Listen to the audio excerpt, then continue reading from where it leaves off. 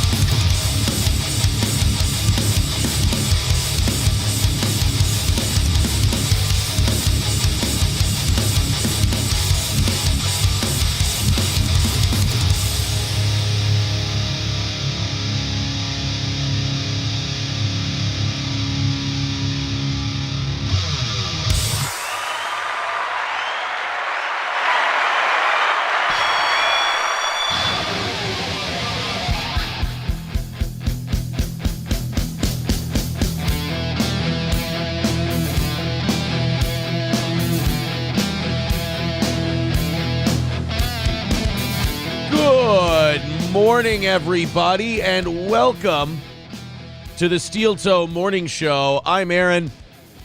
That man with the prestigious, I'm going to say prestigious look on his face is Johnny. Johnny's back today. Good morning, buddy. Are you muted? Oh, shit, I had myself muted. Oh, there you go. Yeah. I always keep it muted so I don't come on when I'm not supposed to be. That's okay. Something happened. I don't know if the kids were down here playing, or I don't know if I did something, but I bumped the camera. So the camera somehow got bumped over the weekend, so I had to tilt it down a little at the beginning of yesterday's show, and now I don't know if people like all the hand space or the table space that they can see now, or if they hate it, or if it doesn't matter, and it's very anal retentive of me to even think about it. But either way, I bet you didn't bump your camera. I bet when your computer crashed, you did something with it did something to your camera's actual settings that changed the zoom ratio. Oh, you mean yesterday? Yeah, you might have done it might have reset your what's it actually called? Pixel rate or whatever. The end-line specs on the rotary girder. Right. Yeah. Well, yeah, no, because I changed mine so I could make my camera work a little bit better. And so, yeah, if you change the resolution or whatever on the camera, it'll actually change the frame size. Oh, shit. Cynically Insane says, Johnny looks like a hostage. Oh, shit. Hey, can you move your camera down a little so that when we bring the video stuff up, it doesn't cover your face? That's the only thing I'm thinking of. There. Oh, yeah, that's much better. Much better. That, and I don't look 3 feet taller than you. I'm just worried because I got lights. I changed my lighting setup so I'm not washed out anymore, and there are lights on the floor. So if I aim it down too low, it's going to get bright. Well, I hate to inconvenience you and your new lighting system. Hobo Chili. No, it's more to look good. Hobo Chili says, finally, real talent is here. You see, he doesn't mean me. I'm really sorry. Oh. I told Johnny this. I had a fucking sneezing fit from hell before the show. And I can tell I sound a little plugged up. You know what it is? It's all those drugs I've been doing. Drugs and all that crazy sex, man. Oh, would catch something. All the crazy drugs. I wish I was half as cool as the people who hate me think I am. Because that's the weird part. They hate you and they make up rumors about you being like, to put an extremely dated reference, the fonts. Like, right.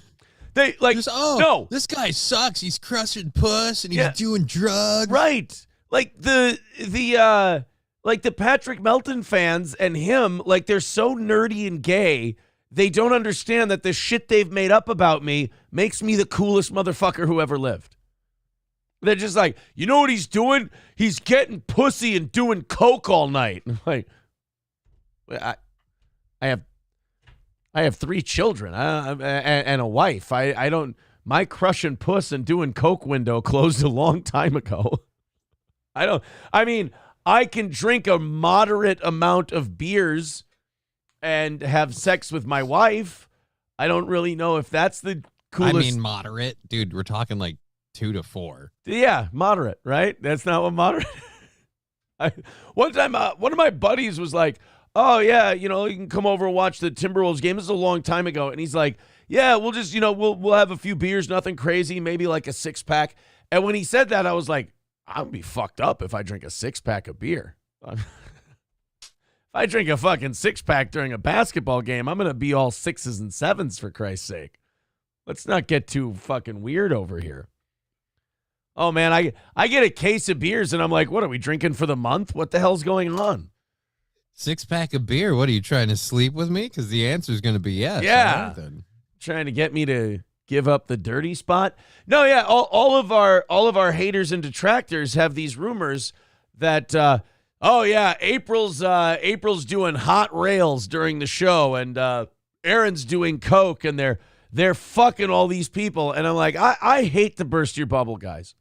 And I know you're supposed to hate me, but I am nowhere near as fucking awesome as you think I am. I just, they hear my nose congested and they're like, yeah, that's all the fucking coke. I wish. It's all the sneeze. I'm having apparently an early onset allergy attack. Yeah, it's all the coke. No. I just can't handle nature. No, it's really ready. The steel toe hater. Aaron's doing coke and getting pussy. I'm like, no, guys. I just I stayed up late watching Scorsese movies and I need an antihistamine. Aaron's doing Claritin. Okay, that's what Aaron's doing. Aaron's crushing up Claritin and snorting it, and now he's got a fucking nosebleed. God damn it. No, I think Corey and I always said it, even back during the radio days. We said we deserve a better kind of troll. And as the years go on, the trolls get like worse and worse at it, to where now the insult is literally, he's the coolest fucking guy who ever. Like I listen to what I'm supposed to be, and I do the Clyde from South Park thing where I go, if I could swing and do a shitload of coke, I would be so happy. But unfortunately, just ain't true.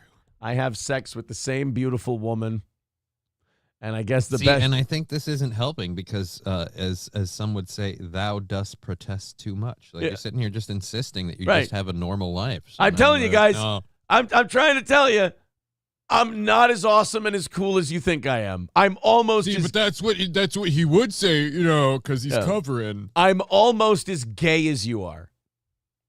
Almost. Cynically Insane says, we don't donate enough for you to have a coke habit. Yeah, unfortunately. Yeah, I don't charge coke prices. I charge bread and queso prices is what I charge here. What Aaron is saying is that his poonhound days are over. Now he only has eyes for his wife. Simp, says Phantom X. Hobo Chili says, Aaron is not doing hot rails. He's doing hot rolls. Stuttering John's hot cross buns. Stuttering John's fingernails says, if you're doing coke, you must be putting the coke on cheeseburgers. The old Artie Lang line. Thank you, buddy. Sean says, coke is God's way of telling you make too much money. That God does not speak to me. Ryan the Garbage Man says, Aaron, he insists upon himself. Mussolini Diff says, Aaron has sex with the same beautiful woman, as long as that woman doesn't witness Aaron wearing his shirt on backwards. I don't remember if I got laid the day I wore my shirt on backwards on the show. I can't recall whether or not I did. I might have. Only because she forgot about it. Or because she's already known. One of the two. All right, guys, we're starting at 345 today. 345 is the number if you'd like to contribute. I have an idea, and you guys can take this idea or you can piss on this idea. It's all up to you, whether you're on Rumble, YouTube, and you're hitting thumbs up, or you're watching on Facebook or X or whatever. I have a great idea. Go to that PayPal, Streamlabs, or Venmo link. Go to the Super Chats. Go to the Rumble Rants. And just throw ungodly amounts of money at our show right now. And we'll knock that thing out right away. And we'll just be done. That not with the show, but like with any money begging or anything else. And we'll just be done. Yeah. Like we'll turn it off. We'll go home. I'll go do some blow in my wife. Like, Yeah, well, not with my wife. That would be fucking gay with all the broads I'm fucking. See, I always this is the thing. I always assumed you were in it for the dudes. Like, That's- you know, yeah. you were after it for Gino and for Nick. That's what everybody says. You know, I just, the gay thing is the one thing that really limits the cool of all these rumors. Depending on who you are, maybe it accelerates it. I don't know. But either way, it's 3:45 this morning. Let's knock it out right out of the gate and call it a win. Thank you guys very much for your generosity. Annoyed Wawa supervisor says Aaron's only real addiction is rambling on about nobodies. He should wrap it up. Speaking of which, brand new Wawa wraps now on sale at all locations. It's always the plug at the end. Magic 8 Ball makes him a pro. Magic 8 Ball says, sounds like Aaron's life goal is to become a drug addict. I'm trying. Cynically Insane says, we have liquid coke at the hospital. Use it for nosebleeds. Ironically. Truth. What, liquid coke? So, like, can you give out a sample of that stuff? Right. Not supposed to drink it. Nana Cream Pie says, hey, why are others saying you did the naked shitting oops my shirt bit 4 odd years ago? I probably did wear my shirt backwards on the show after I went to the bathroom. Well, because 4 years ago I would have been on the radio. We wouldn't have been streaming the show. I wouldn't have been able to get naked and shit when we were on the radio. So, no, I don't think that was... I had to learn to poop with my clothes on. Yeah. I had to learn a lot back in the radio days. How to shit with your pants actually around your ankles and your shirt on. MSO says, the more I think about it, I believe I got a win last night. The show ended and the goal was not met. Okay, maybe technically MSO and I argued about this before the show. We got down to 45 and I never did the overtime on credit, giving everyone a chance to knock that out. Right. And so that's technically still a draw until I exercise that 30 minutes that I owe. Now, today, we're going to go till 10:30 regardless, because I'm going to make up that 30 minutes from last night. We did a 90-minute show instead of 2 hours. So we're going to go till 10:30. That'll be regulation today. If we knock out that 3:45, we're going to go until 11 o'clock Central Time today. So there it is. Down and dirty. If you'd like to contribute, please do. I see MSO in the chat goes, no. Yeah, I guess we never really made the rules for what that was. You know what? I'll say MSO wins. How's that? I'll say MSO wins. We had It's your world, homie. Yeah, we've been doing very well with the Gino show, the Keanu show, and all that. MSO can have a win. He deserves it. Vengeance Confirmed says also you can stop making your co-hosts wear colors that make you look straighter. We already pretend to believe that the broads you refer to mean women. Of course. Vengeance Confirmed says, sounds like another banger of a show, guys. Pass the collection plate. Absolutely, all the way around. There you go. Cynically Insane says, promising more show is not a smart way to encourage donos. Fuck you. You little shit. Bigot on socialist media says they jerk off to any attention that they get over on Rumble. Yeah, of course. Of course they do. All right, off we go. Great show planned for today. I'm very excited about it. We've got, my daughter yesterday, I was talking to her. I said, how was school? And she informed April and I that she joined the chess team because she wants to be cool and have lots of friends. She joined. Yeah, that's what that does. Yeah, she joined the chess team at school. And I asked her, I go, do you know how to play chess? And she goes, I just learned today. So I don't know how the chess club, but now I moderately know how to play a little bit of chess. I'm not very good. If anyone knows how to play really well, I'll get my fucking ass kicked at chess. But I know the basics. I know I can sit there and play the game like a lamb going to the slaughterhouse. But now I get at least know castling and stuff. Or there's no king me. No. Castle. That's when. Oh, when you protect your royalty. When you take Is it called the rook? I think it's called the rook because the rook. You take the rook and then the king and you swap them. If the board is clear between the two, you swap them in not an exact position. It moves based on which one you're moving. But it's an emergency maneuver to save the king. Never mind. Yeah, okay, thanks. Now you make me feel like shit. I suck at chess even worse than I thought I did coming into this show. Thank you. I thought I was going to teach my daughter how to play chess and like make her, like, hey, let's see how good she looks, on that chessboard, moving the pieces around. Let's see how good of a player she can be. No, apparently she's going to be shit. But now the cool thing is her birthday's coming up this weekend, and we get to switch what her birthday present is now because I can get her a nice chessboard with pieces. I don't know where you get them. Like a nice looking one. Game stores, Lionheart Games by the mall might have some. Do they have good ones though, or do they just have like shitty plastic chess pieces? Oh God, they'll have a variety. Probably more in like the mid-range thing. To have like a really, really nice one, you might have to order it. I don't know how many. Yeah. Not a lot of places carrying the chessboard. You might want to call first before you head over. Actually, I think I know how I'm going to get the chess pieces. I know where to get the board, but I know where I'm going to get the pieces. Where are you going to get the pieces? I'm actually going to. There's some prisoners in Stillwater who go out in the yard and they pick rocks. Right. And they're going to find us some limestone, shale, and mica, if that's a rock. Okay. And they're going to get that. And then with my rock hammer, I'm going to shape and polish the rocks with a rock blanket. And then I'm going to make my own pieces. Yeah. So your daughter's going to get her birthday chess set in like a decade. Okay. Well, I mean, I don't know. This guy, Andy, at the prison, he says it's a hobby of his. And it's going to take some time. Okay, fine. Lance says, imagine trying to explain chess strategy and not even knowing what the pieces are called. Yeah, the thing where what's he called? The rookie of the year? Yeah, he goes. The rook. Yeah, right. I didn't say I was a chess master. That's literally just a basic level thing I knew. By the way, Lance is starting to become a fan of this show. He used to fucking hate us, and now look at him, just coming in, busting balls with everybody. Like Balls Deep says, Lance is starting to get it.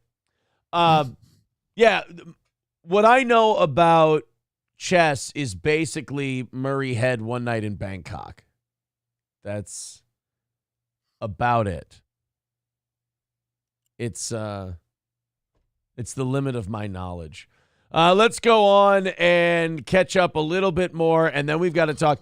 I saw that there was like an abortion, anti-abortion group found out that Olivia Rodrigo was teaming up with pro-abortion groups and handing out Plan B at her concerts.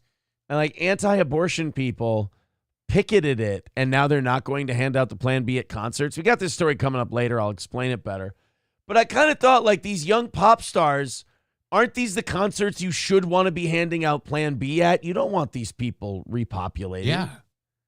You don't want someone that went to that concert to have a lifelong decision made there. Yeah. And then again, let's not forget these aren't parents of the year. So, I mean, we're technically saving 2 lives here. Right. Them and their future child. Exactly. Both are better off. Hulkamasha Baby says you can't even set up a humidifier, let alone shape rocks. You're right. Well, you're right. I do need to get that humidifier set up. I'm sure it would help that whole thing. Hobo Chili says if it came in a chicken bucket, Aaron would know what the pieces were. Thanks, buddy. Lip Ripper says Aaron's making his chessboard with cheese and the pieces are carved from loaves of bread. Thank you. Nick the Milkman with $5 says Aaron is going to have as much luck teaching his daughter chess as he does teaching her math. What? Fuck, I can teach math, bro. If she doesn't really know or play chess, what spurred the joining the chess group? Was there like a friend or? I think she played one time and she liked it, so she went, fuck it, I'm joining the chess group. All right, then. Joining the chess team. Vengeance Confirmed says, is that one long hair strip in the front of Aaron's hairpiece or like a flock of seagulls look? Yeah, my hair's getting too long in the front, and thus it's getting too heavy, and it's just falling down when I try to put it up. Just so hard to schedule a hair appointment with all the drugs and Yeah. O's and the I've got, guys. I'm beating up too much pussy and doing too many hot lines of cocaine. And I can't get a goddamn haircut in. What are you going to do? Yeah, I hate to burst everyone's bubble, but last night I finished the evening show. I went to bed and I watched Dallas Buyers Club. That's what we should do. We should have rumors about Steel Toe, and then I should document Steel Toe's actual evening, and then just watch the sad juxtaposition of the two things, like what Reddit says. If we could have you act out their fantasy thing too, so we could play them like side by side. So there's like Aaron at the swinger party doing blow, wearing a mask, picking up keys out of a bowl, whatever, and then there's actual Aaron just like, hey, you want to watch this movie? Yeah. It's me just looking at April like, slamming salmon again, or what? We could watch Wolf of Wall Street for the 40th time. What do you? We'll try. I'll try. I'll try to be cooler. How's that? 340 is today's number. Thank you very much to Nick the Milkman for getting us started. Like I said, let's get ridiculously irresponsible and then knock that thing out early. Sorry, MSO. Homeland Security couldn't stop me at the borders. Good to be back, you fuckers. Sid is back, and he's back with 150. That's very, very nice of you. Thank you very much, pal. We appreciate it. 190 away from today's goal. That's a nice little shot in the arm. Why don't you guys go ahead and finish that up, and we'll call it a win today. Red Honda, and this is going to be very tawdry. As Keanu says, very untoward. Red Honda says, who cares? You get to make sweet love to April. You win, Aaron. This is kind of what I always thought was that, the stupid girl is my victory.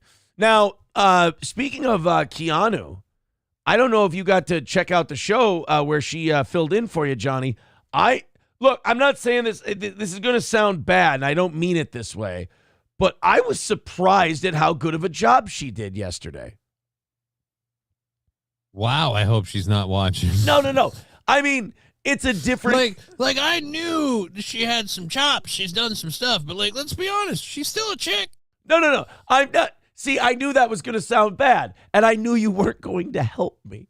But what I'm saying is, it's a different kind of show than what she typically does. And I thought that Look, I'm just saying Gino was able to get in there, so she can't be that bright. You know what I should have just done? What's that? I should have just went, hey, guys, wasn't Keanu great yesterday? I don't know. I didn't get to see the show. I was dealing with issues. Yeah, I shouldn't have said, I'm surprised at how well Keanu did. I should have just said, Keanu was really great on the show yesterday. Instead, now I sound like a fucking asshole. Red Honda says, she was your Robin yesterday. You was stern. She served her purpose. I thought she did more than that. I actually thought she was very funny. I'm one of those Stern fans who thinks that Robin Quivers is a remarkably overrated piece of that show. I never thought she was anything special. I thought a lot of different people could have done Robin's job. I'm trying to think, Jackie was more important. Artie was more important. This might sound a little controversial. Richard and Sal, more important and more memorable to me on that show than Robin Quivers is. But then again, I'm probably missing something. Toastmaster says Keanu was great, not Johnny, but still great. Well, look, I mean, when someone fills in for a regular, you just need them to be good enough. And I thought she was better than good enough. Hulkamasha Baby says, after Keanu's appearance, April became the 5th funniest co-host behind Gino, Johnny, and Matt. Fucking dick. MSO says she's certainly better than Aaron. Thank you.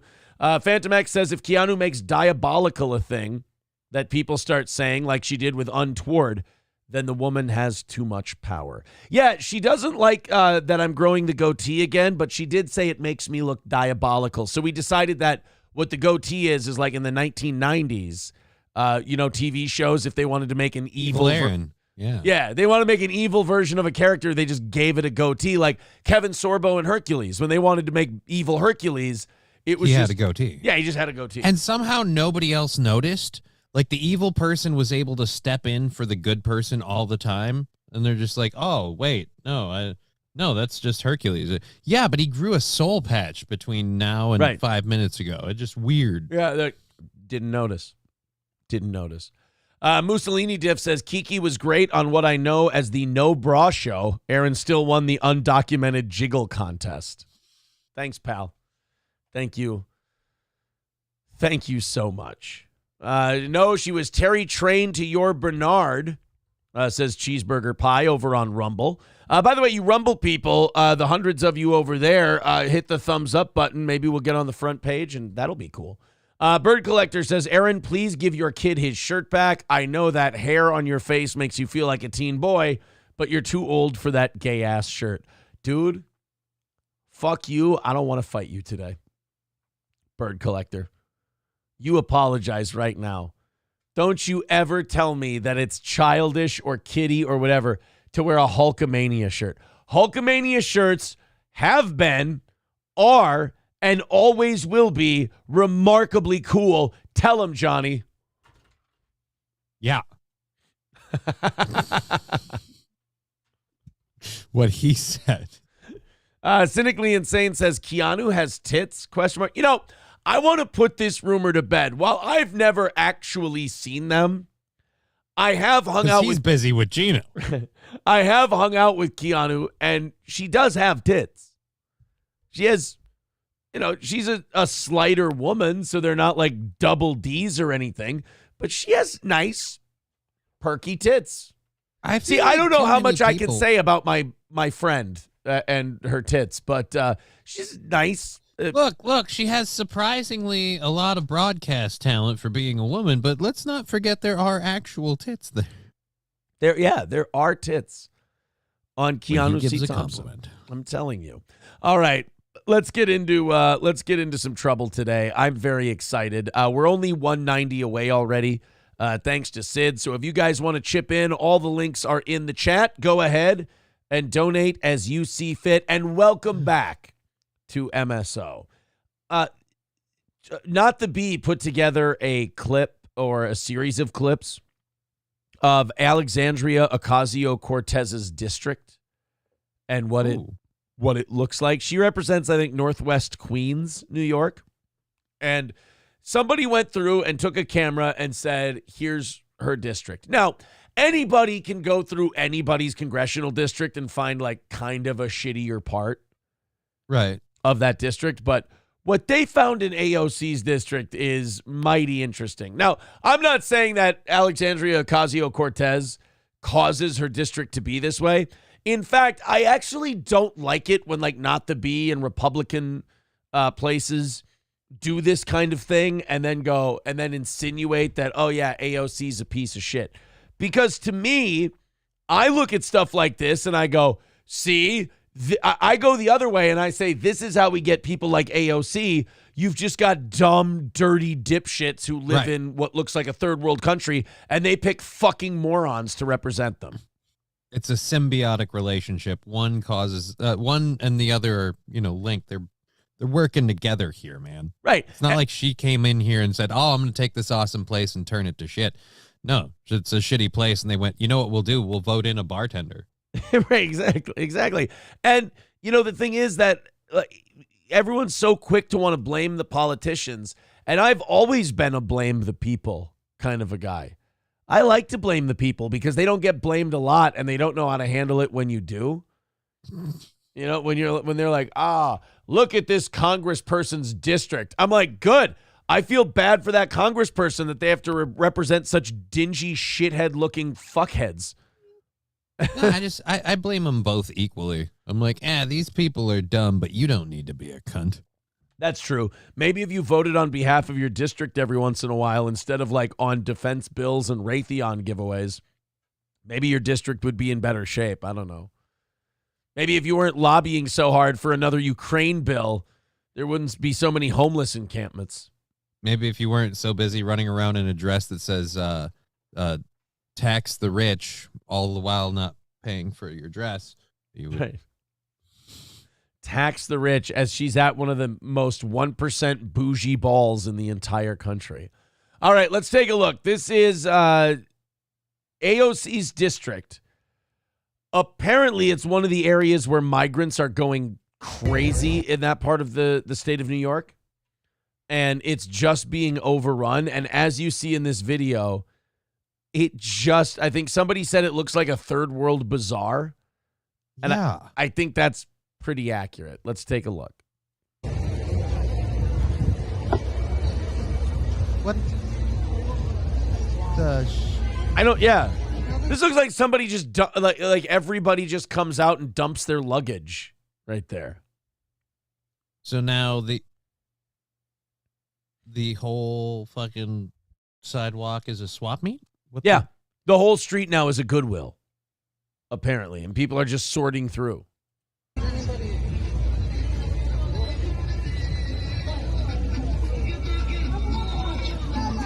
So do people just like walk up and take shit? Nice pause. Oh, look. Tits. Yeah, I know that's her district and everything. And they're like, oh, yeah, look what the migrants are doing to. And look, I'd love to shit on AOC. It is a lot of fun. But at the same time, I don't really know how much she has to do with that. Well, the people that voted her in are very much the, they believe socialism is more the way to be and that the government should be taking care of you left, right, and sideways. So, yeah, I don't think this is really her problem or her fault. I think really the people there are like, well, we've got to help these people, and they created the whole situation. Yeah, I mean, I kind of agree with Hitler Diff. I got to make sure I say Diff after that right away. Hitler Diff says, at the risk of sounding like a dick again, I've got the answer, and then puts a bunch of fireballs. Yeah, like, remember the Minnesota homeless encampment in Minneapolis that the homeless people all set it on fire and burned it to the ground? Yeah. I mean, that did kind of solve the problem.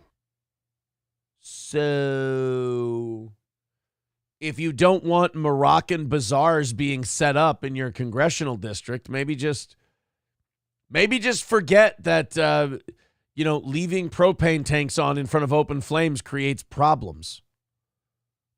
How long until we get open air drug markets if we already have a swap and shop on the sidewalk? Right, yeah, they tend not to be too far behind. By the way, Cheeto's upset with Johnny, says, fuck you, Johnny, what's wrong with bartenders?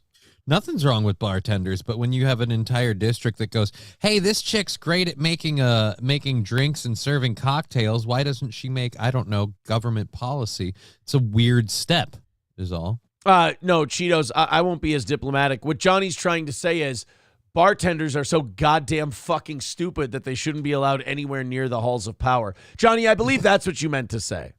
I mean, yes, I was trying to be diplomatic about it. I mean, the guy supports the show. I just wasn't being. Oh, no, I would never say that about Cheetos and bartenders. But no, you did. I'm saying that. Yeah.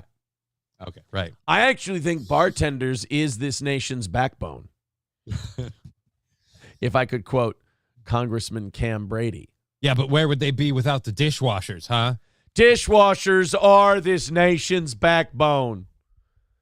Filipino theme park workers is this country's backbone. It's important.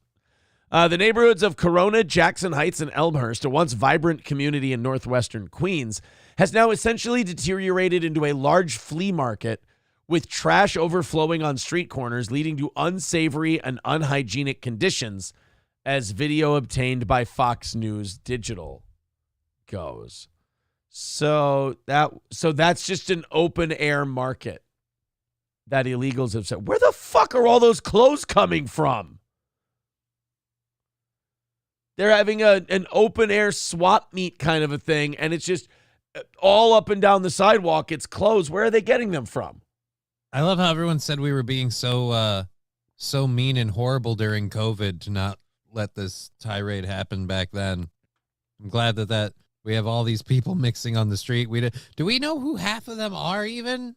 Or are we just, again, random people bringing in what we hope is just clothes? Yeah, that's another. Yeah, right. That's another thing. Is like, so we're just trusting that these are all. There was nothing that was wrapped in those clothes originally, like weapons, drugs, who knows, body parts. God, Jesus. Yeah, it's and again, I'd really like to blame AOC. I really would, but No, I don't. think the people in her district voted for this shit. They approved this shit. We got to help these people. We're forward thinking. We're allies. Yeah, we're progressive, and we need to. It's funny. I don't like the terms progressive and conservative. I don't understand them because, like, the conservatives don't conserve anything. Nope. And the progressives don't progress anything. So, what kind of backwards ass branding have we done? Well, I mean, I guess if you view the erosion of society as progression, that works. Yeah, then Progressives. I suppose for the progressives. But by the way, somebody in the chat saying SC Motorsports says, "Put the cap back on that water, Aaron." Yeah, see, now people can see the table. So they'll be able to see every spill that happens. I can see the green, the head of the green bottle there, the Sprite or something. I don't know. Diet Mountain Dew, of course. Yeah. No, I'm not going to spill any of these. This one's over here. It's too far away. And this one. You finally learned. And this one is just right there. It's okay. Gary M says everything is stolen. The street market is just a giant fencing operation. I mean, I'd believe it. Tone Lope says people in her district don't vote, so Sandy Cortez gets 3% of votes from the area and she wins. I've got 2 buddies living in district, and they just complain. Yeah, get the fuck out of the district. Yeah. Jesus. Yeah, I wouldn't. I mean, no offense. There is someone that's like running against her, like a Democrat, like a guy is running against her. So who knows? Maybe if people vote harder. You know, if Skeezy's watching right now, Skeezy's screaming at you. Because you're saying, if people just vote harder, and he's like, no, fuck that. It's over. I mean, it is, but if you want to have any say in how the burning plane goes to the ground. Right. You can contribute a verse to the poem of our downfall. How's that? 190 away from today's goal. Thank you guys very much. Sid coming in big time, getting us off to a great start today. If you want to help knock out the rest, Streamlabs, PayPal, all that stuff, go ahead and throw in a couple of bucks. Scarface says, where's the sippy cup I sent you? Amazon told me it's delivered. Well, then I will go get it, sir. I will go get it, and I will bring it back. Johnny, you've been, I don't know how much you want to talk about. I don't know if you did a show. Talk about most of it for the most part. I don't think it's fun for anybody, but. Yeah. You're not a lunger. We found that out. Yep, not a lunger. You do not have tuberculosis, which I think is always a good thing. Yeah. It's good to be reminded I'm that a little you don't disappointed because, I really wanted to reenact the death scene of Tombstone. Right. And I consider it a lost opportunity. But hey, anytime you don't have tuberculosis is just another chance to get it again. Which, by the way, we learned that the farewell scene in Tombstone is bullshit. Why? Because apparently Doc Holliday was horribly anti-Semitic, and now I have to resist that piece of knowledge from jumping out of my mouth at random Why? Because it times. makes him too cool? Just because I think it's funny, and I don't think enough people know it. I'll be hanging out with people, and I'll randomly be like, you guys realize Doc Holliday was an anti-Semitic asshole. He's like, you're a goddamn Jew lover. I want to say that to people, and people look at me like, 1, we weren't even talking about that. We were asking where we want to go to dinner. And 2, didn't care. I'm not going to dinner with no goddamn Jew lover. That would be great if they included that part in the movie. Now that we've defeated Curly Bill Brocious and Johnny Ringo, I just want to say you're a goddamn Jew lover. Hey, no, he points both of his guns at Wyatt. Hey, you, Jew lover. I've got 2 bullets, and I paid for both of them. History Buffs Tombstone. Yeah, it was. That's where it was. It was on the History Buffs video. I want to see if I can find this. This episode The movie takes it a little bit further. Hold on. By having Johnny Ringo leading the rest of the cow is shrouded in mystery. All escape their outstanding warrant back in Tombstone, and allegedly Doc called emotional here we go. goodbye Yep, here we go. between Wyatt and Doc Holliday, who is finally on his deathbed. This is the channel History Buffs. This guy fucking rules. He basically takes movies and he tells you how historically accurate they are and how much of it is most like. of them probably fail, I'm guessing. Well, you'd be surprised at how many are pretty good. Like they do a decent job. But yeah, some of them are fucking egregious. Like he's English. He hates The Patriot and he hates Braveheart. Yeah, he's done episodes on both of them and he just gets infuriated because he's like, this part is fucking bullshit. The British never did that. That's gay as fuck. I actually want to watch those now just to watch him lose his shit. Oh, yeah, he does not like it. But here's the part about Doc Holliday and Wyatt Earp meeting on his deathbed, which of course never happened. For always being there, Doc. It's a beautiful scene, but sadly this never happened. Shortly after the Earp party disbanded, Wyatt and Doc had a serious falling out. The details aren't fully known, but there is one possibility that it may have been over a woman, Josephine Marcus, an attractive Jewish lady who caught Wyatt's eye back in Tombstone, and allegedly Doc called Wyatt a damn Jew boy, which Oh, yeah, that's what it was. Not a damn Jew lover. He called him a damn Jew boy. You're a damn Jew boy. Wyatt, I do believe you're a damn Jew boy. caught Wyatt's eye back in Tombstone, and allegedly Doc called Wyatt a damn Jew boy. There's something about his accent saying it too. Yeah. And allegedly, Doc called Wyatt a damn Jew boy. Victor, I want to see if I can get that just right. Hold on. Doc called Wyatt a damn Jew boy. All right, hold on. I can get it right to that part. Let's get it right. There. No.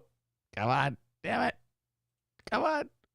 I can do this. It's 2:53 I need to be at. God damn it. There we go. All right. Victor, here you go. Let's see if we can get this clip.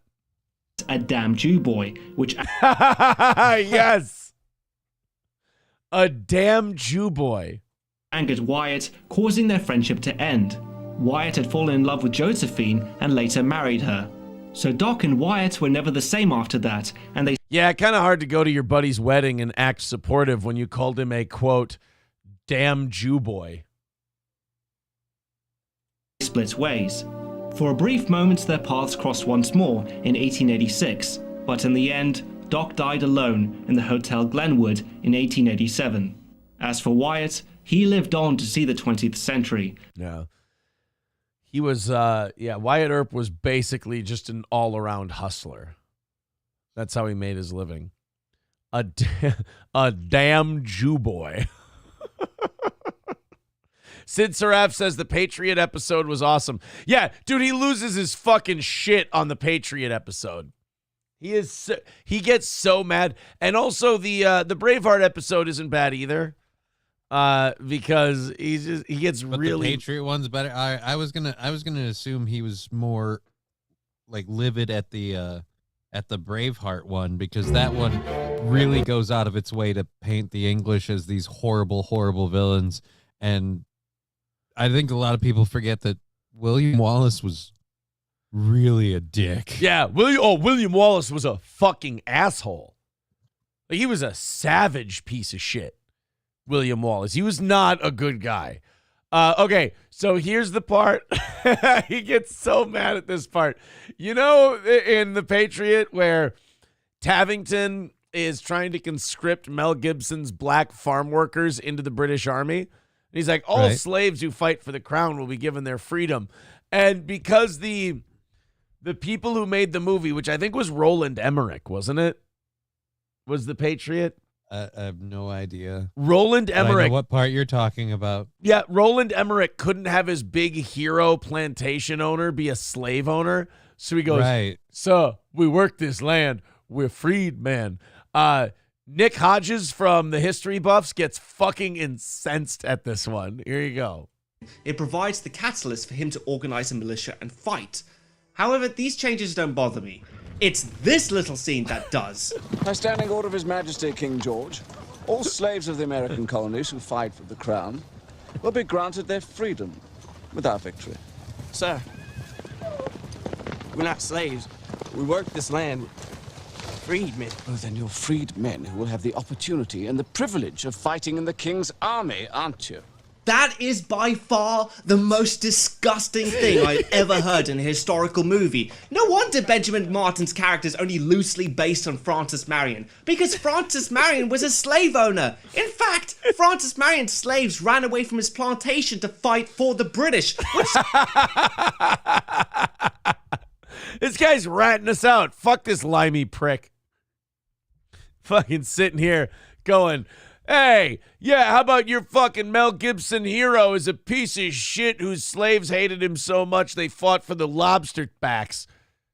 Don't ruin our good movies. Come on. We're trying to build anti-British snuff films, and here you are fucking interjecting facts into it, you dick. Or as I like to call you, sore loser. says a lot about their track record ain't great, man. That means they had this, and then we get to like World War One, World War Two. the guy. Now, just because by modern standards slavery disgusts us today, doesn't mean that we should accept a retelling of history that is afraid to approach it. I think I would give audiences the benefit of the doubt to accept the main protagonist if he was a slave owner. I think why is there a Jewish guy on the... Whoa, is Holy Nick Hodges fucking based? He's like, if he was a slave owner and then puts a Jew on the screen? Wow. This is fascinating. Never underestimate your audience. They're generally sensitive, intelligent people who respond positively to quality entertainment. Too right, mate. And what's worse is that this scene seems to be an attempt to villainize the British by having them kidnap these black workers just to oppress these poor plantation owners. That the British are simply using slaves as tools of war. But in another scene, we see the Americans do the exact same thing. This guy's fucking pissed off at the Patriot. He's sitting there screaming, "But these cunts are doing it too!" It's like he's yelling at Americans and like trying to get us to hate the Patriot. Nick, I love your channel. You're great. You're fucking awesome. You do an amazing job. I wish I could do 1/10 of the job that you did. You're not going to turn us on this one, buddy. We fucking love the Patriot. You say, "Hey, you guys realize you did the same thing with the slaves in the movie?" Like, yeah, we did. But it was just so Donald Logue would have something to do in the film. Like, basically, Donald Logue's job in this movie was to be a really shitty racist guy until the really... turns it around at the end. Yeah, at the end, he goes, "I'm proud to have you fighting with us." Proud. But he says proud twice, like the black guy won't know what the word proud means. Or more like he has to make the point. He's like, "No, look, I'm saying it, man. I'm saying I'm proud." Yeah. Like... You know all the "you can't read, you're a black beast, you're not a real human, fuck slaves" shit I was saying before? Yeah, if I just tell you I'm proud of you, does that whitewash all the rest of it? Cool. Don't get your head blown off by a cannonball. It says, "Take notice. By order of General George Washington and the Continental Congress, all bound slaves who give minimum 1 year service in the Continental Army will be granted freedom and be paid a bounty of 5 shillings for each month of service." Did you hear that? First they're gonna free them, and then they're gonna pay them. I love how we're supposed to be the heroes, and we have to make everything great. But they're like, "Oh, but remember, some of them were really evil. There were some super evil white people who are like, oh, slaves are dumb and stupid." Yeah. I just love that Nick Hodges screams at his own video over the I'd love to see outtakes where he got like apparently too like livid and lost it too much. Like, nope, we got to reel that in. I got to redo that. We got to do another take. You know what? That one got away from me. I'm not sure. Scarface says it would be accurate. 75% of American Jews owned slaves. And then there's South American Jews who had a lot. No, I thought 75% of slave owners were Jewish. I didn't know it was 75% of Jews owned slaves. Maybe I'm confused. P-Dog Knight with 199 says, wait, slavery was legal in the British colonies? Yeah. I don't know if you know this or not, but like when America got started, slavery was kind of starting up too. It was a big thing. Brittany Boo, becoming a member for her 22nd month, says, been a while. Well, thank you for being here. We do appreciate it. All right, we got to do some stuff today. We got some things we got to get to. Other than me sitting there and Googling Minnesota Vikings to get details on whether or not we're trading our 2 first-round draft picks yet to move up in the draft. That's what I'm obsessed with now. I want to know which quarterback we're getting. Is it going to be Jaden Daniels, Drake May, or J.J. McCarthy? And look, I have my preferences, but we'll see where we end up. I'm gonna just say, as someone who not a Vikings fan, but as someone who's watched the Vikings exist for the course of my life, does it matter? I mean, Are we gonna get to like the Super Bowl? No. This year? Ooh, maybe we'll get. I mean, in general, like every time, like, ooh, it's gonna be. No, it isn't. No, it isn't. I'll tell you what I tell myself every season. Someday. I'll tell you what your doctor's about to tell your liver. Quit lying to yourself. You're doing coke and fucking broads. I know you are. Oh, man. We talked about this story out of Massachusetts last week, and apparently it's picked up since then. Do you remember the story about the kids who they did like a Snapchat thing where they said racist shit and then held like a slave auction on their Snapchat? Oh God, there's so many Snapchats that's done racist thing. I'm thinking of the chicks where they did blackface. No, I don't remember the slave auction. This is some 8th graders who were making jokes with each other on Snapchat, racist jokes. Now they're being criminally charged for their Snapchats. For the shit they said on Snapchat. Can some judge step in immediately and go, yeah, I'm supposed to enforce the law and the Constitution? No fucking way. I'm letting you charge someone with a crime over shit they wrote on Snapchat. Are you out of your mind? I mean, have we really reached a point where we're more afraid of words than like actually like people and their actions? Like, we're not worried about prosecuting violent offenders. We're letting people who commit crimes out with no bail. Oh, but we've got to go after these kids really, really hard because they said the N-word on Snapchat. Right. I mean, you look at New York and all these other cities where somebody said he'd pay 2 pence for Tupac. We can't have this. But, hey, that guy beat the shit out of an elderly woman in the subway. It's like, well, let him go. We don't want to be racist. Good old JR with 499 says it's like real life. Other countries are bad guys for doing one thing, but the U.S. is a hero for doing the same or similar things. That's true. I mean, that is how it goes. Like, the United States does something and we're totally cool with it, then someone else does it to us and we're like, hey, what a fucking dickhead move. What did we ever do to you? And they're like, the same fucking thing we just did to you. They're interfering with our elections. That's our job. Yeah. Quit stepping on our toes. We're the ones who rig elections around here. And P-Dog Knight says sarcasm from the lone brother at the comedy show. Oh, I loved that guy. Do you remember him from the Us, Me, You, Lila Hart? It was supposed to be Chrissy, Nick show. Yeah. That guy was fucking awesome. I loved that guy. I thought he was actually mad at me for making racist jokes because I couldn't see him because it was dark in there. No, wait. No. No. You're not helping. No. Okay. I mean when it's Put down the shovel. No, I mean when it's dark, I can't see anybody in the crowd. I didn't mean it was dark. And so he wasn't smiling, so like. No, that's not. No, not in any way is that what I meant. Maybe he was sleepy because if his eyes were open wider, I mean, at least then. No, there were white people that I couldn't see either.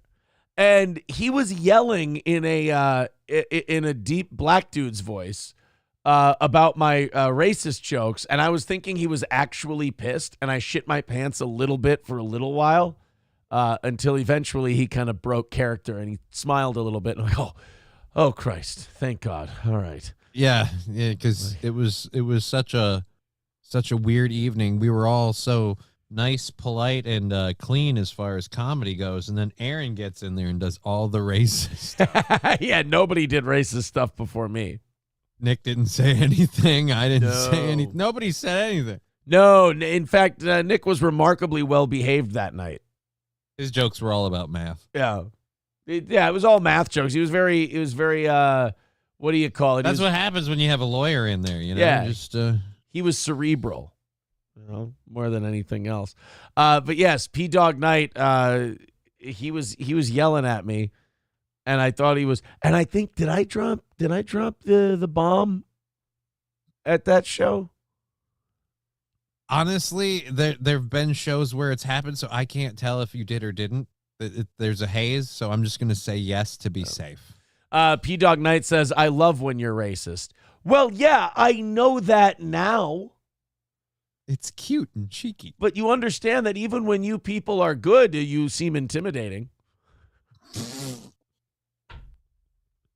You people. What did I say? What I didn't mean to. You know, I tried to apologize to P-Dog after the show. In fact, we were outside, and I went to apologize to him, but just out of habit, when I saw him walking the other way on the sidewalk, I crossed the street.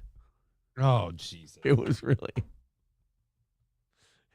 I was gonna go to apologize to him, make sure he was okay with everything, but I had to stop and move my wallet to my front pocket. Yes, that was the only problem. He looked at me weird. I was like, "Hey, man, I just want to say I'm glad you came to the show, and I just wanted you to know two things. One, no hard feelings. Two, I don't carry cash. And three, I'm proud to tell jokes next to you. Yes. Proud. I did. All right. And then I said, I went, by order of Partners Pub, all black people who come to this show will be given a complimentary drink. And I said, did you hear that, boys? First, they're going to let him in. Then they're going to let him drink. And P-Dog went, only one more drink. And I looked at him. I went, what in the hell are you going to do with alcohol? All right. Can we move on, please? This show is getting... And then I needed the band to strike up. So run the bet. Excuse me. Real See No Evil over on Rumble says, this is why we keep our slave auctions offline. No, wait a minute. Don't tell black people that we have slave auctions offline. We don't.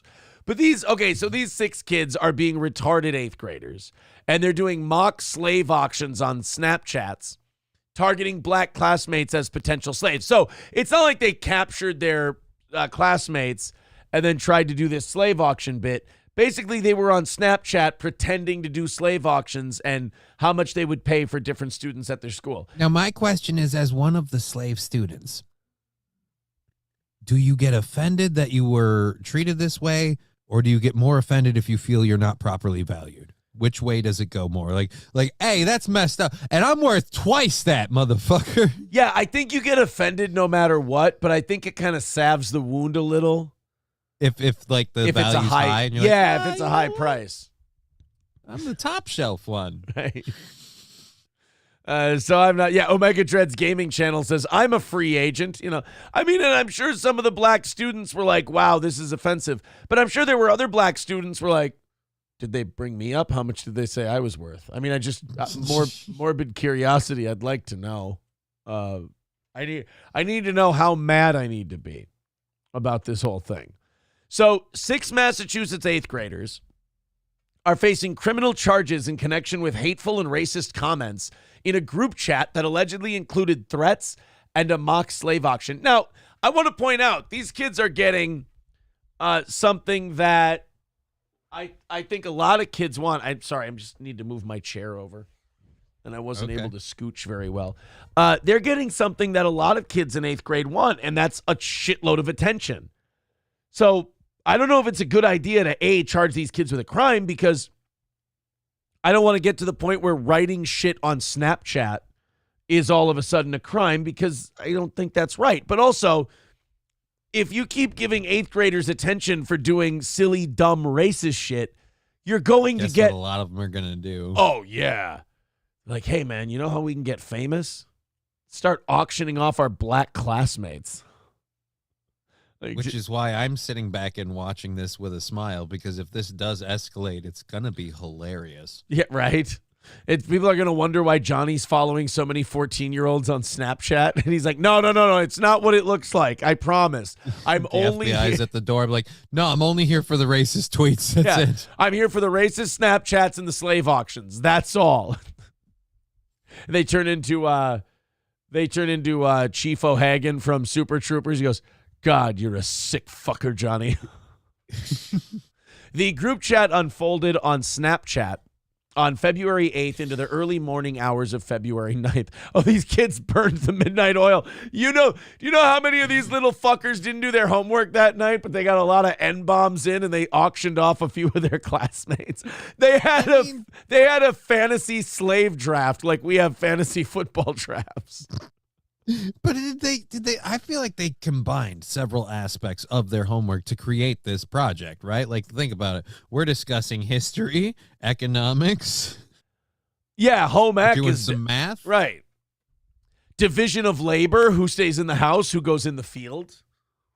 If one of them cooks, home ec. There we go. Right. There's a lot of things in there. Now, so they went from February 8th into the early morning hours of February 9th.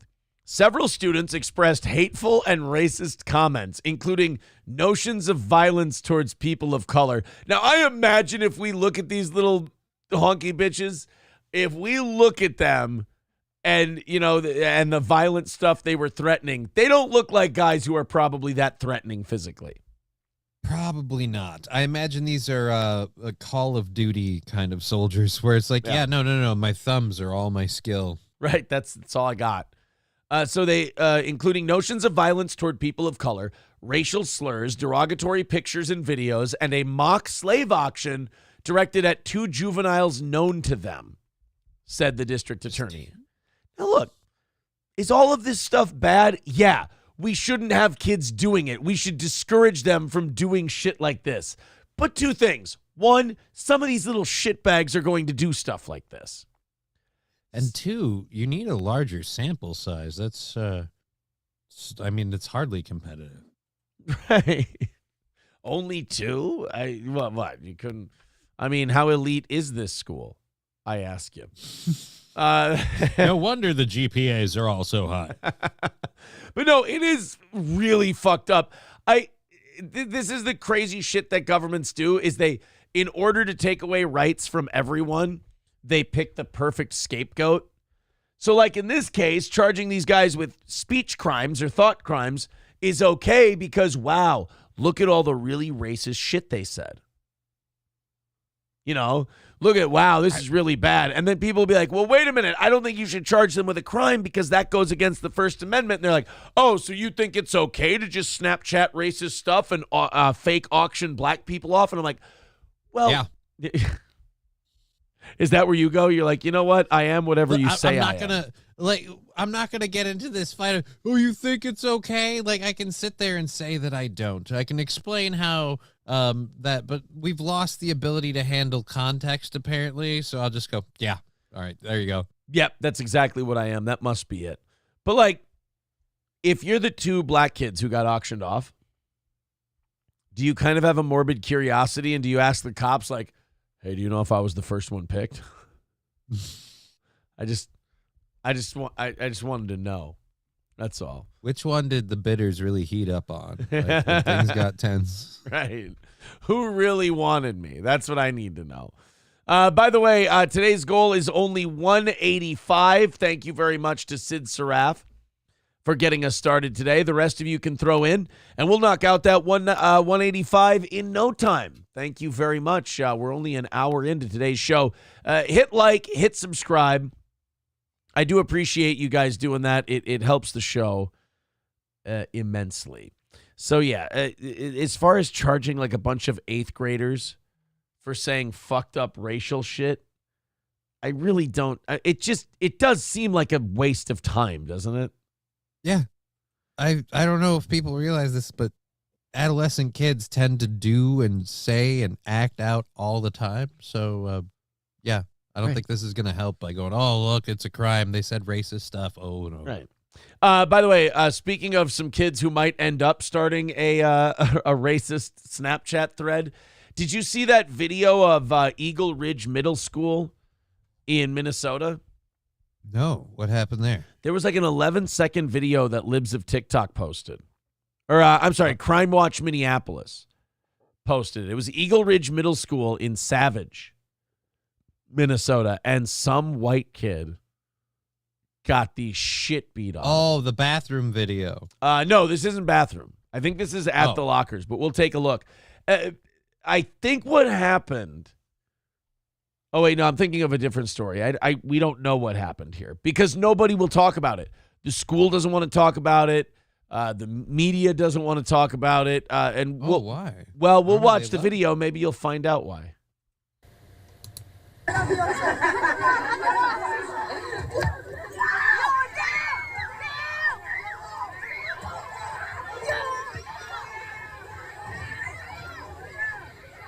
And again, it's people standing by, watching, cheering it on. Nobody's stopping a fucking thing. Regardless of the demographics involved, it's literally one person cowering up against the locker while a group of people are around them, and then the group attacks. I hate that. Right. I don't. It is really shitty.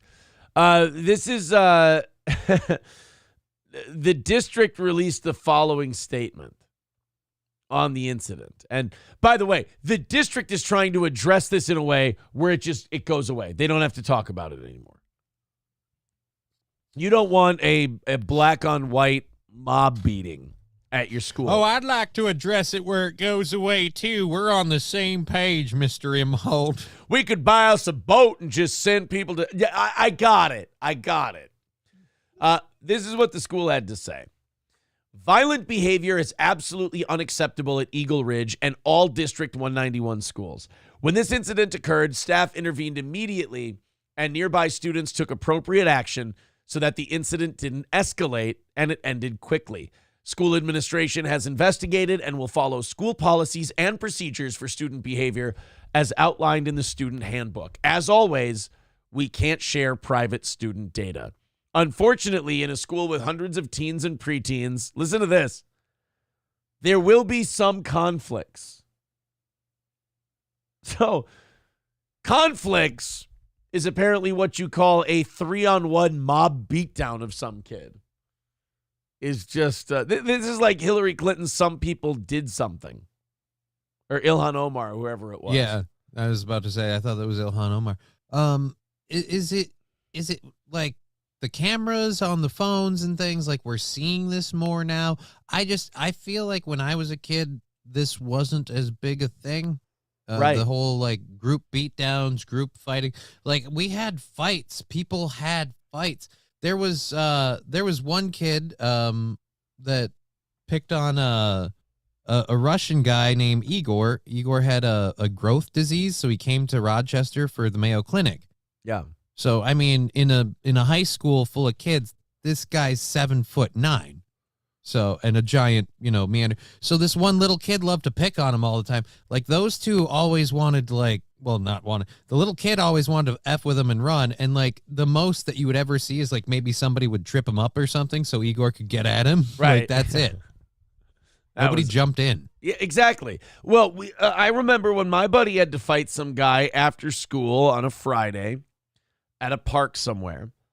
One of the guys from our school who kind of deemed himself the referee of the whole thing pointed at both his side and my buddy's side and said, if any of you guys jump in, I'm kicking the shit out of you and ending the fight. And we're like, all right. And he was an exchange student who came from Serbia. He was a child soldier. So I'm sure. So he knew some shit. Like, he knew Sambo and stuff. He's ended lives. He definitely would have been able to fuck us up, no doubt. Coltrane with $5 says it's illegal to talk racist around buddies. I'll be right back. I have some deletes to make. Yeah, I think it's really shitty that they're charging those kids with a crime. I mean, suspend them? Sure. They wrote really shitty stuff about people, but jail time. But where does it end? Does that mean like that I can be held accountable for things I may or may not have said when I was blackout drunk entertaining a group of people at a party? Like, I was just doing it for the laughs, man. I didn't mean none of that. Yeah, I mean they did say that god damn it. What was with that shit? I just read it in the fucking crime? story and I closed it. They said that god damn it. The school said there will be some conflict on the 3-on-1 race beating thing. That's not a conflict. That's 3 people whooping the living shit out of a guy. A conflict That's called a beatdown. Yeah, a conflict is something different. Aaron did unimaginable things in that park and allegedly still does. It had nothing to do with me. Nothing to do with me. Now we're reaching, boys and girls. Now we're reaching. As we continue on, we've got the woman who has an OnlyFans and made her son. I don't know if she made him or if he just decided to do it. But she said this OnlyFans model said that her son films all of her content for her. And by the way, I really hope. I mean, none of these scenarios are good. All of this is fucked up. But I would hope that at least she just does like nude modeling on her OnlyFans and that he's not filming. It doesn't have to be sexual. Let's just say, I hope to fuck she's doing like a home ec channel. Like, I mean, what the heck are you doing on OnlyFans? And you're like, don't involve. No. Yeah, it's a problem. Tridio says there's a lot of case law on this, including a 2021 SCOTUS case. 20-255 that always rules in student in speech behavior. All right. Okay. SC Motorsports says, is her name Elizabeth Hurley? No, but we have the Elizabeth Hurley story too. Right after this one, where she says that, Elizabeth Hurley said that her son filmed a love scene that she was in. It's a little different, not much, mind you. But it's a little different in terms of like a film thing where it's like he wrote the movie, she agreed to be in the movie, the love scene is in the movie. Like, it's a very, very thin line distinction, but I mean, it's still fucked up. Pool Scam Sam says, good to see crutches. Rumor has it that Aaron traded him for an air fryer last week. Why is it It's always the same price? Why is it always food related? Why? Air fryers are bomb, man. I love those things. I keep hearing this, but I've still never had anything out of one. Yeah. I've never eaten That's out of an because air April knows better. She's like, oh, no, he'll be hooked and I'll lose him. He just got down to 214 for the first time I've ever been with him, and I can't have him going right back up. He'll be at 227 in no time. P-Dog says, was it his stepmom? That makes it a little better, doesn't it? No. Well, I mean, depending. When did stepmom enter the picture? If stepmom's been a matronly figure in your life, no. I suppose not. Before we get into this show, as you can see, I've been pounding water. I'm gonna break the seal. Johnny's gonna take over. 180 away from today's goal. Go ahead and throw in a couple bucks via PayPal, Streamlabs, Super Chats, memberships, Rumble Rants, etc. Johnny, you take over, and I will be back in just a minute or two. And I promise my shirt will be on the front way. Okay. When I get back, the shirt will be on the right way. I promise. All right, I'm going to be going live today at 2 p.m. Central Standard Time, so I'll link the channels in the chat on YouTube, Twitch, and Rumble. I don't have any of my prep sheet put together yet, so I don't know what we'll be doing today. I have to grab all of the news and stuff, find out what's going on. It's been rough for me the last few days with the I guess it's a bacterial infection is what we're hearing. So it's been interesting. Shave your face while you're in there. I mean, I don't know if he can shave his face. So I bet he glued that on. It looks a little too full for the second time around. So it's more than likely just dirt. Hey, Johnny, what's up, says John Doe. Good to see you, John Doe, and everybody. Not a lot going on for me. I've just been finally back. Now I'm kind of doing okay. Was you on yesterday? I couldn't find you, John. I wasn't on yesterday. I was at the hospital yesterday. Yesterday I didn't do a show because I was at non-emergency the whole time.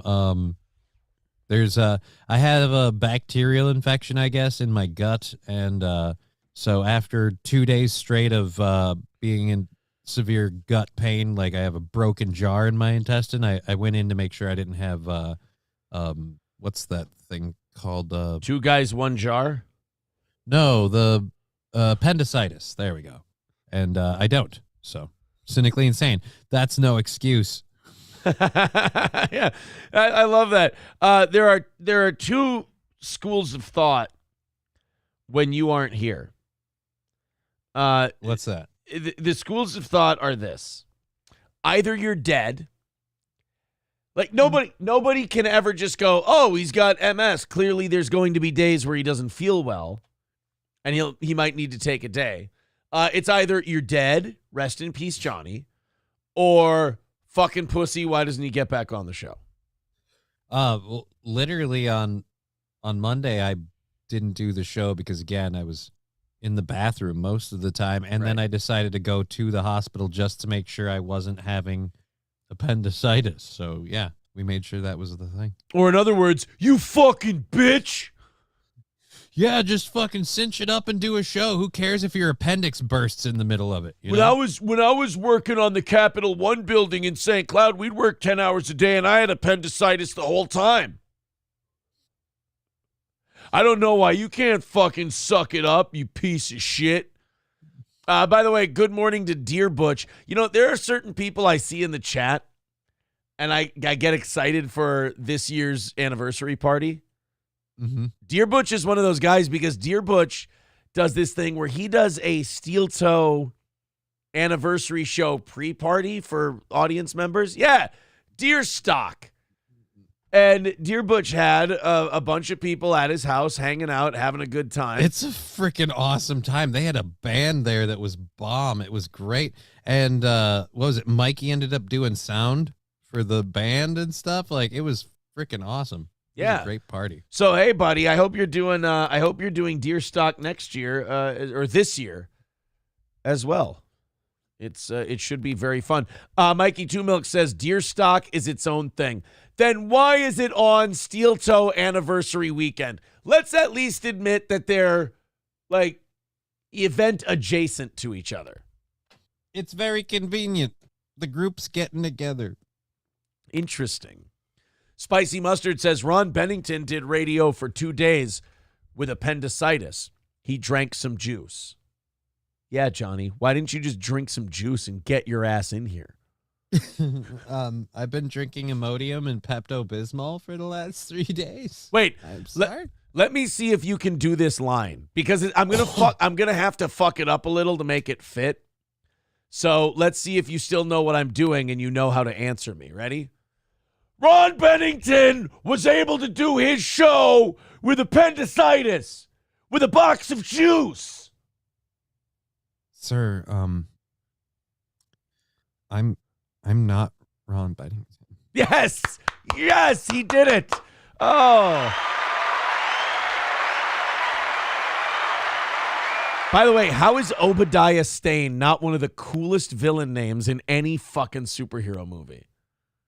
And I think we can agree the best casting ever for a villain. Jeff Bridges was awesome. I'm trying to think, like, best villains in that whole Marvel MCU. You can't really count Thanos because he's CGI. Yeah. And Josh Brolin does so much stuff that it's... Yeah. At a certain point, like, when they had him doing Thanos, I'm like, yeah, because, Jonah Hex and everything else he's done. Why not have him do Thanos, too? Throw him in there. P-Dog says, a box of Jews. No, juice. I'm sorry. Juice. Redbird says, Iron Man 1 was so good. I was talking to somebody else about this recently. I don't remember who. And we were talking about comic book movies that work as, like, they're good movies. Like, even if they weren't based on comic books. And for me, Iron Man 1 was one of them. Like Iron Man 1 is probably one of my favorite of the Marvel movies, I think.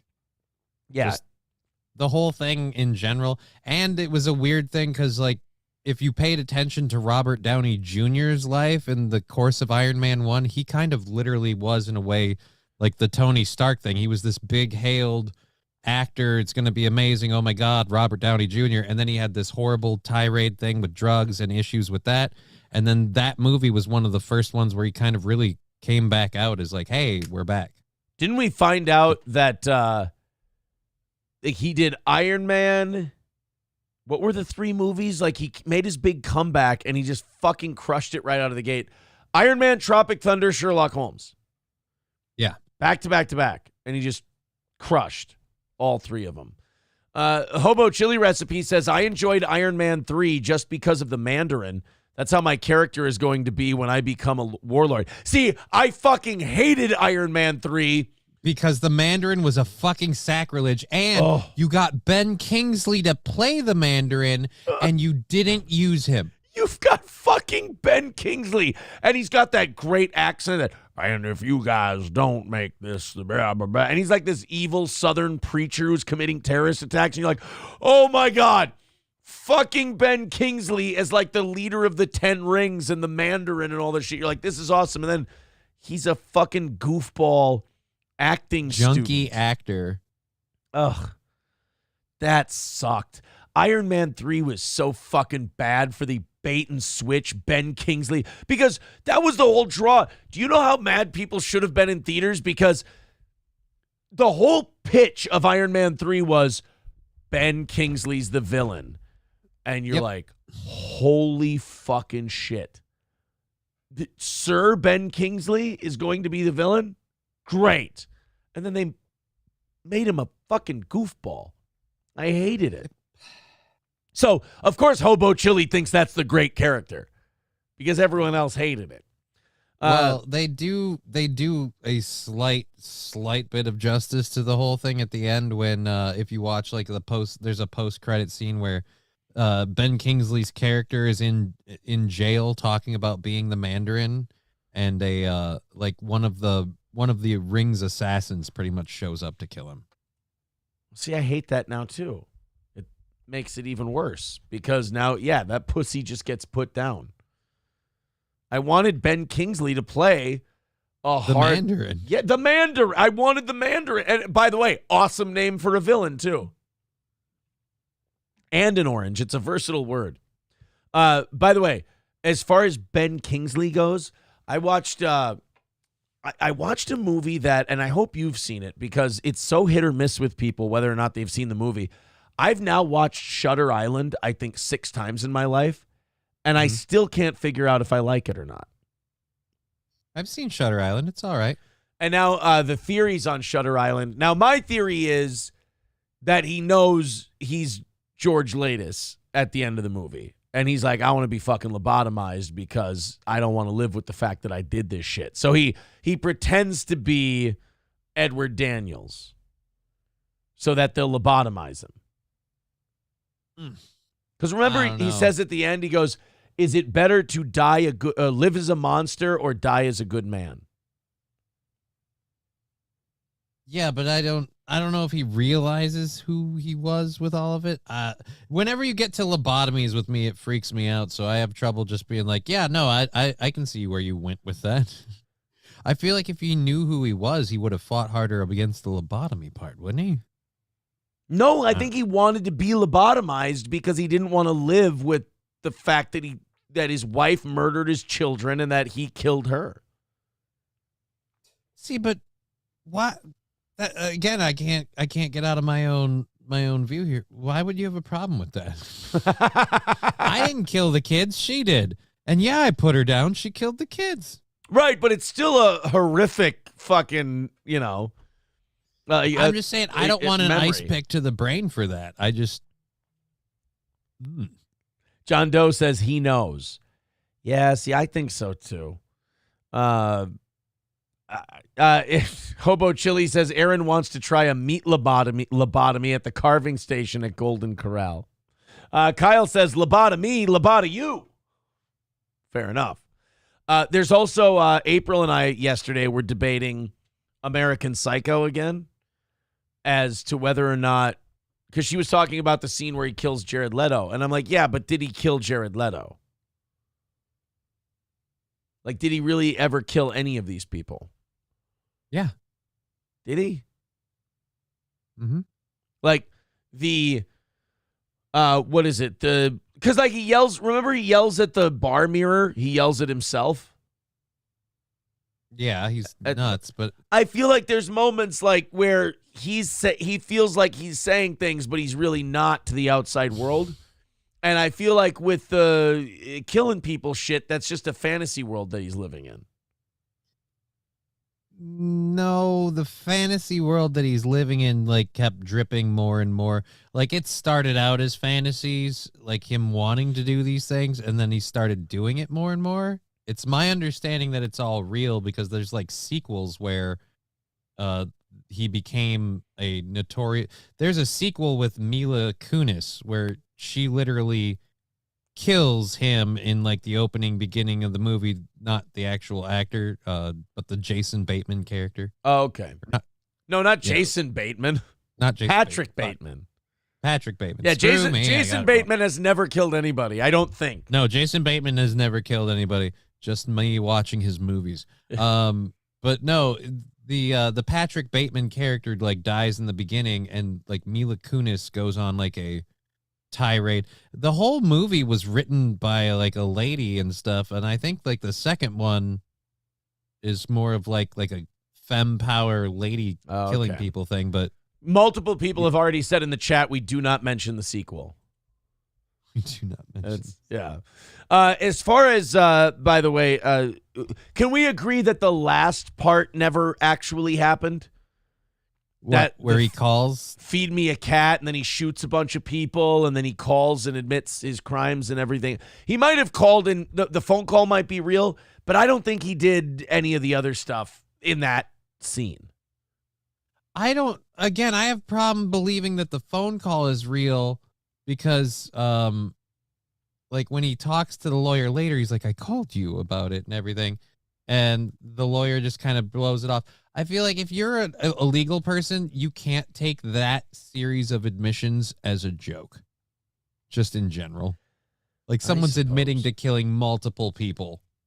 Yeah, Cynically Insane says the whole statement of the movie is that everyone is so self-centered with Image that all of his wrongdoings go overlooked. Tridio says the whole movie never happened. It was a deathbed psychosis. Holy shit. I actually believe that no movies ever happened. That we've all been imagining them in our mind's eye. All right, guys, 180 away from today's goal. If you'd like to contribute to today's show, that would be great. Sid Saraf got us off to a great start. We want to be under 100 by 9 o'clock. So you got an hour and a half to get under $100. Thank you very much. Streamlabs, PayPal, Venmo, Super Chats, memberships, etc. Cynically Insane says, I wish this show never happened. See, now that just makes me feel bad. All right, I was uncomfortable about this story. We have to get to it. The son of an OnlyFans model admits that he films her content for her. And all I can think is, don't be a fuck channel. Don't be a fuck channel. Don't be a fuck Yeah, channel. that's all I'm thinking here is because I know. Right. No. It's going to be. Even if you know your mom does it, don't be involved. Because it's going to be bad and weird enough if she just has her tits out. Right. Like, that's still fucked up. But now if she, like, jacks guys off even if and stuff, she's in lingerie doing sexy poses, like, no, you don't. Not the kids are not part of this. No, all right? we don't involve the children. So there's the son, there's the mom. And apparently the guy with all the neck tattoos, who's used to making really good decisions, films his mom for her OnlyFans. While most teenage sons can't be bothered unloading the dishwasher for their mothers, this one goes above and beyond. Andressa unloading his balls. Andressa Urak is a successful OnlyFans content creator and boasts over 3 million followers on Instagram. The former Miss Bum Bum model, I don't even know what that is, hails from Brazil and prior to her OnlyFans career was a successful dancer. I mean, if you don't have to go and do the dancing and all that shit, you can just sit and do an OnlyFans. Why wouldn't Bum you? Bum model? A former Miss Bum Bum model. So Brazilian, now it's making a lot of sense. Yeah. These nutso people are all right with everything. Yeah, the son's been smelling so much cat piss that he has, what's that thing that people in Brazil get? Toxoplasmosis. Toxoplasmosis, and it makes you just film your mom's tits all the time. While many creators might hire someone to film their content, Andressa decided to keep the business within the family as her son shoots things for her. It's a terrible choice of words. Terrible choice of words for this particular story. I mean, we could have thought of something a little better. During an Instagram Q&A last summer, Andressa's son Arthur, who was 18 at the time, was asked, "Arthur, are you the one who films Andressa's OnlyFans?" He replied, quote, "Yep, I'm really badass with pictures, right?" While he doesn't seem to be bothered, others were, religious groups in particular. So here she is. Those are his pictures. I mean, that's not a bad one for an amateur photographer. Yeah, but this is OnlyFans content. Where does the rest of it go? I'm sorry, I don't think this lady's drawing in a whole bunch of people just because it's like, oh look, here's a tasteful bust shot. Right, like a cleavage shot. You don't think that's what's bringing in the 3.1 million people? Yeah, I don't think she's locking it down with that compared to what else is on like OnlyFans. Well, I mean, she's very pretty. Don't get me wrong, but like, even if the son is okay with filming the OnlyFans, you don't let him film your OnlyFans stuff. Yeah, I just don't know. No, just tell. I know you want to make it like an all in the family thing, but no. P-Dog Knight says Miss Bum Bum is a Brazilian best ass content. Oh, I thought it was something Tom Green hosted every year.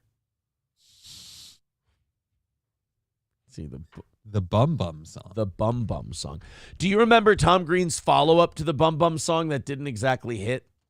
No, I did not. So remember that the Bum Bum song was like really popular. It hit #1 on TRL, and then MTV made Tom Green go on TV and retire the video because they didn't want it fucking up all these other songs getting to #1.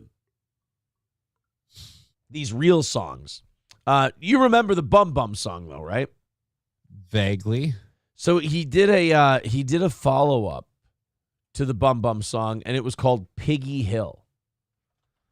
And this was going to be the big, like, hey, I did the Bum Bum song, but I'm more than just that. I can do multiple funny songs. I could maybe even do an album of funny songs. I don't know what the plan was with Tom Green, but I think after Piggy Hill came out, people decided they'd had enough with his musical prowess. And then he did Daddy, Would You Like Some Sausage, and proved everyone wrong. Let's check this out. This was the big follow-up to the Bum Bum song. Come on. Actually, we're quite proud of this next piece and the last piece of the evening, a new video. You may remember the Bum Bum song. Well, this...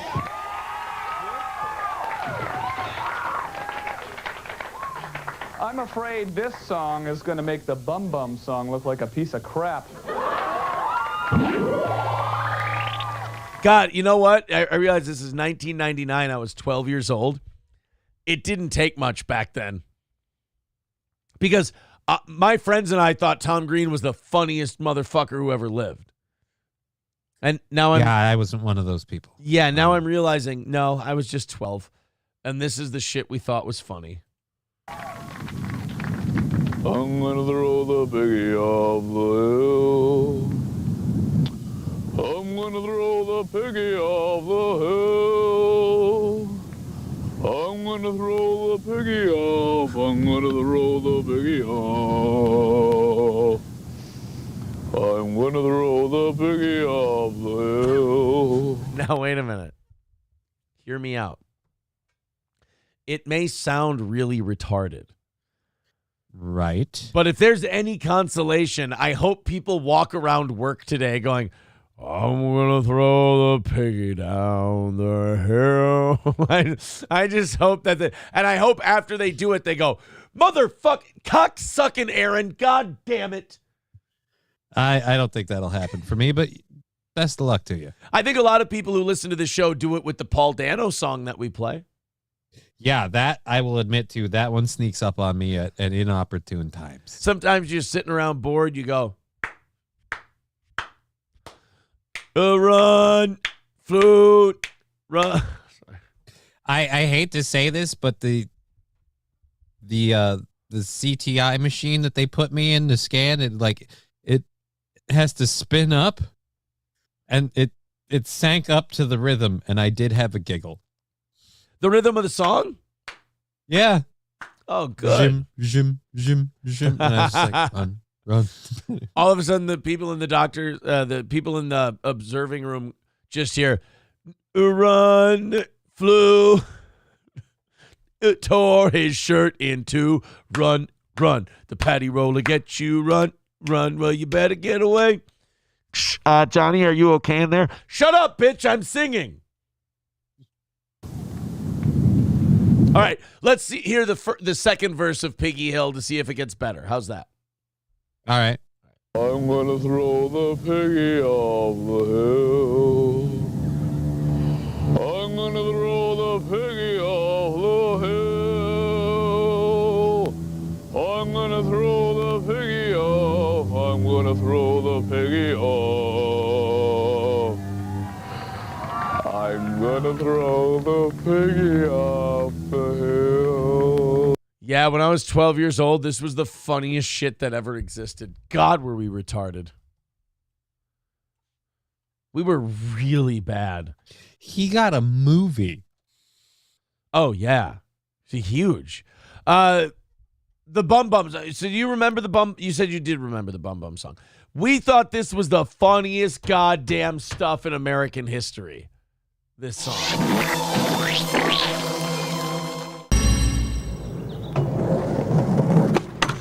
It hit number 1 on Total Request Live on MTV, which was like the music video countdown show.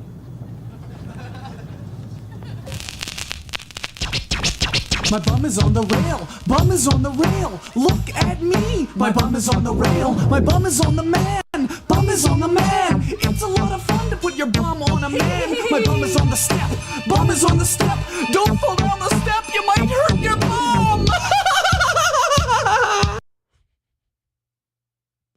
As I said, when I was 12 years old, I was a mental retard. See, when this came out, I assumed that the whole reason that it was like taking the charts on TRL and things wasn't because it was good. It was because we were like, saying like sticking it to TRL, like F you and all of your, your curated bullshit. My bum is on the rail, bitch. And that wasn't it. To hear that people genuinely like that song makes me die inside. Oh, God, you went to school. So, like, when I was 12, the Bum Bum song was like what I'm Rick James bitch would become, like in my junior or senior year during Chappelle's show. Like, the Bum Bum song was the height of highbrow comedy when we were 12 years old. That and South Park. And that's not very fun if you fall down and hurt your bum. I like to put my bum on things. It's fun for everyone. That's not very fun. If you fall down and hurt your bum. Okay, sorry, I won't skateboard anymore. I just thought it'd be fun for the video. My bum is on the cheese! Bum is on the cheese! If I get lucky, I'll get a disease! My bum is on the Swedish! Swedish! My bum. Again, someone explain to me what's funny about this. I'm watching it now, and I'm sitting and I'm going, how fucking stupid were my friends and I? Because, again, in 1999, this was the funniest shit ever. It was hilarious. We couldn't stop listening to this song. Bum is on the gum. My bum is on the gum. I can blow a bubble with my bum. My bum is on the ship, the battleship. I hope they don't shoot the cannon in my bum and shoot poo all over the place. Poo, 'cause that is. It's literally a man shouting poo poo. And we watched that and went, oh my God. And I'm realizing I'm now my parents' age when you watch this, you're your parents' age and you're looking back at it like, my child is retarded. Yes. Could you imagine your 12-year-old son comes up to you and he's like, Dad, you gotta see this. It's fucking hysterical. And my parents must have watched it and went, oh my God, he's mentally retarded. Not like he's retarded as a euphemism. They were like, oh my God, he has fucking Down syndrome. He's fucking retarded, laughing at this stupid shit. And oh my God, April's 8 years younger than I am. I've told April about this. I've pitched this to her as like, oh my God, this was so, song. Holy shit, was that funny. And now I watch it back and I'm like, oh no, I hope she never watches this. This is fucking dreadful. Surprise, surprise. Aaron really, really loved something called the Bum Bum song. Yes. And the Bum Bum song was fucking tragic. It's very fun when they shoot a cannon in your bum. I like to put my bum on things. It's fun for everyone. All right, maybe the last verse will redeem it, Johnny. That's going to have to be one hell of a redemption. I like to put my bum on things. It's fun for everyone. So, by the way, Tom Green's whole gimmick was he would just go out in public and annoy the fuck out of people. Right, and we haven't seen that turn into a huge trend of idiot assholes on YouTube who just go out into public and literally fuck with people. I want to replay one more Tom Green bit before we say goodbye to this revisiting our childhood bit. Okay. And it is the Tom Green caramels bit, because I remember when I was a kid, I thought the caramels bit was fucking hilarious, and now I want to see what it looks like now. I'm gonna wager no, but I'm biased. Go ahead. Check it out. My bum is on the dog. My bum is on the cat. My bum is on the phone. My bum is all alone. The rail is all alone. The man is all alone. The Swedish is all alone. My bum is all alone. You know what's nice, though? Is that at least like when we look now and we're like, oh my God, the fucking empire is over. At least we can look back to 1999 and go, no, it just never existed. No, it existed. It's just it was burning down when you were a child and Right. you've grown used to the flames. I've never seen good America. It's always been awful. I guess everything after JFK's planned assassination by the CIA, it was all just kind of downhill from there. 1, 2, 3, 4. My bum is all alone. My bum is all alone. My bum is all alone. My bum is all alone. My bum is all alone. My bum is all alone. My bum is all alone. My bum is all alone. My bum is all alone. My bum is all alone. My bum is all alone. My bum is all alone.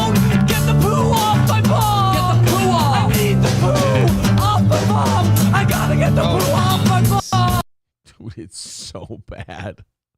What? That was the worst use of Flea from Red Hot Chili Peppers I've ever seen in my entire life. What the fuck was wrong with us? Because again, this wasn't me going like, oh, look at this obscure thing that I really liked. It was this was a cultural effing phenomenon. This song took over Total Request Live. And this motherfucker got a movie deal. He got to make his own movie. And by the way, if you go back and watch Freddy Got Fingered, I am convinced that Tom Green, the whole movie, is making fun of the fact that a studio gave him money to do a movie. Probably. I actually think Freddy Got Fingered is not just a stupid movie. It's a meta movie where Tom Green took all this money from these dumb old movie executives and he purposely made a stupid, retarded movie that had inferences into the fact that he was making a stupid, retarded movie in the movie. Like, let me just pitch this. All right. You really, really like Tom Green and a lot of the work he did. Mm-hmm. And so you take what is probably all he could do, which is a stupid, weird movie, and he just couldn't figure out what to build it around. So it's around him doing a stupid, weird movie. I want it to be the thing that I said. Right. Or I'm just saying it seems like it might be just that was the limit of his ability. I want to hear the cannon. No, let me hear the cannon. No, not the loon. Not the loon. I want to hear the cannon. I want to hear the cannon. I want to hear the cannon, not the loon. Yeah, the cannon. Now get the poo off my bum. I want the poo off my bum. Seriously, dude. Can I hear the loon again, too? So yeah, no, that movie was totally meta, totally inside.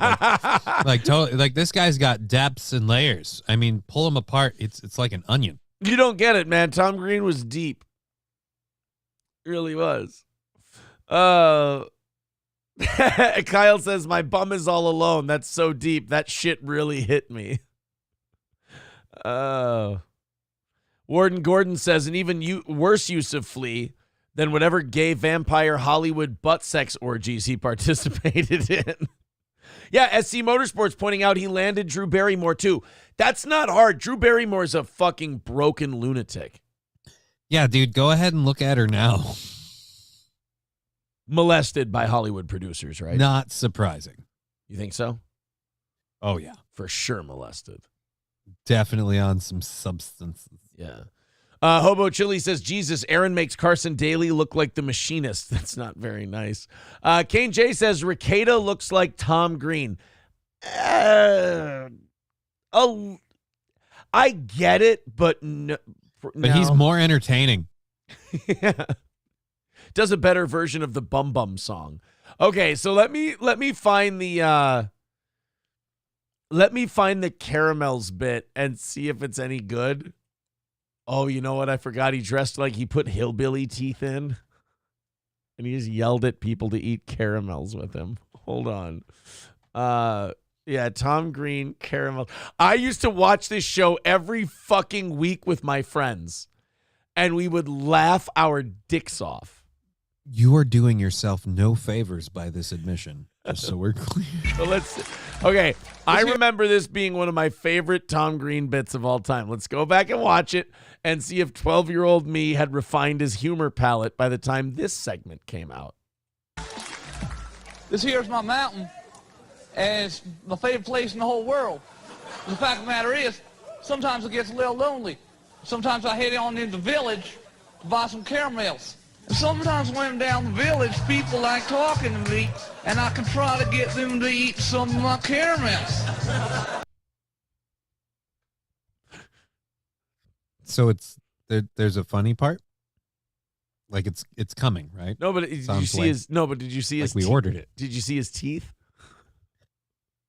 Yeah, I had a pair of fake Bubba teeth like that. Did you see how he's dressed?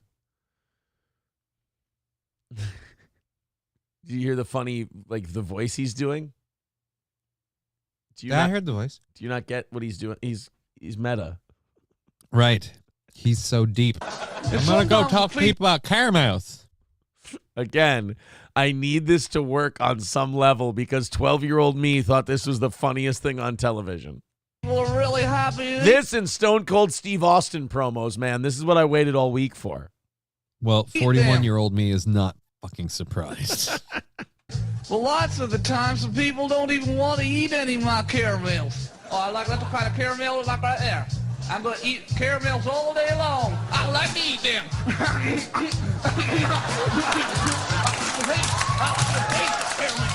These are ones they don't even have the little cellophane wrapper around them like most of them do. You know, you got to peel it all off. These are real ones. You can actually take a caramel and practically stick it to a girl's back. I'll even let you have a taste. They're so delicious. You put them in your mouth, friend got me some caramels. Would you like to have a little taste of it?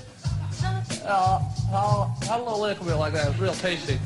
Here, I'll dry it off for you if you want. It's all, okay. You don't want to get my saliva, do you? I'll just pick it all there. Have a little lick of that now.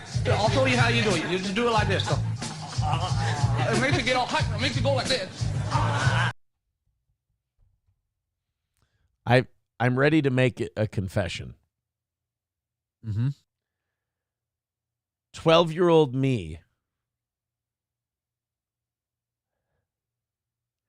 didn't have enough brains that if you would have taken my 12-year-old brain and put it in a coma patient, he wouldn't have woken up. He wouldn't have had the juice to wake up. I'm just curious because you say you do the boxing stuff now. Were you taking hits to the head as a 12-year-old or? No. See, this was me. My brain was completely uninhibited by that admission trauma. makes it worse. Okay, like this is the stupidest shit. It's so I don't. bad. Again, I never understood the Tom Green thing. I was always just like, It's one of the ones where I go, you know what? Not everything's for me, and that one's not for me. 12-year-old me thought this was just perfect. This is real tasty. They'll make you hyper. They'll put a little jump in your step. They'll make you jump like this. Make you jump like this. Sugar make you jump like this. Sugar make you jump like this. Sugar make you jump like this. You see, he said jump like this, and he did it like 6 times though, Johnny. Yeah. Oh, I thought you didn't get the joke. See, I'm tempering my utter disgust with the fact that you enjoyed this so much as a child. Dude, just the fact that not only enjoyed wasn't it, just you. Yeah, it was everybody. Not only enjoyed it, but like this was before you. This was like if you wanted to record shows back then, you used a VHS and you recorded on your VCR. So you had to make it. It was an appointment television kind of a thing. I sat and watched the Tom Green show every week at the time it was on. This was appointment TV for 12-year-old me. 5 minutes to Tom Green. Yeah, I Rain Man it. I was like 5 minutes until Tom Green. I'm going to throw the piggy down the hill. Yeah. The sugar in the caramel makes it go like this. It go like this. It make it go, go, go. It make it go, go, go. I can't afford nothing like that. See? No, I'll just give it to you. It's free. See, just like you probably got that free thing and that free thing. There you go. Have fun. You slip on my face here? Slip on. Yeah, nobody. I hope I don't look stupid. You like to eat the caramels? There, tasty little caramel for you. There we go. That's probably not good for the dog, by the way. No, But yeah, that dog actually died. Of diabetes. No, of just being on screen with Tom Green. He was humiliated. That was the problem. Dr. Silverwolf with $2 says, you weren't bullied enough.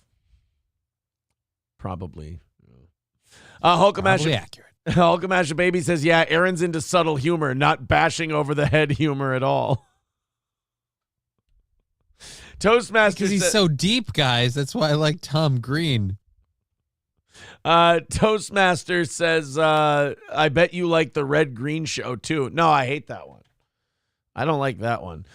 See, now this is probably a little better. Hey, Bill! Hey, Bill! Bill! Hey, Bill! Hey, Dave! Hey! Shh. What's going on? Come on. Wendy's sleeping. Come on, man. What? Don't wake her up. Come on, let's go. What? Race war. Race war? Come on, Bill. Race war. What do you mean? Didn't we always talk about wanting to do that? I don't remember that at all. Come on, Bill. Race war. You can be captain. I'm going to be sergeant. No. Oh, is that Wendy? Yeah, you woke her up. Tell her I said, hey. Is she still mad at me? Yeah, she is. Come on, man, race war. Bring her. No, don't bring her. What is she? What? She's Italian. Yeah, don't bring her. Hey. Yeah, don't bring her. She's Italian. Don't bring her. And then what he says after that is fucking great too. I gotta back it up. Sorry. What? She's Italian. Yeah, don't bring her. Hey, you want to get her? You want to get her? No. You like her? That's right. No. That's right. Come on, man. Well, don't tell her. She might tell the Italians. It's the same race. As what? Us. What? Yeah. No. Yeah. We're American. Kind of. What are you? English. That's American. There's one. Come on, Bill. I'm going to get that guy. I'll come back. He was in a truck. Couldn't get him. See, now I'll say race war is funny. That's funny. Caramels, not so much. Mussolini Diff says, Tim and Eric, awesome show. Great job on Adult Swim. Had the hit song Sit On You.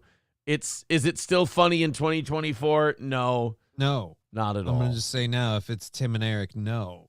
You didn't think Tim... I never got into Tim and Eric. I'm going to put Tim and Eric with Tom Green on there where I'm like, yep, everything's not for me. Just stupid. Some things aren't for me. All right, guys, 175 away from today's goal. Let's go ahead and knock that out. Let's get under 100 by 9 o'clock. So, yeah, this I don't know how we got on the Tom Green thing from the OnlyFans mom who had her son film all of her stuff, but we got to revisit it. For many people, the idea of shooting such... So, anyway, this Brazilian ass model lady... has an OnlyFans, and she's apparently really popular, like 3 million followers. And her son films all of her OnlyFans stuff, which is weird because it means either she really wants him to or he really wants to, and either way, that's fucked up because if you have 3 million Instagram followers and you have an OnlyFans, you have more than enough money to hire camera people. Right, and you already... are doing stuff on the internet. You're attracting enough pervs. Don't grow one in-house. Right. This isn't like here's your one chance fancy, don't let me down kind of a thing. I mean, you've got resources where you can... How sad is it that Reba McEntire song, if it were done today, she wouldn't have had to make her daughter a whore. She could have just got her an OnlyFans and that was it. Could have saved a lot of pain and suffering. For many people, the idea of shooting such content of our parents would be unimaginable, but Arthur appeared unfazed. One person asked him, "You're not ashamed of your mother selling herself? Do you film her like this?" To which the teenager replied, "I'm not ashamed. I'm very serene with her decision." Arthur and his mother are apparently so close, they were spotted hitting the clubs together. All right, these two are effing and it's gross. Yeah, this is fucking disgusting. This is, no. You don't go to the club with your mom. And you don't film your mom and her tit stuff. He said, what about a mother who takes her own son to a whorehouse to watch her mother rub against other men? Andressa took a brief hiatus from OnlyFans last year in a bid to... I'm not making this up. It says this. I'll show you. Andressa took a brief hiatus from OnlyFans last year in a bid to focus on her religion. She needed to get right with God before she started having her son film her OnlyFans again. Jesus. Now, I made this decision because God has bothered me with many things, and I know that if I die, I won't take anything with me, she announced at the time. I'm starting over with God. But the 36-year-old returned to the platform just 2 months later. Well, you tried to go with God. You gave it 60 days. Yeah. God didn't give you any money, but apparently them tit pics do. Oh, man. It's, go with God, Andressa. She pulls her tits out. God's going to have to sit this one out. She's the Punisher, but with tits. Oh, Jesus. Did you spank it to your mom? Yeah, we're not filming our mom's OnlyFans. That's, how they charge those kids in 8th grade, those 6th, 8th grade kids with making racist jokes on Snapchat. Yeah. I'm really against that, and I think it's terrible. But I think if we can take that charge and the energy of law has to give it somewhere else, we can frame this 18-year-old for something for filming his mom's OnlyFans. Or the mom for putting the kid in the position. Well, yeah. That too. Yeah, you're right. Just throw them both in. By the way, they actually... I feel like nobody's the winner there. Because if you're the kid, I totally want to take pictures of my hot mom that people are going to spank it to. And if you're the mom, I totally want them to take sexy pictures of me. Again, no. Right. They actually have a theme song for her OnlyFans. Would you like to hear What it? is that? Yeah. Incest, a good thing to do. Just thought everyone should know. 175 away from today's goal. Let's go ahead. We've got about an hour to get that under 100 and knock that out today. Thank you to Sid Saraf for getting us started. But to the rest of you, let's all chip in a little bit, knock that out, and then we won't have to worry about any kind of goals today. And we'll do, by the way, we knock out the goal today. We do an extra hour. We go until 11 today if we knock that out, simply because we did a half hour less yesterday. Let's go ahead and watch this one. This is kind of short. This is a 24-second story. I feel like there should be more to it. I feel like this should be a much bigger story. Simply because it's so, this is something the news usually jumps on. Apparently there was some racist graffiti found in a school bathroom in Boston. Here we go again. See, okay, but what's your here we go again? Whichever group was the offended party was also probably the perpetrator. That's where I always go with these. I've seen way too many stories like this where, maybe if it's say the N-word in the bathroom, a black person did it. Or if it's a swastika, a Jewish person did it. And when they go to them, they're like, well, you did this hoax and you made people think there was this big race problem. Why did you do it? And they're like, to raise awareness about the race problem. The one you made. Right. You mean the one you created. Oh, no, there's a bigger one at the school. Oh, really? Where's the other racist graffiti? Well, they don't talk about it. Right. Oh, but we talked about yours the minute it showed up. Yeah. Well, I needed to draw attention. Yeah, but you don't see. You made a fire to say, look, I need everyone to come see the fire. But we're saying you started the fire. Yeah, you're the one. You're the firebug who lit the fuse. You lit the match, and then you went, "Hey guys, we got to put out this fire. This is terrible." But here, let's go check it out. Maybe look, once in a while, these stories are legit, and somebody was being a dickhead. Okay. Mass school after racist language was found written in a bathroom. The superintendent of the Southwick Regional District sent a letter to families on Friday, letting them know about the incident. The letter didn't say when the school found the language. This alleged incident came just a day after 6 students were charged for allegedly holding a mock slave auction of 2 students on social media. This is the same school? All right, you know what? I'm going to go ahead and say this school might have a race problem. Johnny, you know those... We finally have one. actual chance that this was legit somebody being racist in the bathroom. Congratulations, guys. You actually found your race problem in the school. There you go. When the two of us are willing to go, yeah, you guys might have a problem you might need to address. Then you might have a problem you need to address. Jesus. Police also have been notified about the incident. But like if they charge the other kids. Yeah, just because they held an auction doesn't mean they wrote whatever was in the bathroom. Right, yeah. I don't think so either. I don't think they did that. They were too busy on Snapchat selling black people. Unless in the bathroom it said like, so and so is I paid for him. Like right. then we've got something. Somebody's bragging. Shannon Duffy says tits look great today. Thank you. I've been working on them. I appreciate that. Ryan the Garbage Man says we got one. Yep. Dub says, so the problem with the Snapchat story is that the bidders never received what they paid for. No, I don't think they ever had consent from the black students. Well, dude, they were slaves. That's true. Slaves, consent was not really big back in those days, was it? I'm applying 2024 language to 1824 problems, and I'm so sorry. All right, if you'd like to lodge a complaint, just make your mark. If you're willing, I'd like you to make your mark. 175 away from today's goal. Go ahead and throw us a couple of bucks. Let's get that number down and call it a win today. That would be awesome. The Olivia Rodrigo story.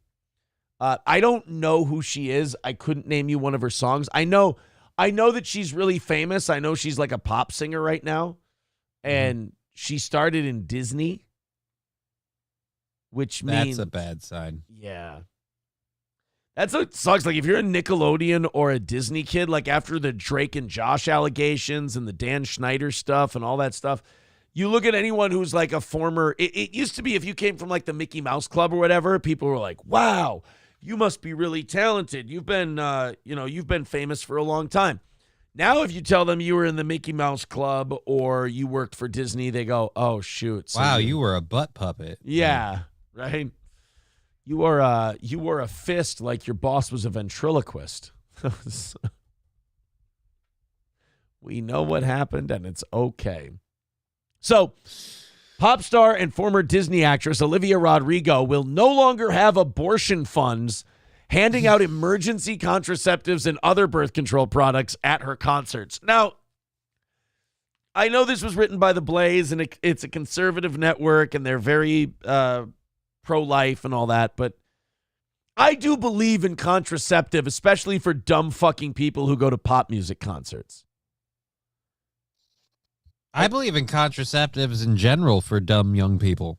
I just feel like you should never have a kid because you thought, hey, you look cute, I'd like to take a load. Like, that's not a good way to start a relationship. Right, exactly. Or a life. Yeah, I mean, you let him raw dog it and blowing you on the first date. I mean, look, he's going to be thrilled that the sex went well, but he's also going to be like, is this going to be the cornerstone that I build my entire life around, or am I just going to fuck her once in a while? He didn't know your name when he came. What makes you think he's dad material?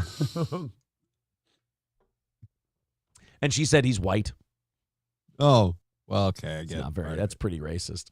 So, days before the decision was reportedly passed down from her team, Rodrigo made international headlines after she announced her Guts World Tour.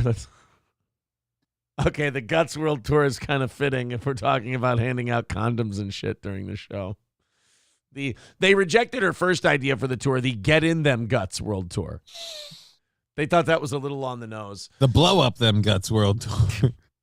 So they announced that they would be providing morning after pills, condoms, and even lube to attendees at her concerts. So wait, you just want people to fuck right then and there on the spot? Like, I mean, you're giving them condoms, morning after pills, and lube. Why not give them some inflatable mattresses or a tent? I mean, Jesus Christ. Now, see, to me, this is where I take a break from conservatives. This is where I disagree with them.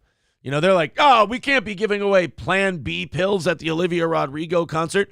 Believe me, these kids are going to raw dog it at this concert. They're going to fuck each other bareback. You're going to want Plan B pills available. You don't want Olivia Rodrigo fans breeding. Because then you throw a shitload of Olivia Rodrigo fans' kids out into the world and they give us dog shit music. So again, I just feel like if you don't want abortions, you want these people staying as far away from having sex as possible. And if you can't avoid that, make the sex as safe as possible. So contraceptives and morning after pills. Right. I never got that part about like really religious people, the whole, oh, you can't use contraceptives and shit like that. It's like, why not? Isn't that kind of solves your problem for you? Right. They think, I guess, that like you're supposed to be fruitful and multiply. And you're only supposed to use sex for procreation. It's not for enjoyment, goddammit. Yeah. Then you're doing it wrong. If you enjoy sex, you're gay. And God will smite you. Quick thank you before we continue here. Thank you very much to, let's see here. Even Don Lemon has a fire alarm. Oh, no. Did Don Lemon have a beep? Oh, please. I'll post the link in chat on Rumble and YouTube. Thank you, Nicole. $2 from her. Thank you for the $2. I believe we're $175. Is it Christmas? I didn't know, but if this, oh my God, if Don Lemon has, if Don Lemon has a beep, that's going to be fucking great. 175 away from today's goal. Let's go ahead and team up and knock that goal out. And we will do an extra hour of overtime for you today. Here we go. Please, please, please. Because, in fact, if you look at history, if you study history broadly, everyone was a slave. Everyone. That's got to be fake. It's got to be. Somebody edited that in. That's all, folks. Beep. Broadly, everyone was a slave. Everyone. Yes. Because, in fact, if you look at history, if you study history broadly, everyone was a slave. Everyone. I did that first one. The first one was me. It could be a sneaker squeak. Or, since we want to believe it, it could be Don Lemon having a... Is it like an aura they put out that just drains the life of smoke alarm batteries wherever they are? Yeah. Smoke detectors see black people and they go, you know what? I don't need my battery today. It's not necessary. NF Cap says I took that directly from the Don Lemon YouTube channel. Okay, so that's legit. Don Lemon has... Don Lemon. So are smoke alarms like dogs when they see black people? Beep. Oh, my God. That's not cool, man. I didn't know that Don Lemon would play into the stereotype. Hold on 1 second. I'm going to open up these 7 o'clock hour stories. Oh, we've got some good ones coming up in the 7 and 8 o'clock hour. There we go. I'm going to bring Johnny into it here. All right. I'm going to go. I'm drinking way too many fluids this morning. I'm going Jesus, man. I know this is my second time today. I'm hoping this is my last time. I'm going to do my second time to the bathroom. Well, here. I mean, how many last times are we talking? You know, yesterday I didn't pee. I didn't pee during the show at all yesterday. So you saved it all for today. I guess so. I saved all the pee for today. I saved it just for you, buddy. Oh, I'm honored. That's great. I love to hear that someone's like, yeah, I waited to take a piss until you got here. That's 175 away from today's goal. If you want to throw us a couple of bucks and keep this show supported, Streamlabs, PayPal, Venmo, etc. Throw in a couple of bucks. Let's knock down that 175 and call it a W today. Johnny's going to take over for a little bit, and then when we get back, we've got to talk about Joe Biden's new shoes, Johnny. Joe Biden's new shoes? Joe Biden had to go buy old man balancing shoes. Oh, God. So that he didn't fall down. Oh, no. It's really bad. We'll talk about. Hey, he can run the country, everybody. Yeah. He should definitely be in charge of the country. He literally can't stand on his own 2 feet without special shoes. Oh, boy. You ain't getting my money says pay him $175 so we can do an extra hour he already said he'd do last night. No, I didn't. That is not the case at all. You are incorrect. All right. Johnny, you go ahead and take over for a second. Have some fun with them. And then I'm going to get some of this fluid out of my body. I'm going to have a nice drain in a little bit. Oh, that sounds almost disconcerting. Well, at any rate, we are going to be going again live at 2 p.m. Central Standard Time. I'll be back on today. So if you want to check me out today, that'll be awesome. Someone had a comment I wanted to get to in this racist. Nope. Was it up higher? Shit. Batteries from now the chat's moving too fast and I can't see where the one I wanted to talk about was. Did it get redacted? Nope. I lost it. Son of a bitch. All right. Correct about the sneakers, but it's funny not to believe it fit the stereotype. Yeah, the sneakers thing seems the most likely one. I did a clip recently where there was a newscaster and there was kind of like a squeak in the background. And I was like, there's no way. It's a studio. There's no way that a studio has a alarm chirping and nobody goes, hey, we better fix that before we go on air. It's no. Check the tape. It explained many times. Keeps up slope. Oh, I don't know who we're talking about. Link to the Jake saying hello. Good to see you. Glad to have everyone here. Super awesome. Aaron's back. Nope. Are we? Shirt's on right. The shirt's on the right way. Shirt's on the right way. Have you emptied out has your bladder done all of its spillies? Have you done all of your spillies? Are we good with where fluids are? Yes, I am good on my fluids. Later in the show, I may refill the water, but I'm feeling very hydrated at the moment. We do have some new drops from Victor. Okay. That we can put in. One of them from a show a little while ago. One of them from today. Let me, oh, good. He's got our tombstone drop that we wanted.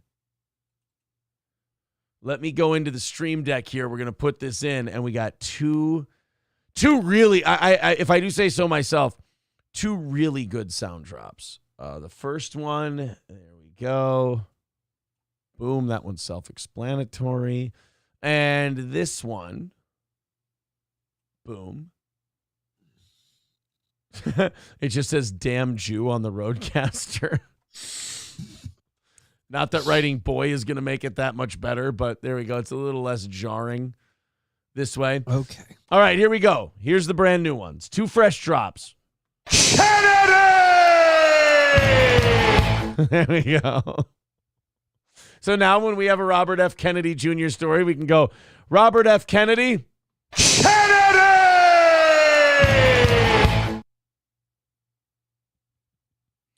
I'm very happy to have that one.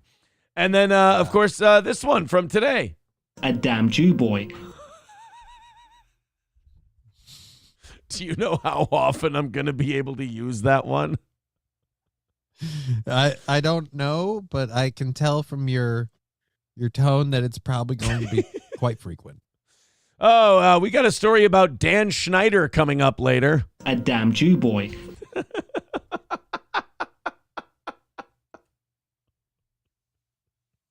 Hey, Johnny, you know who runs Goldman Sachs? Who's that? A damn Jew boy. So now on to news about Israel and Benjamin Netanyahu. A damn Jew boy. Hey, Israel, what was it that, what did Hamas do? What did Hamas say to you that caused you to wipe out 3 city blocks of men, women, and children? A damn Jew boy. Oh, well, they shouldn't have done that. I mean, they kind of definitely got what they had coming in that regard then. Jesus. I mean, why didn't you say so? Ladies and gentlemen, who's in charge of the Federal Reserve? A damn Jew boy. It's not very nice. A lot of people say that Trump's first presidency did so well because of Jared Kushner. Now, my question is, what was so key about Jared Kushner? A damn Jew boy. See, it's complimentary when we do it. By the way, who dug all those tunnels under those synagogues? A damn Jew boy. Whose blood was on that mattress? A damn Jew boy. All right, 175 away from today's goal. Don't let us worry about it. Sid Saraf got us off to such a great start this morning, and we've done very little since then. Let's go ahead and knock out the rest of that 175, make it a good show today. Let's take a look at our president's new shoes. Our president sounds like the name of a really bad movie. Like the emperor's got new clothes, like president's got new shoes. Yeah, well, our president has to have don't fall down shoes because he's the most powerful man in the world, yet he just can't figure out things like stairs and elevated surfaces. Now, these Joe Biden's new boat anchor shoes are meant for maximum stability as president falls spark concern.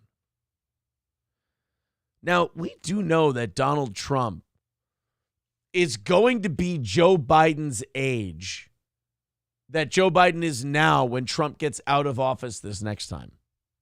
Right. So, I mean, neither of these guys exactly spring chickens in that regard.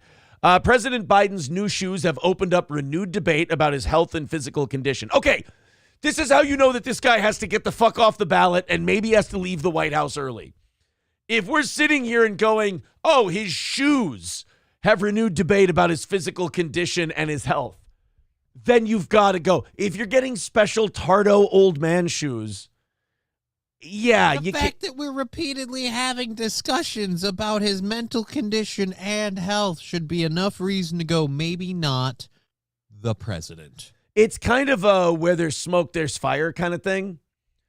Well, in this case, he's just smelling burnt toast. But That my is point true. is, not the president. But like if you're sitting there going, ooh, man, the president has to wear special don't fall down shoes. What does this mean? It means he's got to go because it sounds like he needs to focus all of his time. If you're the president, you need to focus all of your time on United States shit. If you're wearing don't fall downsy shoes, you need to focus on standing upright all the time. We cannot devote the same amount of time to these two things. There aren't enough hours in the day. So Joe Biden needs to retire. He needs to go home and needs to focus on not falling down. Or, but when he's doing the, the business of being the president, he's not standing. He's sitting at a desk. So he can totally be the president because then he's sitting. And he's doing it in the morning when he's got all of his energy and he's had his coffee. And so I don't know why people are so worried about his age. Do you remember all of the stupid people who were saying things like, oh, yeah, the president is so young and so spry that I can't keep up with. I have trouble keeping up with him. Like his aides would say that. And I think Kamala Harris would say that. The same aides that say like, yeah, he's really calm and collected and stuff. But when he's not in front of the cameras, oh boy, is he a firecracker and he's sailor and he's not taking no prisoners and rah, rah. Like, yeah, just Mr. Grinch as soon as the camera's off. Weird. God. So now they're saying that he's going to have, okay, here they are, transport shoes. So there they are. Yeah, everything's trans with this group of people. Look at that. He has to have. Mama said they was my magic shoes. Mama said they'd take me anywhere except to the floor. I would have to take them off if I wanted to do that. Redbird says he's fine when in a sitting position, right? I don't know. Have we ever heard him say anything remarkably retarded while sitting down, or is he always standing up? Again, I just feel like a lot of people that make that argument, like, you realize as the president, sometimes you get woken up in the middle of the night and have to, suddenly go deal with a situation. I feel like Grandpa needing his sleep and, a nice bowl of soup before he starts the day might be a little bit of a hindrance to that job. All right, we're going to go out. We're going to get this problem taken care of. But first, I got to grab my don't fall down shoes. I'll be right there. Oh, my God. So, I'm not saying that this in and of itself disqualifies him from being president, but add it to the list, shall we? Can we, after, I'm assuming Donald Trump is going to be president, at least that's what it seems like. Can we, after all of this is over and the experiment of what happens when old people in charge is done, can we just put in term limits? I mean, you're not allowed to be president until you're 35. Can we be like, after 65, how about you don't? Right. If you're going to turn 70 while you're in office, you don't get to be president. Our president right now is what, 81 or 82? He's fucking old, man. He shouldn't be in office at all. And if we do end up with Donald Trump as president at the end of his term, I'd like to see how well he's doing. Is he going to be needing shoes and stuff? I mean, it could be that he'll be just as spry as he is now, or he could take the same decline. He could take a faster decline. This stuff goes, people, when they get this age, man, the wiring burns out, and it's just, who knows when or how fast it'll happen. And it can, like you said, it can happen so quick. So like everyone's like, oh, Trump sounds so good. Trump doesn't have the same issues that Joe Biden does. Yeah, but that shit can happen overnight. For God's sake. So if you want a pair of Joe Biden transport shoes, they're a whopping $150. America stands strong because of its shoes. Yeah. That's why we're strong. It's not because we have a stiff upper lip or anything like that. America certainly stands not a robust economy. No, America's standing strong because we've got our old man don't fall down like an asshole shoes. Skeezy says, do you want a millennial in charge? I mean, I'd rather have a millennial in charge than this shit. Because you know who else knows that Joe Biden has retard shoes? Our enemies. Now everybody knows that the guy they're fighting against is a guy who has Tardo shoes. And that's, again, not a positive. If you hadn't bought them by now, what are you waiting? Boys and girls, we are 175 away from today's goal. If you'd like to contribute, please do. I'd like to see that under $100 by 9 o'clock by the top of the hour here. Streamlabs, PayPal, Venmo, etc. Mr. St. Caesar says Aaron is losing his train of thoughts now. What? I thought we were making fun of Joe Biden's shoes. Now you're making me think that I am losing my train of thought because I thought our train of thought was making fun of Joe Biden's retard shoes. Yeah, we were all on stupid shoes. Yeah. We were calling Joe Biden stupid. Now you're making me feel stupider. That's not helping. For talking shit about Joe. I thought I was dumb because I revisited all the Tom Green shit and I found out it was terrible. I just found out I was right. I love vindication. This morning's been great. You're saying that your vindication was you always thought Tom Green was garbage. I always thought Tom Green's stuff wasn't funny. And looking back on him, like, yeah, no, I stand by that opinion. Well, I can certainly say that you're not alone anymore. Not Fred says the young ones are dumber and more extreme, though. Well, okay, let's go with a couple Gen X presidents. How's that sound? Is that agreeable for everybody? Let's get a couple of Gen X presidents, and then we'll see where it goes from there. This is another story of, like, how do you put this? What's the phrase? The soft bigotry of low expectations. Okay. Where you don't want to do certain things because you're worried minorities won't be able to do it. So you either scrap it or you lower the test scores. Right. That whole thing. Because it's racist to expect people to perform at the same standard. Right. Or what's the voter ID. You know how, like, with voter ID, Democrats go, oh, no, we can't have voter ID because how will black people get an ID? I'm like, well, they can just go to the DMV and they can get an ID. Voter ID laws are used to segregate and prevent people from voting. Okay, how? Right.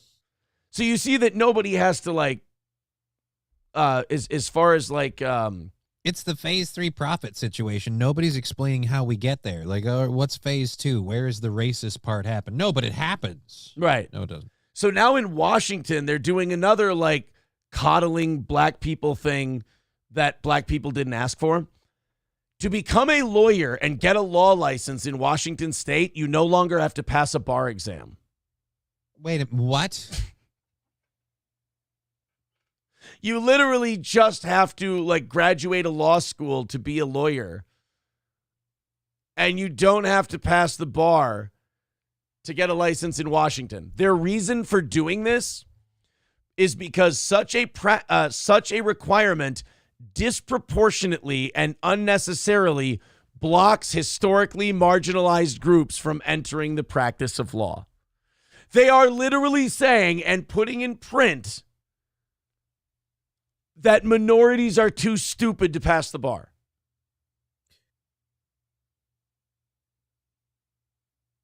Like, this is madness. So, I wouldn't want one of these lawyers. Look, man, I graduated my law school with all D's. And so I'm telling you, as your counsel, like, because literally, if the bar part is out, so there's no actual, like, oh, we tested your knowledge on this to see how fluent you are in it, because anyone can show up, get a grade and a diploma. Right. Now we want to see it in practice. Like, no. What's that for? About 3.5 years ago, the Washington Supreme Court created the Washington Bar Licensure Task Force, which it ordered to assess the efficacy of the Washington State bar license requirements and to suggest possible alternatives to them. So, like, the state government sees black people not becoming lawyers at the same clip as white people. And instead of them going, well, maybe black people don't want to become lawyers, or maybe there's not as much interest from black people in becoming lawyers, they go, oh, no, you know what it is? Negroes are too stupid to pass the bar. Here, we'll just let anybody with a law degree come be a lawyer. It's remarkable. Like, I know. I'm amazed that they're having so much trouble passing the bar. I feel like if you're interacting with the legal system on a regular basis, you should be fluent. Now, wait a minute. What do you... You know, like if you're going to be a lawyer, you're interacting with the legal system. How hard is it to pass the bar? You've been studying. You've been doing that. You've probably been hanging out with cops. I mean, I'm sure once or twice you've... Wait. Why sure are you... just for the sake of experimentation, once or twice you've seen the inside of a cell to really experience it from the other side of the line, just for science. I don't understand. Why would you know? Why would you have hung out with cops, and why would you have been in a cell? I don't get it. I'm just saying, as a lawyer, sometimes to understand your client, it helps to be one. You know what I mean? Like, so just once, like, what was it? The Batman character in the first movie where he's like, the first time I stole to avoid starvation, I lost many misconceptions about the world and people in it and stuff like that. So that's what it is, So he, he just kind of went out and just kind of held up a liquor store just to see what it's like on that side of the line, so he can say, look, man, I understand you. I've been there. Yeah, I too had my respect dissed. Right, he wants to do it for his clients. That's all. That's just a guy who goes the extra mile. This is just somebody who gets into the part, man. He studies. How disgusting, low blow in the dick racist is this going to be? It's going to be bad because it's going to be a bunch of white progressives going, well, we would still have a bar exam here in Washington, but, we'll never be able to complete it, and we want them to be lawyers. Seattle University School of Law Dean Anthony Verona, a member of the original task force, claimed that these new pathways to licensure will address the serious legal deserts problem in the state, as well as the fairness and bias concerns with the traditional licensure. What bias problems? Everybody's getting the same fucking test.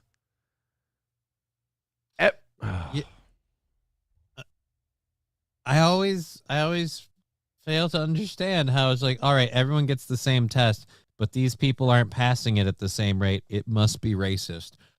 How? Right, yeah, it's always like society's fault. It's never just, oh, maybe this group of people, not as good at taking the bar, or the people who are You taking have the to bar. show me where the answers are the same, but it's right for one person and wrong for another. That's the only way I'll believe racism, where it's like, well, the white guy said this answer and it was a yes, and then the black guy said it and it was a no. Like, all right, that's a racist like test. Yeah. But as far as I know, that's not what's happening here. John Doe says, I sort of passed flight school. Yeah, what else are we going to do this shit with? I mean, this is law. This is legality. So you're going to go away for 20 years because you got the defender who never had to take the bar because, and by the way, it's not just going to be black people or minorities who don't have to pass the bar. Nobody does. So hello, hucksters. Oh boy, I'd love to see a doctor who's like, look, I've been a doctor for about 5.5 weeks, but if my years of playing Operation has taught me anything, I can fix your heart. Like, it's, no, I don't. Yeah, that's I don't think you should be doing this. Hey, look, this is your captain speaking. We're going to be flying at 35,000 feet. That's really high, isn't it? Shouldn't we back that shit down? I'm scared of heights. never mind. You know what? I'm getting off the plane. Can you please let me deplane? I don't want to die. Thank you. Between the shitty quality of Boeing planes and this pilot never taking a pilot's exam, I don't know if I trust him.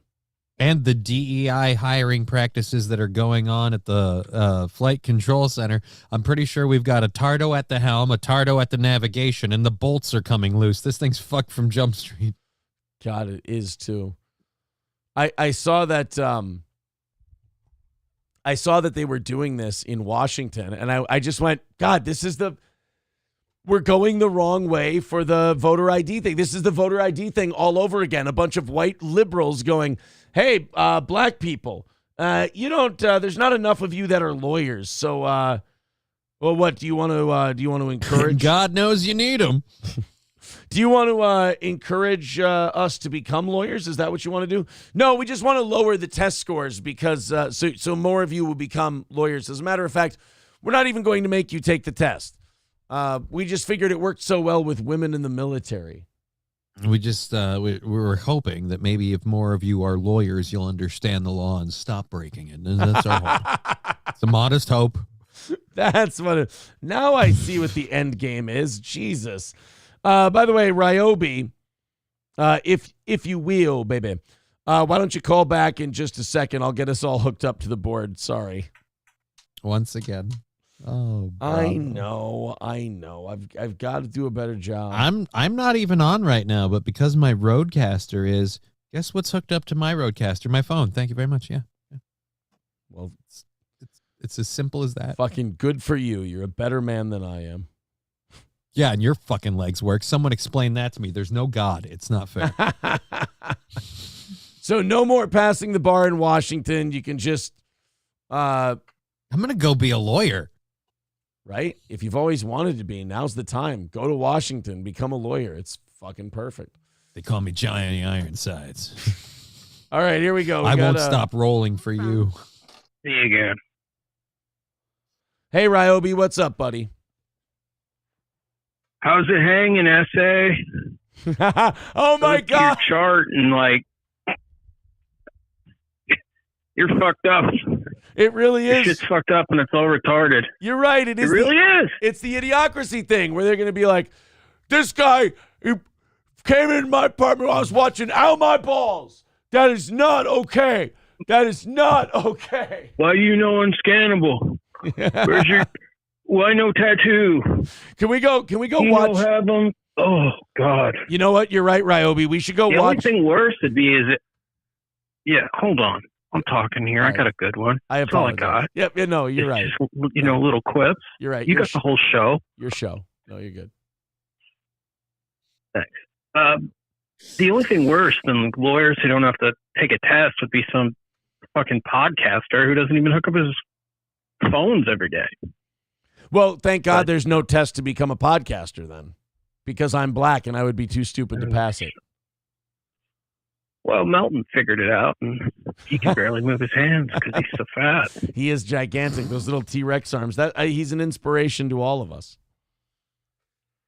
Well, he has to work out. There's so much fat on the arm that might qualify as like the workout, as he does kind of lift food and all the weight that's on the forearm. But yeah, anyway, we should probably do a watch along of Idiocracy. I would do a watch along on Rumble for Idiocracy. I was thinking maybe Freddie got fingered too. Oh, Jesus, why? We've already figured out that Tom Green is an idiot. Why do you want to go back down that road? I just want to check it out. We determined you have bad taste. I want to see how much of an idiot is all. Or don't. Have you seen the 40? Did you watch the show 45 minutes ago? Come on, we know he sucks. Let me put myself it's just through how much. it. All right, you're right. All right, I want to go watch. You can put yourself through it. You don't have to put us through it. I want to go watch the what was it? The clip of the Washington court system, if I could. That'd be great. All right, thank you. That'd be great. I'll hang up and watch the clip. All right, thank you, Ryobi. Appreciate it. All right, he's right. That's exactly like Idiocracy. Yeah. Oh no, that's no good at all. That movie is becoming more and more prophetic with every year, and it's scaring the piss out of me. Dude. Because I watched it thinking it was a comedy, laughing my balls off, and now I'm looking back at it going, ow, my balls. And so we have a problem. I think in the last year or two is when a lot of the specifics have started coming to fruition, and you're like, oh shit. This every time you watch that movie, as time goes on, it gets less and less funny. Yeah, because again, it's more and more prophetic. As soon as Mountain Dew Camacho comes in to be president, it's all over. Yeah, as soon as Congress gets a sponsorship, we're gonna be fucked. Then we're on the way. Idiocracy court scene. Here we go. By the way, guys, we are 175 away from today's goal. Please help us knock that out. I want to get us over. I want to get us under $100 by the top of the hour. We're 20 minutes away from that. If you want to throw into Streamlabs, PayPal, Venmo, Super Chat, or memberships or gifted memberships, please do. I would appreciate it. We are outside of Sid's incredibly generous contribution today. I think we've made about $15. So if you guys want to come in and throw in a couple of bucks, we'll do some overtime for you. We do appreciate it. Please and thank you. If you could contribute a little bit to this listener donation supported show, we would love to do. And by the way, hour of overtime today. If we knock it out, we're going to go until 11 to show our appreciation, 11 Central Time. So please and thank you. Throw us a couple of bucks and let's knock that thing down. Again, under 100 by the top of the hour would be great progress. So with this ruling, Washington becomes the second state in the United States to nix passing the bar exam for legal licensure. Now, the thing with this is obvious. If you didn't pass the bar to become a lawyer, that should have to be something you have to disclose to a client, right? Yeah, I would. Again, I don't really want my public defender to be like, all right, so I'm going to represent you, and I think there's laws that work in your favor here. It's the dude, what? No. It's just some fucking NCIS and Law and Order buff who's just like, no, man, this is just like episode 13 when Stabler. Yeah. And I'm like, no, we're not doing this. We are not doing this. Daniel in the chat says, what is your PayPal? If you're really asking, the link is right there in the chat. Just go ahead and click it and throw a couple of bucks our way for the show. We do appreciate it. So there's 4 other states, Johnny, that are considering doing this same thing. Please tell me Minnesota isn't one. Nevada, South Dakota, Utah, and there's one other one. What's the other one? It's us. Fucking goddamn it. Minnesota is considering getting rid of the bar exam. Of course we are. Of course we are. Only in Tim Walls, Minnesota, will we be like, you know what? The problem is all these damn tests are racist. Well, it really is like the soft bigotry of low expectations, because it would be different if the reason they were doing it was like, well, we find the bar to be this, that, or the other thing, and it's, it's not an accurate, it's not an accurate reflection of, your knowledge of the law. Like the BMI index is not necessarily a good indicator of whether or not you're healthy, because you can be my size, 6'4", 216, and you'll be slightly overweight. But if you look at like a boxer or an MMA guy who's 6'4", 220, he looks fantastic. He's definitely in great shape. You know, you got to kind of use the eye test with it. But the reason they're saying that you don't have to take the bar exam anymore in Washington is because specifically minorities are not getting to become lawyers as much. So what they're saying in Washington, what these white liberals are saying is, well, because black people can't pass the test, we're going to get rid of it so we can get a bunch of people who can't pass the test in as lawyers. Which is going to do what for your quality of legal care? I'm going to guess not the greatest. You know, a lot of people while in prison can like go to law school and get a law degree while they're in prison, and then get out. If they don't become lawyers, it might be because, I don't know, they're not really qualified for it. I'd hate to be like, Your Honor, this case is bullshit, and I was up on some charges just like this once. And it's like, no, I don't need no. Yeah, right. It's just Gray Duckling with $5 says, so they can become a judge after being a lawyer? Scary, right? Wait a minute. Is that still in effect too then? So you don't need to... So you can become a judge because you've been a lawyer, but you never passed the bar? Right. All you have is a medical school degree, and that's it. 170 away from today's goal. Thank you, Gray Duckling. Everybody throw a little something in that PayPal and Venmo and Super Chats and stuff like that. Let's get that 170 taken care of. Let's have a fully supported show today. Let's keep this show going. We do appreciate it. Ladies and gentlemen, I give you the Washington State judicial system. This is what's going to happen if you commit a crime in Washington. This is where you'll go. I'm fixing to commensurate this trial here. So that judge never passed the bar. He's just, just going What up bar? there. Yeah, leading the thing with decorum. Gonna see if we can come up with a verdict up in here. Now, since y'all say you ain't got no money, we have proprietarily obtained for you one of them court-appointed lawyers. So put your hands together and give it up for Rico Pendejo. You're my lawyer? Says here you robbed a hospital. Why'd you do that? See, no, your lawyer's not supposed to assume that you did the crime that you're accused of. Your lawyer's supposed to help you. Why'd you do that? You just look at him. And, yeah, you know what? This is also, you know what this could do, though, Johnny? This could cut down the crime rate in Washington. Yeah, because we won't hold anyone accountable. Right. Well, and people may not want to commit any more crimes in Washington because they know what kind of lawyer they're going to get. You're going to get a fucking retard like Rico Pendejo. You're gonna be like, why did you rob a hospital? You'd be like, oh, shit. I'm not guilty. That's not what the other lawyer said. I mean, listen, you got to get me on the stand, okay? I can explain everything. We can take him to your house. We'll show him the pod that I came here. Shut up! Now, prosecutor, why you think you done it? All right, so here's the prosecutor. He's the guy who's going to prove the state's case here in Washington State. But remember, we're not sure if he had to pass the bar or not. Why you think you done it? Why you think? Yeah, that's the judge. Never had to pass the bar. Why you think you done it? Okay, number one, Your Honor. Just look at him. He talks like a fag, too. His own lawyer gets up and burns on him. It's the best. This movie is getting less and less funny as time goes on.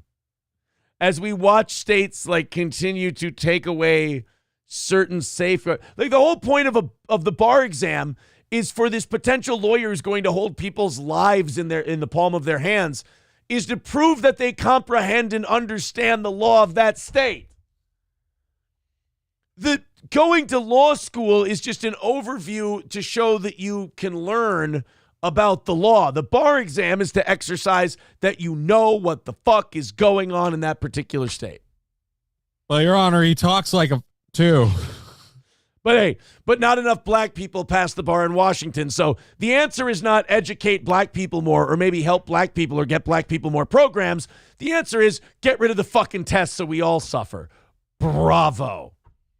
Voter ID, same thing. Our elections can be less safe because, well, what if minorities can't get driver's licenses?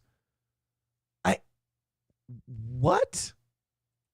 And B, we've got all this, like, evidence of how, like, this guy didn't even pay at the hospital. And I heard that he doesn't even have his tattoo. I know. And I'm all, you gotta be shitting me. But check this out, man. Judge should be like, guilty. Peace. Yeah. Ladies and gentlemen, welcome to the Washington legal system. That's just where we're going to be. It's all over, man. It's all over. Give it a couple of years, and Washington State will be infiltrated by the. So there's two things that are going to happen. You're going to want. You're not going to want to commit crimes in Washington because you don't know what kind of lawyer you're going to get. And two, you're going to want to become a lawyer in Washington because the standards are dog shit. Absolute dog shit. Balls Deep, thank you for the $5 on PayPal. And Daniel, thank you for the $10 on PayPal. And he makes that one recurring. That's very nice of you. Thank you, buddy. We appreciate it. That's going to bring us to 155 away from today's goal. Guys, go ahead and get in there. Jump in. Knock out that goal. We wanted to get under $100 by the top of the hour. We've got 12 minutes to do that. There you go. Streamlabs, PayPal, Venmo, Super Chats, memberships, gifted memberships. We want to knock this out, do an hour of overtime for you today, and then call it a morning. Daniel says, do you find it odd that Marines don't know what the industrial war complex is and how we fight for money?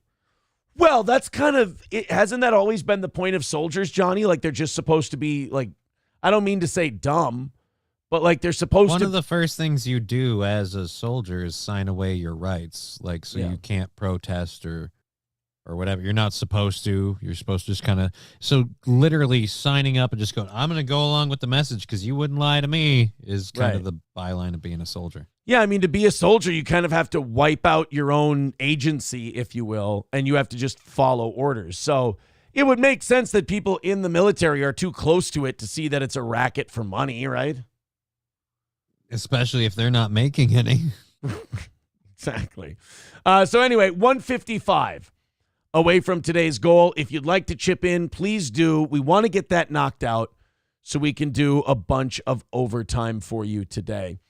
A man was shot in the head and torso Sunday morning in Bunnell, Florida by a hunter. Now, hunting accidents happen all the time, right? I mean, yeah. It's sad. It's not good. It's terrible. And sometimes it really is just an honest accident. Like, there's a reason you're supposed to wear certain colors when you go hunting so people know it's a human and they don't shoot at it. Well, a man was shot in the head and torso Sunday morning in Florida by a hunter who believed he was shooting at a turkey. I'm sorry, sir, but your hunting license has to go. Don't worry, we don't make you get a license for that anymore. You just have to buy a gun. You know what? Not enough black people were getting hunting licenses, so we had to. We just have. We to. didn't want the system to be racist. All right, right? Like, look, we didn't want forward thinking and aiming. Hey, can you tell the difference between a turkey and a person? I mean, I guess on a good day, don't worry about it. Here, take your license. You'll be good. Are you sure he wasn't a turkey? When I shot him, I could have swore he squawked. What? Like right when I hit him. Cynically Insane says, if he had your neck, Aaron, I could understand the mix-up. You know what? Fuck you guys. I'm leaving. I hate you. I fucking hate you. And that marks the death of Butterball Aaron Imholt. I think we found a new boxing name for you. Now I just thought of that. Old Gizzard Aaron Butterball Imholt. Old Gizzard Neck died today after being mistaken. Cynically Insane says, I'm cutting deep today, boys. You sure are. leader of the Genio radio show. Watch the guy actually get acquitted. They're like, what happened? Well, I saw his neck first. Your Honor, Exhibit A, here's his neck. Judge is like, I'm going to take this one out of the jury's hand. I'm going to call this fait accompli. This one, not guilty. Dude, did you see the beak on that guy? All right. That is insulting to Mr. Schwartzman. I want you to take that comment back. He shot me because he thought I was a turkey. All I did was have a little extra neck meat and a giant schnozola. I was pecking at a bagel on the ground. You wouldn't pass it up. A damn Jew boy. I'm sorry. That's boy, shooting someone because you thought they were a turkey. That sounds like a lame excuse the CIA would come up with to kill Kennedy. Oh God, we could have fun with that drop. Hey, LBJ, it sounds like you want to go into Vietnam, but as vice president, you don't have the authority. Is there anyone you could kill to make sure that happens? Hey, CIA, you guys want to get back into Cuba and overthrow Castro. Is there anyone standing in your way? I think they want to kill that guy. Oh. Hey, CIA, is there any family that keeps not taking a fucking hint and keeps trying to run for president?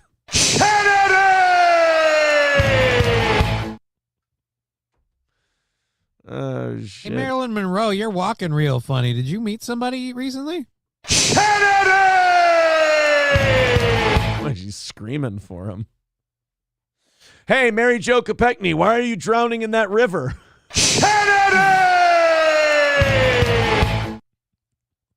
Ooh, I just saw that plane hit a mountain. Who was flying it? Wow, there's a lot of security in this kitchen. Who's going to be here?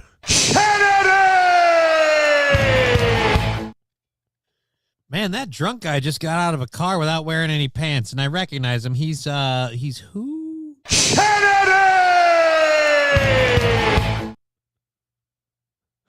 Oh, shit. Cynically oh, this is a good one. Cynically Insane says, who's that dumpy broad with the glasses on Fox News?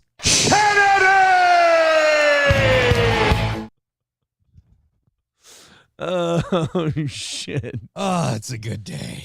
Hey, who's that lady that ruined Star Wars? Kathleen, what's her name? Thank you. Oh. By the way, guys, 155 away from today's goal. I think you want to give us money for this bit. How did we turn a story about turkey hunting to a Kennedy thing? Into Kennedy. It was through assassination, ironically enough. Just like the CIA. Hey, it's dangerous to have the drop top down on that while that guy's in that car. I mean, especially in such a high security situation. Who's in that convertible?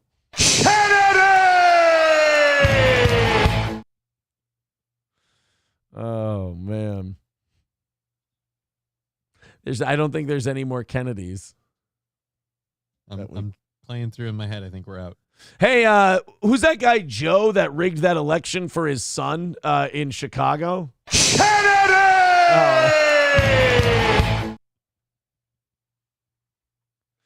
Oh. Remember, guys, they only started stealing elections in 2020. Right. That was the only time that's ever happened.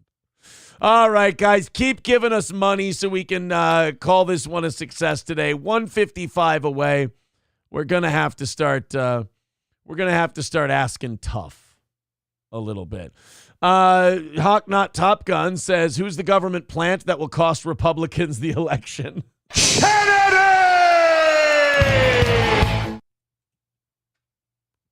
It's just fun.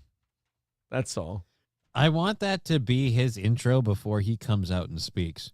Because that would be hilarious to have that kind of big booming voice. And, all right, now I'm going to explain my foreign policy, and we're going to do things to help the middle class succeed in America again.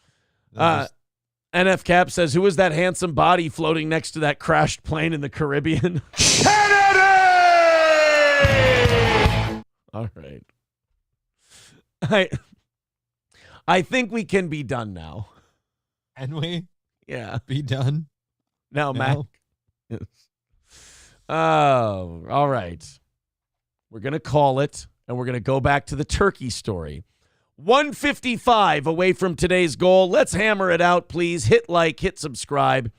We appreciate your contributions. So this guy shot somebody. This guy shot somebody. He shot somebody thinking the person was a turkey. I am really excited to hear how one person... What are you, the vice president? Yeah. Didn't Dick Cheney think that a guy was a quail? No, a guy supposedly stepped in front of him or was in front of him while they were shooting at quail, and he unloaded a whole bunch of birdshot into that guy's face. Oh, just fuck. And he got the apology, too. Yeah. Oops. Sorry, I kissed your gun. Yeah, Dick Cheney got the apology from the guy who got shot in the face. The guy should have turned around and went, "Are we square? Are we square? I got shot in the fucking face." Get your sound drop ready. Cheney shut the shotgun off, and he's like, "Oh, I'm sorry. I thought you were a damn Jew boy." I know. I'm just kidding. I know. I was doing that one on purpose. That ironically still works. Yeah, they both work. But actually, it was if George H.W. Bush would have shot him, he would. Oh, sorry, I had a flashback to when I shot Kennedy. Hey, George W., why are you president? Oh, it all started when my dad planned to kill Kennedy. Oh, Hitler, why are you in hell? Who did you kill? A damn Jew boy. That's not, well, it's not inaccurate. I think that's pretty close, if we're honest. Hey, where'd you go? I took my camera off the screen because I'm fixing something and I didn't want to distract you with moving things. Are you fixing your wiener? No. Oh. I'm cleaning my desk and moving things out of the way, and I didn't want to have all of that shit happening on screen. All right, let's figure out how you mistake a person for a turkey. And not because you saw my neck first, you dicks. The hunter said he fired his shotgun before realizing in the low light that male turkey was a decoy, police said. The hunter said he then heard someone shout that they had been shot. That's got to be like, you think that the worst moment as a hunter is when you go out hunting and you don't shoot anything and you don't kill anything. You feel like you're a shitty hunter. But you don't understand. That's just getting a 0 for that day. You can go into negative territory, which is, I bagged a human.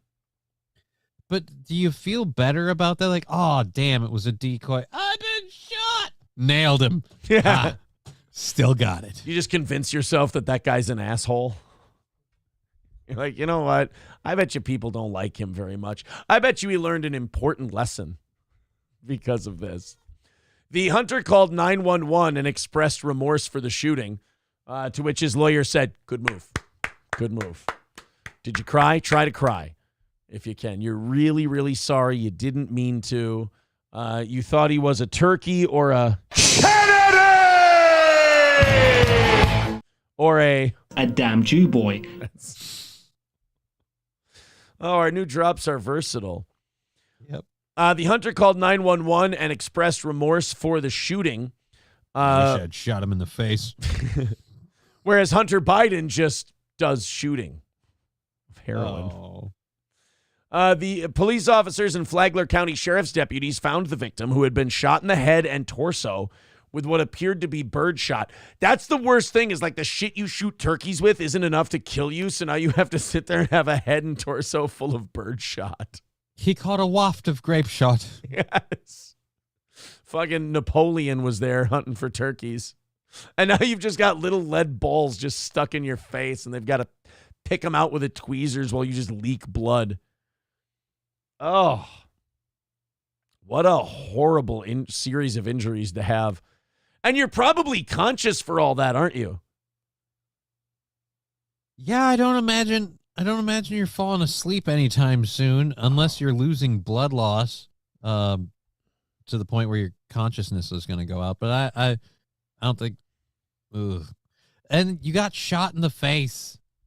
It's not going to go well. Like, even if it heals, you're going to be pockmarked all over. Like, yeah, hey man, why do you look like Swiss cheese? Because I got shot in the face. That's gonna scar up real bad. Mo Green says we go to Pancake's house. That's not that part of the movie. No, I'll get this turkey. He's hunting with another guy. He goes, I got this turkey. Let me do the shooting. Oh, daddy. Oh, daddy. Oh, daddy. I'll let you do the shooting, huh? You're a real smoothie. Oh, shit. There's no way. Once you shoot a guy hunting, you have no choice but to just call 911 and just hope they don't charge you with anything.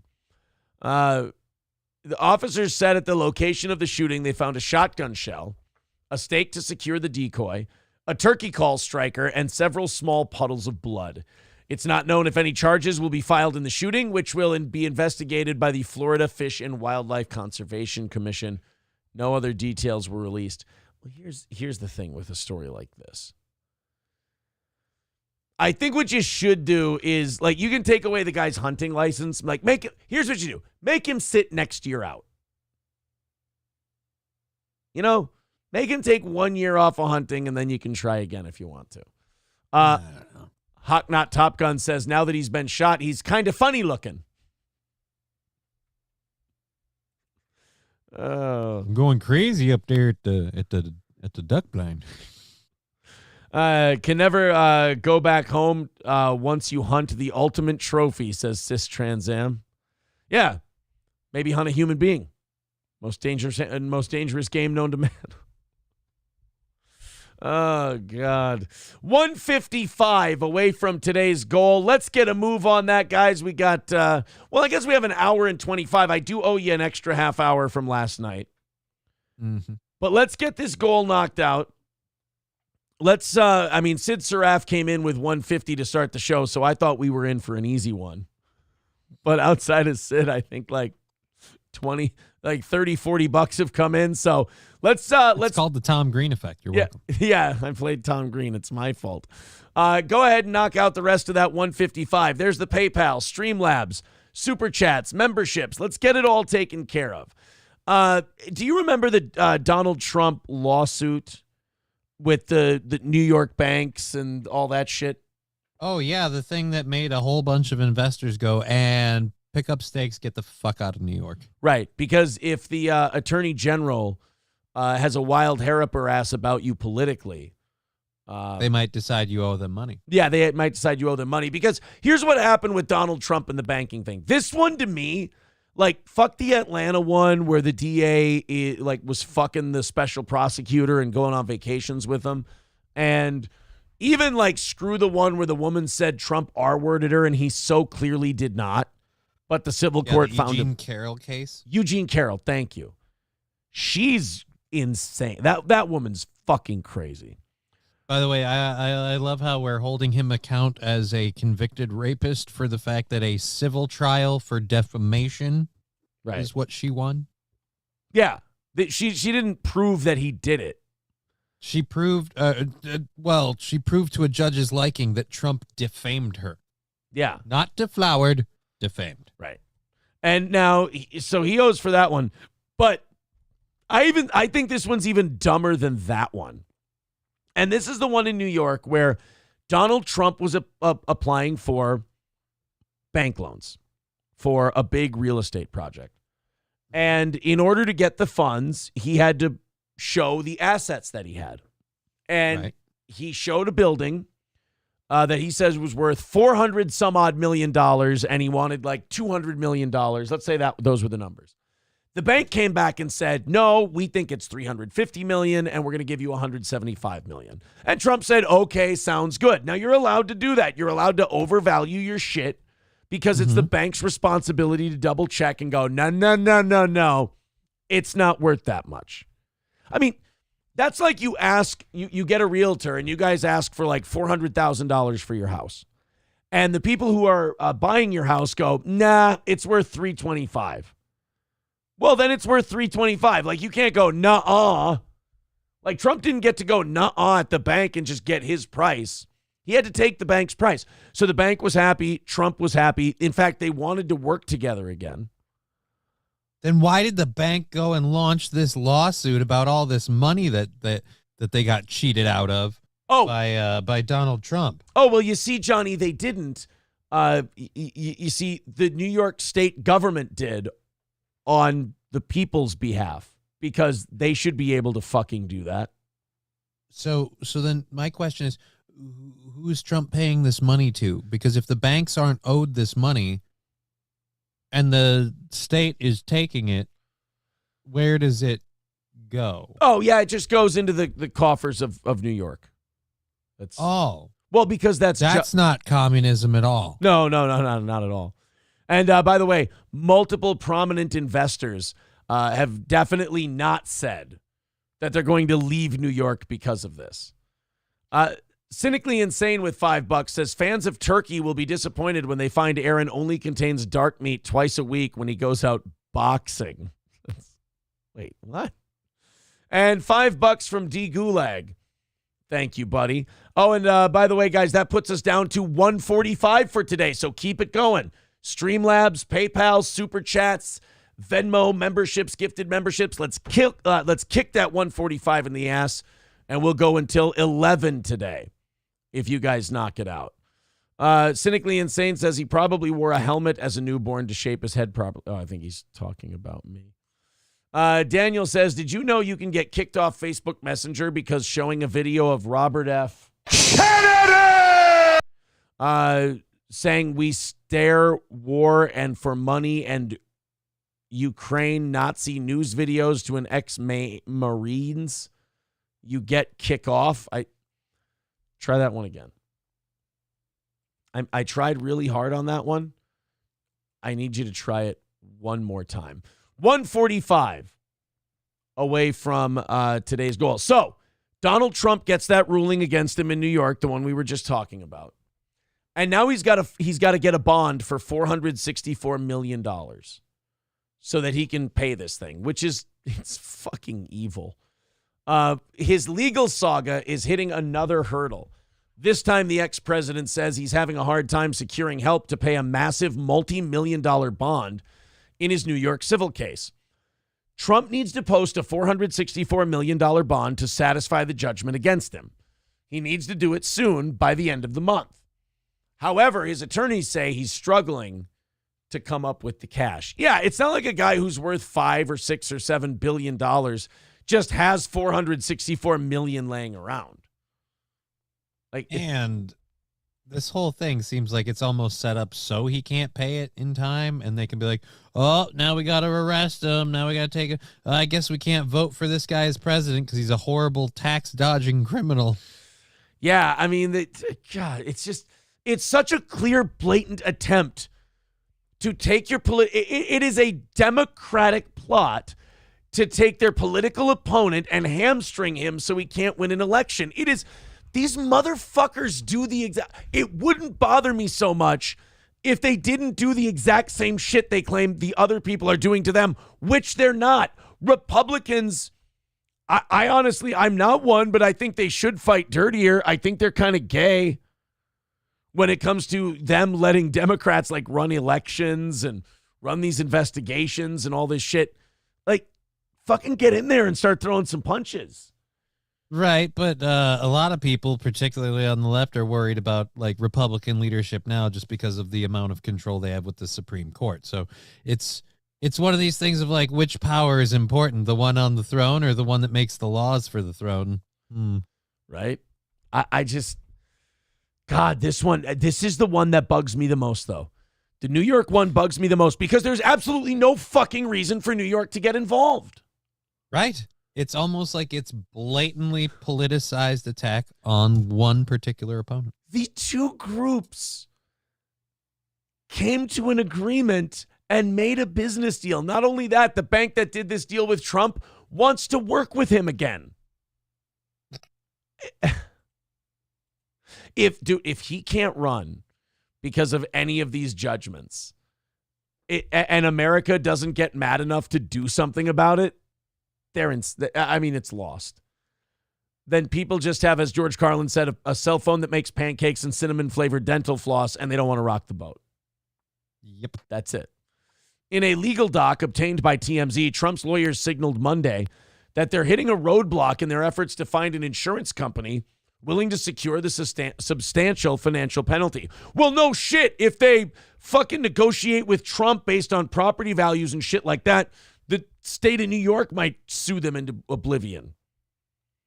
Now, Trump's team explains they've unsuccessfully approached 30 underwriters to back the bond writing. The amount of the judgment with interest exceeds $464 million, and very few bonding companies will consider a bond of anything approaching that magnitude. Yeah, it's almost like they pulled this astronomical figure out of their ass and it's never been done before, and they expect him to make it happen like some sort of miracle. Actually, I think they expect wholeheartedly for him not to make it happen, and it's baked into the plan. Do you think... No, not if I can help it.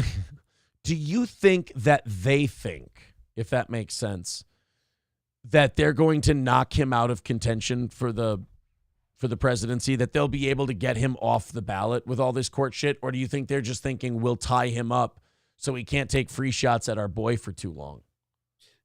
I think they're hoping to get him off the ballot, but the thing is, like you said, I don't see them getting him off the ballot and that going well. Like, I don't see a lot of people being like, yeah, we support Trump. We love Trump, MAGA America. And it's like, yep, but we're going to lock him up. Yep, I'm going to stay home. Yeah, those people aren't. I don't think they'll stay home. Not at all. Hobo Chili says, nice pose there, and those titties are really popping out. Thank you, Hobo. Appreciate it. Thanks, buddy. All right, I'm going to open up these 8 o'clock hour stories. I'm also going to tell you about our friends at Stoney's Bar in downtown Rockville, and you guys are going to knock out this $145 goal today. That's what I'm stressing about currently. Streamlabs, PayPal, Super Chats, memberships. You guys all pitch in $5 or $10. We'll get this thing knocked out in no time, and then we'll give you an hour of overtime today. We'll go until 11 o'clock if we knock this thing out. But Stoney's Bar in downtown Rockville, Minnesota. Of course, Stoney's Bar with a great selection of beer, wine, liquor, pizzas, great live music on the weekends. Of course, the TVs and all that, any kind of sporting event you want to watch, check it out at Stoney's Bar in downtown Rockville, Minnesota. That's Stoney's Bar, the best dive bar in central Minnesota, no doubt about it. Also, Midland Armory in downtown Foley, midlandarmory.com. If you go to midlandarmory.com, make your order, your next firearm or accessory or anything, optics, knives, you name it. Order it and use the promo code SteelToe and get a nice savings on your order. That's Midland Armory in downtown Foley, midlandarmory.com. Again, midlandarmory.com. All right, Johnny, here's what I want. Last time. This is the last time. I don't know if I've been retaining fluid or whatever it is. Yesterday, I peed 0 times. Today is the 3rd time on today's show. This is going to be the last one, and then I'm going to come back. I'm planning on going till 11 o'clock today. You guys are going to knock out that 145, and we're going to 11. Coming up next, an article in the publication New Scientist is attempting to normalize cannibalism, saying that it could be a really good way to stop world hunger. If we just, what? That's a movie quote. God, what's the name of the movie now? Oh, shit. It's a British movie. It features a chick in the lead role, and I'm trying to remember. Oh, I hate it. It sounds terrible. They go in. It's one of these things about a disease taking over a place, and like a part of the country got walled off, and they go in there to find someone who's immune because the disease came back. I'm trying to remember the name of it. It's pissing me off now. Well, in the meantime, someone will get it in the chat. In the meantime, Aristocock TX says Aaron's growing his beard to start a one-man band. ZZ Bottom. It's actually pretty good. ZZ Didn't Bottom. you need to use the bathroom? I'm going to in just a second. I just had to tell everyone. Are you waiting for like a go signal? No. From, like headquarters, like you may pee now. I just really liked that ZZ Bottom line, and I wanted to show my appreciation. And I had to tell everybody about All Care Towing, 320-253-5203 for All Care Towing of St. Cloud. Trucks and wreckers for motorcycles to heavy-duty equipment. That's All Care Towing, 320-253-5203 for All Care Towing of St. Cloud. All right, guys, I'm begging for money. 145 away from today's goal. I want you to knock this out. After Sid Saraf came in and knocked out damn near half the thing in the beginning hour of the show, I want to see you guys knock out the rest. So please throw us a few bucks and knock out that last 145. Streamlabs, PayPal, Venmo, Super Chats, memberships. Let's get it done, guys. Maybe by the time I come back, who knows? Johnny, I'm going to make it back in record time. I'm going to say a minute and a half because it's almost already out of me as it is. I've been sitting here so long. All right, back in a second. Knock it out, boys and girls. I want to be on the air until 11 again. He wants to be on the air till 11 again. I'm pretty sure that the water bloat explains the tits. Johnny, it was World War Z. Walled off country was Israel. Thank you very, very much for that, Dr. Silverwolf. No, it wasn't World War Z. I'm still trying to look it up. I'm trying to find... I remember it having a lot of cannibalism in it, and there's a line that she says, if you're hungry, have a piece of your friend, and it's the end of the movie. I'm trying to fucking remember it, and I hate that my brain screws this shit up. So Sid was just fucking with you, making you comfortable and giving your hopes so cynically and saying, well, at least he did that. That was better than nothing. It's a hell of a lot better show than if it had been a slow, sad slog through nothing all day. And then somebody's, water bloaty and pissy and having to pee. That would have just been a whole confluence of bad things at once. Brother, that comes to Aristocox, I just thought the chat would be more receptive. Oh, I'm sorry. Yeah, I don't know what that movie is, and it's driving me nuts now. I have to go to IMDb or something to find it. What movie? Which one? The one that I was just talking about, and I can't remember the damn name of it. Hey, Johnny! What? Johnny! Race War! Race War? Race War! What are you talking about? Race War? Didn't we always talk about wanting to do that? No? What? Race War! Hey, is that Wendy? Voice down. Is that Wendy? Wake up, Wendy. Is she? Yeah, that's Wendy. Hey, bring her with. No, wait, don't bring her. Wait, what is she? She's Italian. Yeah, don't bring her. Sorry. All right, guys, give us money. Give us money. Give us money. In the next hour, we got to knock out that 145, so get to it. All right, let's find out why we should be eating each other. And not in the fun way. Literally, basically when someone dies, we should be carving up their corpse and serving them. Just when you think the world can't possibly get any crazier, an article by New Scientist comes out claiming that we need to revisit the stigma surrounding cannibalism. Get ready to go down this road with us, boys and girls. You know what's funny about this is there is not, in any of our countries, there's no reason for, America to be discussing alternative food sources. We're good. America's biggest problem is that we're giant fat fucks. Our biggest issue is we can't get skinnier. Yeah, plus, Americans can't be cannibals. We won't catch and eat other people. Right. Well, although I suppose we'll get weirdly smart about it. Right. Are they opening Haitian restaurants near you? Says Cynically Insane. Now look, Johnny, was the movie called Doomsday? Doomsday might be it, actually. They're saying Doomsday in the chat. Doomsday might be it. So if you're an American and you start advocating for cannibalism, you can't hide behind the whole, oh, well, I'm just trying to find another way to, solve the hunger problem. No, because Doomsday. We don't have a hunger problem. So all you're doing is advocating for cannibalism because you want to eat people, you fucking creep. That's what it truly is. But let's hear him out. The article's title alone is enough to send chills down your spine. It's called, "It's Time for a More Subtle View on the Ultimate Taboo, Cannibalism." On Pornhub, it says the ultimate taboo is incest. Well, now it's just how the creators make their content. Well, I guess they both involve eating. Now, why haven't we knocked out today's goal? Get down to business. They're both the forbidden meats. The article's title alone is it time for a more subtle view on the ultimate taboo, cannibalism? This is why you never start an article with a question, because it gives the reader the chance to answer it and move on.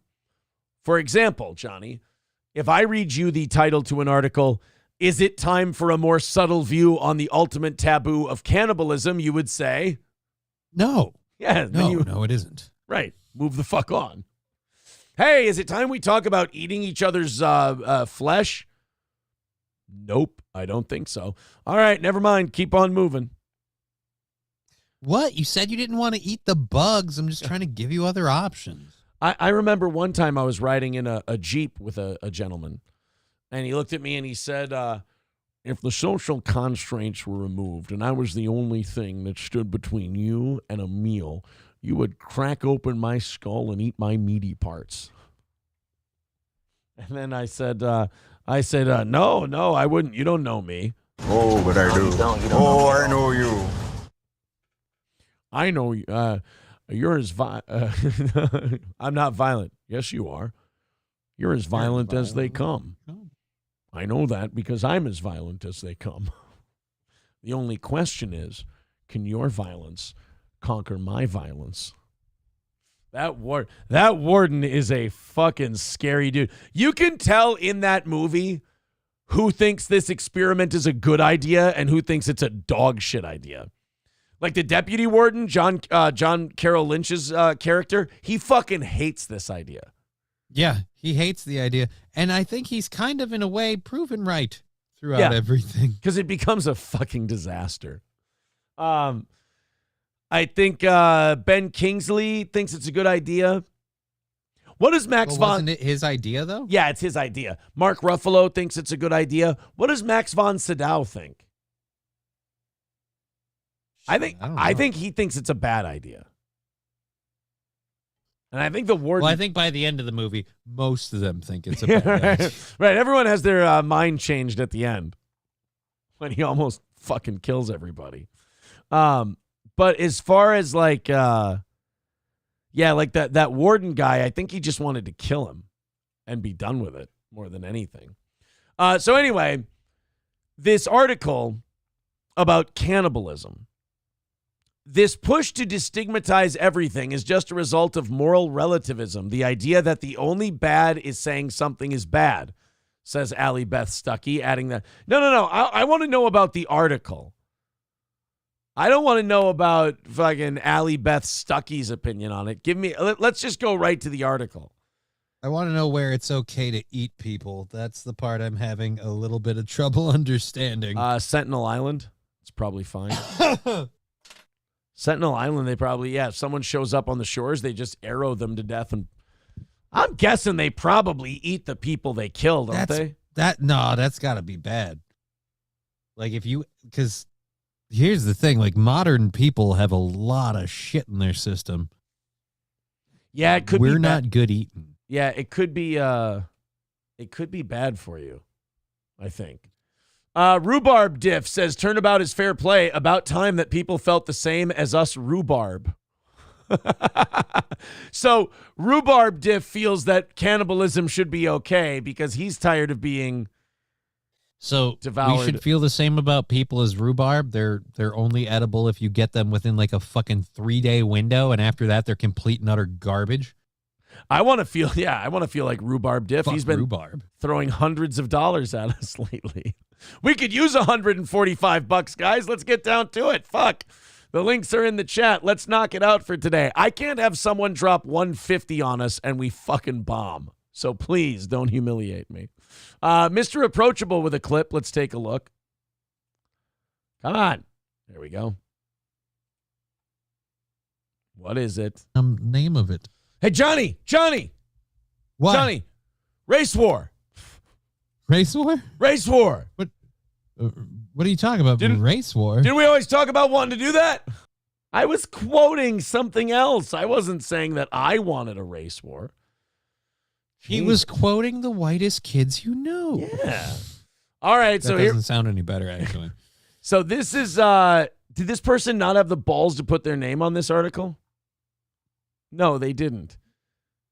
Wait a minute. You want to talk about fucking eating people. No, Hannibal Lecter. You don't get to put this paper out there without a little bit. I need to know who's planning to eat me. Yeah. All right. Come on, Ed Gein. Fucking chill, all right? Put your goddamn name on the piece of paper, Albert Fish. That guy was a real jerk. So the article, here it is. It's titled, Is it time for a more... Is it time... Sure. Is it time for a more subtle view on the ultimate taboo? Cannibalism. Written by Barbecue, the gang leader of Haiti. New archaeological evidence shows that ancient humans ate each other surprisingly often, sometimes for compassionate reasons. The find gives us an opportunity to reassess our views on the practice. Yeah, you know what else they didn't have? Refrigerators to keep food cold and preserved. If you love it, set it free. If it comes back, slather it in barbecue sauce so you can eat it and it'll never leave you again. Wait a minute, what? Yeah, that's... Yeah, if you're like honestly advocating for cannibalism at this point in time, you just want to eat people. I'm sorry. It is the ultimate taboo. In most societies, the idea of one human eating another is morally repugnant. Yeah. Almost. Okay, so far I agree with this article. Even in circumstances where it could arguably be justified, such as a plane crash in the Andes in 1972, and starving passengers ate the dead to survive, we still have a deep aversion to cannibalism. Wait, do people shit on the Andes Mountains people for eating each other? I don't think anyone shit on them, but I think it's considered taboo. The people themselves didn't look upon it very highly. Right. I don't remember anyone be like, getting trapped in the Andes, damn near freezing to death. Worst part of my life. Upside, though, Ted was goddamn delicious. I mean, I don't know what his parents had been feeding him, but wow. Usually if people resort to cannibalism and then they get rescued, this is often the response you'll see. Oh, God, the things we've done. And then a lifetime of therapy to approach 75% of normal. This person shits themselves when they see a fucking pork chop. All right, just stop it. They're going to be vegan for the foreseeable future, I believe. So let's continue on. So far, they're letting us know that we find cannibalism repugnant. All right, so far, so good. Where's the butt? Well, they ate it. It's the healthiest piece of meat. One of the survivors, Roberto Canessa, has since described the passengers' actions as a descent towards our ultimate indignity. Ethically, cannibalism poses fewer issues than you might imagine. Oh, here we go. Here we go. We're going to again, this doesn't strike me as someone going, oh, this is good for the environment, or, oh, we should do this to put less strain on the food source. This strikes me as someone who just wants to start eating motherfuckers. Oh, I found a really interesting recipe for long pig, and I'm just thirsting to try it out. Yeah, they're like Will Graham and Red Dragon. They open up a book and find a recipe for sweetbreads, and you're like, what the fuck is this? You turn around, you get a fucking knife right in your gut. Be ever so gentle, like slipping into a warm bath. Then he shoves those arrows right in his fucking side. Oof. Oh, was that a nasty fight? If a body can be bequeathed with consent to medical science, why can't it be left to feed the hungry? New Scientist writes. So, if you can donate your body to scientific research, which, your body can be used to like cure diseases and, work on different treatments for different ailments. This person's saying, why can't I just crack open your skull and eat your meaty parts? So what you're saying is you want to be able to donate your body to food. Who's really going to sign up for that? Like, oh, well, if I were in an accident, I want my driver's license to say I'm an organ donor. Yeah, I want my driver's license to say I am a buffet item. Yes. Put me in a chafing dish and call it a day. It's only going to be the fats that think of that. Like, if I die, I want to be doing the same thing I loved, eating. And then everyone's going to be like, dude, this is gross. It's just all fat. There's no meat here. Our aversion has been explained in various ways. Perhaps it is down to the fact that in Western religious traditions, bodies are seen as the seat of the soul and have a whiff of the sacred. Or maybe it is culturally ingrained with roots in early modern colonialism, when racist stereotypes of the cannibal were concocted to justify subjugation. Wait a minute. So now it's racist to not eat people? You've got to realize that the Native American cultures have a spiritual figure called a Wendigo, right? Like that's a Native American belief. It involves you becoming a demon because you're a cannibal because you began eating people. Jesus Christ. So it's wrong for the Native Americans. But when we don't want to eat people, it's racist. It's racism. Colonial racism. God damn. See, I thought it was just as human beings, we'd evolved to the point now where we went, hey, I got a freezer, a refrigerator, and there's fast food in every town. I figured I didn't need to devour human beings to live. Let's be honest. If a cow could hold a conversation with you, you'd have trouble killing him too. All right? Right. Like, if he could talk Vikings with me, I'd have a hard time blowing his brains out and eating them. Don't kill him. He wants Kirk Cousins back too. These came to represent the other to Western societies, and revulsion towards cannibalism became a tenet of their moral conscience. Get the fuck out of here. A slew of recent archaeological discoveries is now further complicating how we think about human cannibalism. No, it's not. Not to me. Speak for yourself, wants to eat people person. Hey, Johnny, have you heard anything recently that makes you think differently about your position on cannibalism? No, in fact, all I ever hear is reaffirmations. Like it was big in Brazil for a while, especially ritual sacrifice. But yeah, I feel as an overall practice, people aren't probably good food source. No, I don't think they are. And I'm going to have to politely disagree with you, sir or madam. The person who wrote this and wouldn't put their fucking name on it, because here's the thing. If you won't put your name on it, you're being disgusting as shit because you don't want people to know who said it. It's like when you say something to people that's really exposing because you think they'll agree with you and they go, no, I don't think so. And you're like, guys, I'm just saying that, maybe children, can grasp, sexual identity at age 3 and can consent.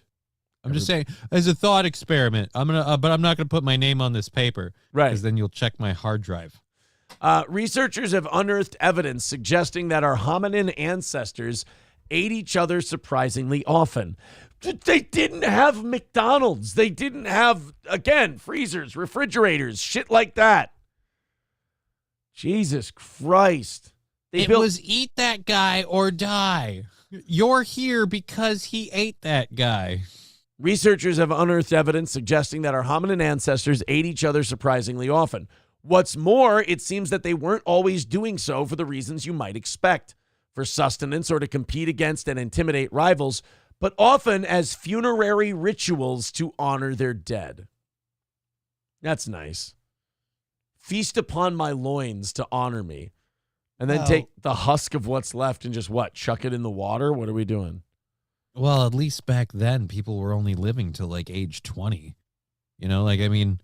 Like, that's prime me. Like, think about it now. Like, all right, everybody, gather around. Let's gum up on grandma. Yeah, a 91-year-old. Like, seriously, it's going to be bones and Laffy Taffy. That's all it is.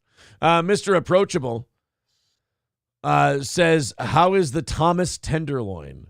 Yes. Boiled boob of Betty. Joe Justy says, finger food. Jesus Christ. 145 away from today's goal. Get it done. Let's do it, guys. Streamlabs, PayPal, Super Chats, memberships. Come on. Let's get her all taken care of for today. We're here until 10:30, 11, if we can knock out that last 145. Like it or not, then, cannibalism is an important part of our story. The fuck it is. Let it be an important part of your story. Well, if they get their way, it sounds like it will be. Right. The question is, who else is part of that story? You know, like a leg or an arm. Right, and who gets to say no? Like, if someone dies, and do you just get to claim it? Like, if you find someone dead, do you just get to go, all right, I'm going to get this out to the garage. We got to clean it. We got to get it all butchered up so we can serve it tonight. It's 2024. You can't just have a wake. We got to serve the person at the wake. So it's now a wake and bake.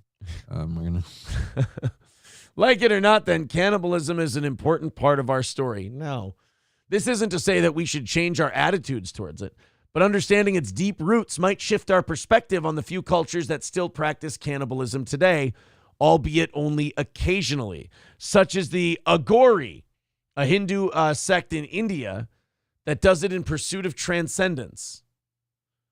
Yeah, cool. They're fucking weird. Above all, these discoveries invite us to reconsider our revulsion to cannibalism in the context of our evolutionary past. Yeah, no. Yeah, it's not doing what you think it's doing. Hey, man, what you eating? Jerk Crispin. Yeah, I really understand what you're going for. I understand what you want. But have you tried lemon pepper Perry? It is amazing. Please try barbecue, Bob. It's really, really good, and you're gonna love it. I mean, don't knock it till you try it. God, something's really eating at me. Oh, I hope not. Have you tried the veal? What's it made out of? Young human. Like, what the fuck? We're eating kids? I'm sorry, but it's the most tender meat. All right. This is creepy on multiple levels now. Christ almighty. No. Can we just get a psychological profile done on that person who wrote that article and just tell them that we only let them write that so that we could see who they are and so we could lock them up? Hi, I'm wondering, I see the chicken, I see the beef.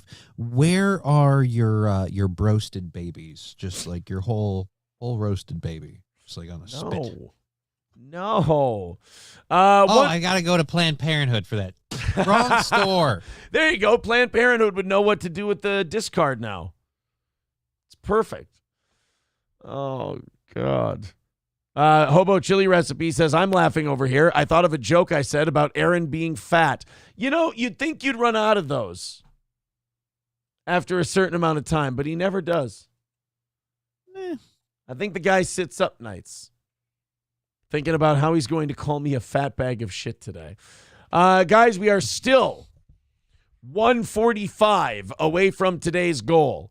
Knock it out. Streamlabs, PayPal, Super Chats, Venmo, memberships, gifted memberships. Let's hit it. Let's knock it out in the next 20 minutes here and do 1 hour of overtime today. We had a big drop by Sid Saraf, and then it's been dog shit ever since. So finish it off, and let's go until 11 this morning. Whether you're on YouTube, whether you're on Rumble, Facebook, Twitter, no matter where you are, we are begging for money on a Tuesday again. Here we go. Mr. Beast has struck a deal with Amazon to get his own competition reality show. I know this is going to be incredibly unpopular, but I like him. I don't have a problem with it. I mean, I don't hate him. I don't like him or hate him. I consider him indifferent. I'll love him a lot when he starts getting around to fixing crippled people so they can walk again. I'll be in on it then. Maybe that's his next thing. I mean, he's already what? He's healed the blind, right? Right. He's helped the deaf. Yeah. He'll make his way to MS. I don't know. I just I need a little bit of walking ability and a financial kickstart to solve what has been a shitty year for me already. He can solve both of those things.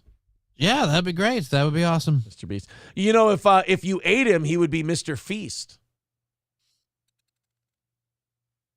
I don't think he's kind of lanky. Like I imagine there's not a lot of meat on that guy. Mr. Beast is kind You of have to eat Nikocavo with avocado. I mean, it would seem like the thing to do, right? Now, Mr. Beast, the popular video creator known for his big philanthropic gestures and extreme stunts, is making the leap from YouTube to Amazon Prime? Wait, so he's done? Well, I mean, there's no reason he can't put clips of his show on YouTube. I guess.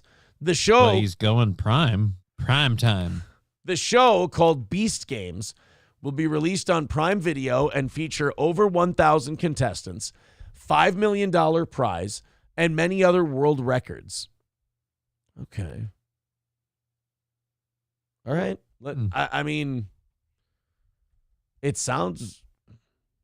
I know it's not going to be what I want it to be, which is like the new modern day Takashi's Castle, where we just get a bunch of like fat, just middle of the road Americans to like compete in games they are not physically fit for. Yeah. And just watch them fail horribly.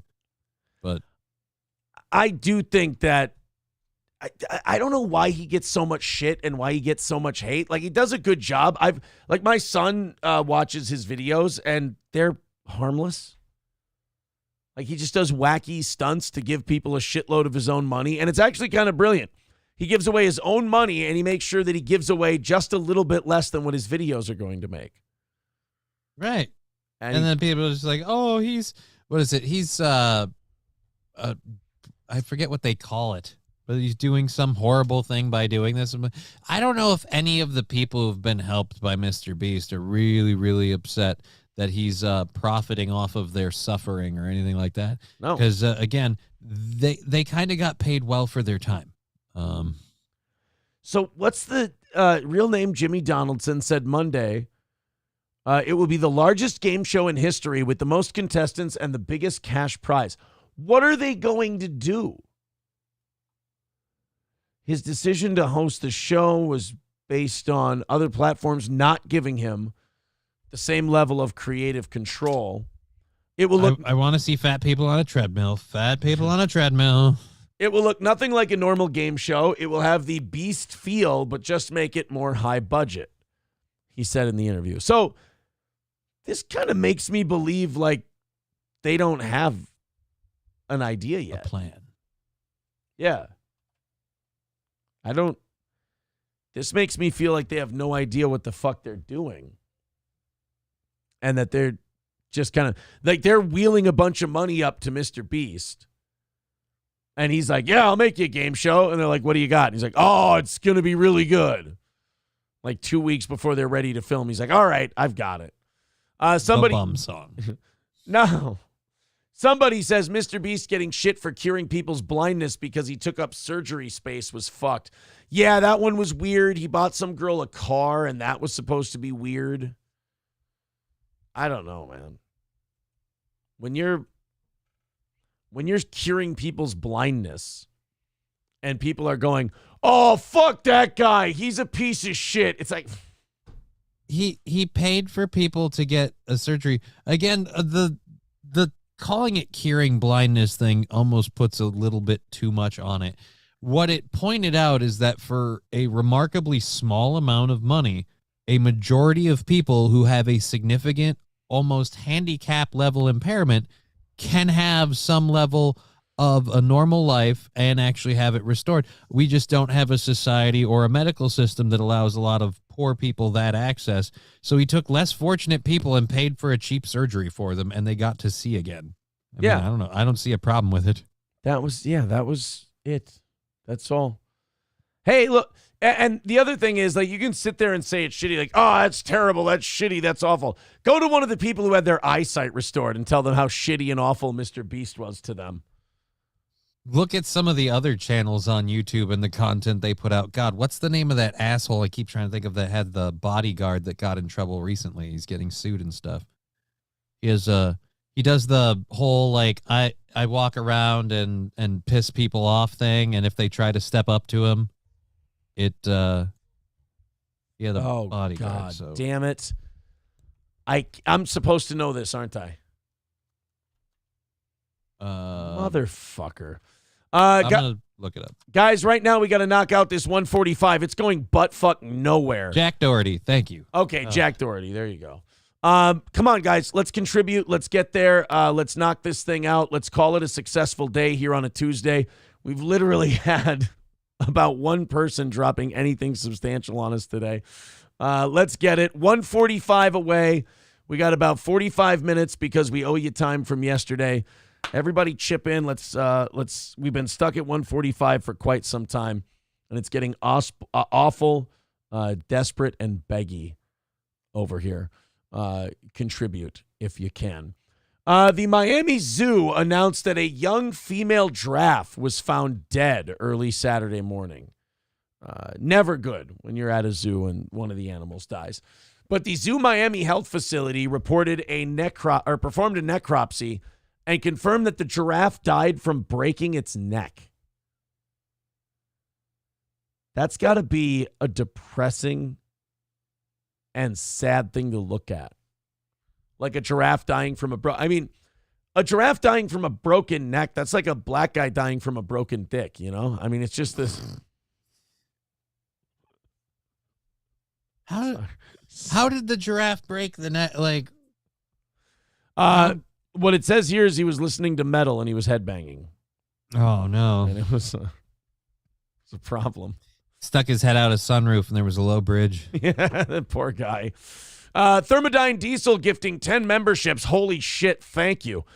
Cis Trans Am, Tridio, Cynically Insane, Dead Fool, MN Sasquatch, Blazing Blue Tongues, James J. Weed, Salty Newts, The Beast of Busco, and Strippers Got Me Banned.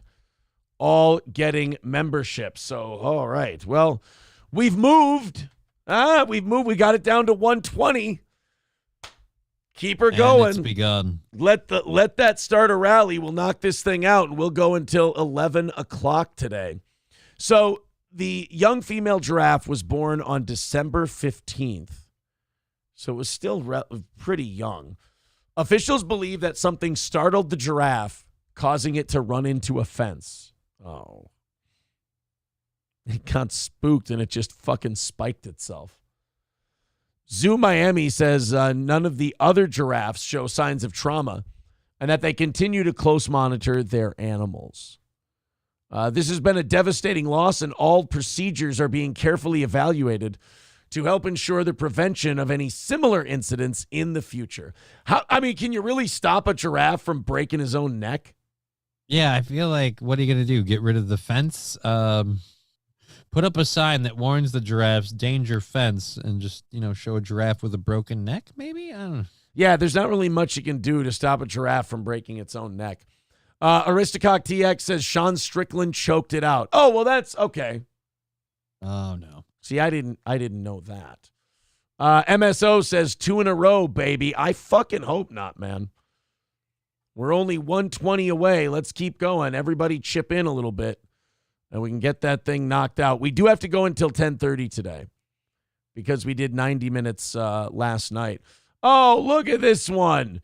Dead Fool says, hi, MSO. LTNS. I don't know what that one means. $100 from Dead Fool. Long time no see. Thank you very much, Dead Fool. Good to have you, buddy. $20 away from knocking it out. There you go. The rest of you can knock out that $20, and we'll do that extra hour. Thank you very much, Dead Fool and Sid and Thermodyne, for teaming up to get us close to knocking this thing out. All right, somebody's just going to end our suffering and hammer out that last $20 on their own, or they're going to do it 5 minutes at a time. Yeah, I would be fascinated. Like, I usually don't like morbid shit like that. I would be fascinated to see what a giraffe with a broken neck looks like. Of course. Wouldn't you? I mean, just to Well, see. it looks like a boomerang, but on one end there's a giraffe's head, and on the other head a giraffe's body. Scarface says, look how 90-degree angle. Scarface says, look how happy Tubby got. Why am I Tubby? I don't think it matters how much weight I ever lose. I'm always just going to be fat to them. I'm thinking it's the camera angle and the water retention, you know, just Yeah, that's true. I have had a fluidy morning. Yeah. So that could be it. You've been wringing it out like a sponge. Cynically Insane says, damn it, dead fool. We wanted to watch him sweat gravy. They could only torture a man for so long. You know? Before he finally... Why does he wear that Hulkamania shirt? Hides the mustard stains. Just Precisely. $20 away, guys. Atomic Ray says the Jews have been eating foreskins for eons. Look at them if you want to know about cannibalism. Jesus. I mean, I know the Moyles have, kissed the area. That one's fucking gross. Do you remember a few years ago, was it herpes? There was like baby herpes going around in New York. yeah, kids were getting STDs because, again, the traditional procedure of the Moyle circumcising the infant also resulted with him sucking the blood off of the dick. I guess gauze pads are not a thing in the Jewish community. And then I remember, who was mayor at that time? I think it was de Blasio. And he didn't want to confront the Orthodox Jewish community about it because he was worried that they were going to turn on him. And it's like, oh, okay, they're giving babies herpes, you fucking guy. I don't care what their religious proclivities are. We're not going to give the babies herpes and be okay with it. I could be entirely wrong about this, but it's my understanding that also that whole practice actually goes back to like they used to use their teeth or something at a certain point back in the day, like when medical implements weren't quite as common. I don't know. Ugh. Again, the whole thing is bad. The whole thing is bad. Right. Let's be very clear. Johnny is against Moyles sucking baby dicks. I know it's a really weird ledge to die on, but I've rolled my chair out here and I've engaged the brakes. We ain't moving. Dr. Silverwolf says, okay, seriously, all this Jew talk is getting to me. I had a dream about Jews making people breed with some kind of Jewish animal deity thing to use the offspring as livestock. Okay, that just sounds like you need to speak to somebody as a professional, but I'd check their last name first. They might take that one first. Yeah, I think that's actually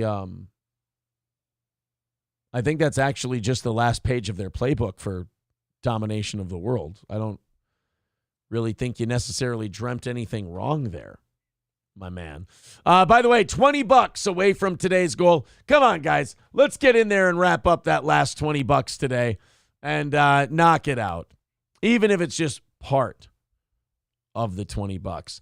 Hey, do you remember Stormy Daniels? Yeah, the lady that had sex with Trump, and he had the audacity to pay her for her services. Right. Yes, he paid her. Fucked her, paid her, and basically said, don't tell anybody about this. And then she told people. Doesn't that mean she has to give the money back? That's what I always thought. Like, if you, and I think a court did rule that she had to give it back. She had to give him money. She had to give Trump money from the sale of her book. And Stormy Daniels was this woman who had sex with Donald Trump, then told the world about it, even though there was like a $250,000 NDA. He bought her silence. And then she went and blabbed about it because he was running for president. She's some like MILF porn star. And a judge ruled that she had to give back the money. Now, and then remember, her lawyer ended up going to prison too for trying to extort Yeah, Nike. he was extorting money out of Nike or somebody. Yeah, what was his name? Avenatti. Oh yeah, I was really off. Michael Avenatti. Samsonite, I was way off. By the way, MSO says, can we at least make him sweat for the last $20? Don't make me sweat for the last $20. Can't you hear my voice? I'm going to have to go. I'm going to have He's to go. already dying. Yeah. My begging has taken my voice today. So we're going to be nice. Well, that and your bathroom breaks. Of course. Wait, why are my bathroom breaks taking my voice? I don't know. I guess at this point, I wouldn't be surprised if you go in and do some sort of weird 3 tenors thing, like while you're going to the bathroom. Fa, la, la, la, la, la, la, la, la, la, la, like you're just going nuts. It's actually what I do. Right. Celebrate that urine stream. The man is correct. By the way, thank you, Skeezy. The one stream that never fails. Thank you, Skeezy, for the $5. I appreciate that. Tridio says, Aaron, meet behind the dumpster at Arby's for the last $15. Fuck you. $20 is $20, homie. Especially in this economy. Oh, Jesus. I don't want to suck a dick in an Arby's parking lot for the last $15. Yeah, he'll do that for fun. God damn it. Don't take the joy out. Mandolinum with $5 over on PayPal. There you go. Thank you. That's how you do it. Now we're only $10 away. Who's going to be the one to do the last $10 on today's show? 10's easy. We'll get to that. And then we're doing an hour of overtime. We're going to be on until 11 o'clock. King Yeti says, smoking meth makes you hoarse, Aaron. So I said that for the last $15. I didn't want to suck dick in an Arby's parking lot. Tridio goes, is there a parking lot you do want to suck a dick in? We all know it's obviously love that chicken from Popeyes. Like, I mean, I was going to say Pure One Imports. I'm kind of a shopping mom. You want Aaron to sweat for the last $15, says Mr. Approachable, so one jumping jack per dollar should get that done. Thanks. Silverwolf says, I need that on a shirt. I don't want to suck dick in an Arby's parking lot for $20. I mean, it's a wordy t-shirt. Then you get people walking like, but what about 50? Like they're going to haggle with the number. They're going to haggle with what it takes for me to suck a dick in a parking lot. You guys are committed. I'll give you that. Tridio should be. Tridio says, I was thinking Casey's. Oh, okay. Let's take a look. We've got a couple of local stories that people are sending in also. You know what? This is not a pee thing. This is not an enlarged prostate thing. My voice is rotten. By the way, April, quick update, still despises patois. Yeah. She still thinks it's absolute horseshit. We got 1 hour left. Knock out that last $10 while I'm gone, and let's call it an ultimate begging success today. P.A. Cheddar says that's Pier 1. They went bankrupt. Yeah, that's why I want to do it in their parking lot. I know There'll be nobody to see. Yeah. I know there won't be any interruptions. I mean, there might be, because if there's just 2 cars hanging out at a Pier 1 parking lot, I feel like the cop will be like, well, they're obviously not shopping. Ryan the Garbage Man with 97 cents on PayPal says, show us that turkey neck jiggle. Still $10 away from today's goal. 10 minutes left. You fucking dicks. All right. I'm going to get to the Stormy Daniels thing and our last hour. And Johnny, think of something you might want to do long form if you do. Like we revisited the Tom Green thing. If there's anything like that you want to do this hour, think about it. Let me know. Hang out with the chat. We got the Stormy Daniels thing coming. We've also we've got to talk about that Riley Strain kid. You know, the kid who disappeared in Nashville. Yeah. He went to Luke Bryan's bar and then disappeared.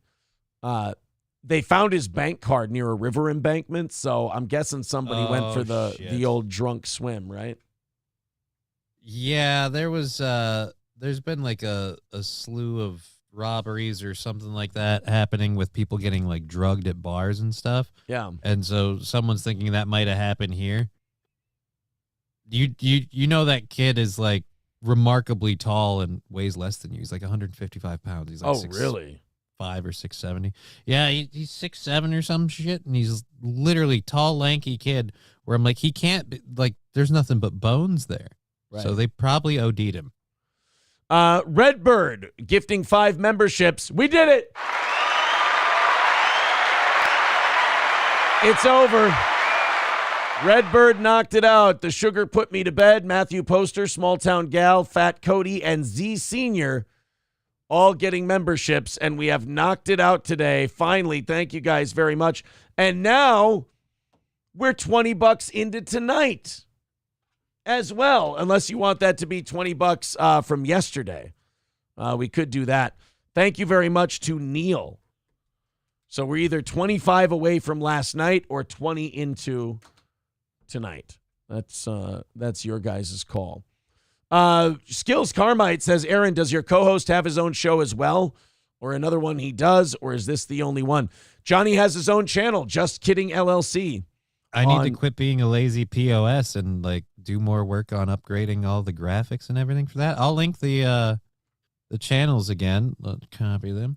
So there's one on Twitch, one on Rumble, one on YouTube. I'm thinking about starting to set up a Twitter and stuff too. If I get a couple more platforms, I'll be over triple digits because I get a nice small audience on everything I do. So we just keep adding platforms, numbers go up. Yeah, right. Just keep adding them. Oh, by the way, I believe Wild Card just went with $15. So that's 35. I mean, technically, you guys earn another 30 minutes of overtime for tonight automatically if we go 10 more bucks. Because that knocks out last night then as well. This is very interesting. Fascinating stuff, you guys. Thank you very much for the late rally. Am I imagining things, or did you say you had to tinkle again? No. I wanted to fill up my water. My throat is going. My voice is okay. Going to shit. So I was the tinkle part will happen later. I got you, homie. You do you. I have no more tinkles left to do. I want to do the Stormy Daniels story. I want to do the Riley Strain story. Okay. And then after that, I want to do some watch along shit in the last half hour of all right. Well, let me look at some of the old stomping grounds and see if there's anything. All right, we're gonna get. I'm gonna get out of here for a second. I'll go fill this up. I'll come right back. Johnny's got you until then. We're doing an hour of overtime when I come back. King Yeti water, like from the toilet. Yeah, man, you need to get the stuff with the electrolytes, Aaron. It's what plants crave. All right, it's what plants crave. Posterior attention with $9.99. Thank you. That I believe that's like 5 or something, 7. I don't know how he does math. He can do it later. He's a goddamn Jew lover. I've been fishing since sunrise, Sheriff. I've only seen that tree floating down this river. Wait a minute, Atomic Ray. Wait, is that a tree or is that a person? I'm not sure. We're going till 11. I don't know if you can convince Aaron to go longer, but I think after 11, I'll have to bail out because I have to begin prepping my show to do my show and go live again at 2. So we'll be doing that. Since I wasn't able to do a show Sunday and Monday, I want to make sure to especially get back at it today, and we won't have to worry about any sort of hospital issues. Brondo, it has electrolytes. Yes, that's what we were saying. I only drink Gatorade. Dude, I love Gatorade, but I don't know if only drinking Gatorade's a wise call. I feel like water might be a healthy thing to add to the mix. Gatorade alone could be bad. You're eating salami. No, actually, no, I'm not. I don't even have salami. I have some M&Ms over here, but I have been resisting the. Jesus Christ, man! The bread didn't even make it down here. He literally inhaled that. I didn't eat any bread. I'm what would this be called? Am I ketoing? Ketoing or going carb free? Am I going carb free, or I just love meat? There's a fast metabolism diet thing I did, and one of the things that I really got into from that was romaine lettuce with like roast beef and like a spread on it, and there's no bread. It's just a nice little. You wrap the whole thing up and you just eat it as is. It's great. By the way, you guys are getting an early look at what this show will be in 10 years when we're remarkably middle-aged. I will just be talking about the diets that work for us. Oh, dude, mine literally are impacting my life. By the way, Mindolin with $10. So you guys have earned yourself another 30 minutes of overtime tonight because you knocked out last night's overtime. So that's So I got to come back tonight now? Jesus. no. And then posterior attention with $9.99. So we're into tonight's goal as well. Silverwolf with $5 says, Johnny, you play Helldivers 2? Got to know if you're spreading that sweet managed democracy. With an iron fist, man. I freaking love that game. What is this game? Helldivers 2. You know Starship Troopers? Yeah. This is a game that's pretty much built like in a similar kind of universe.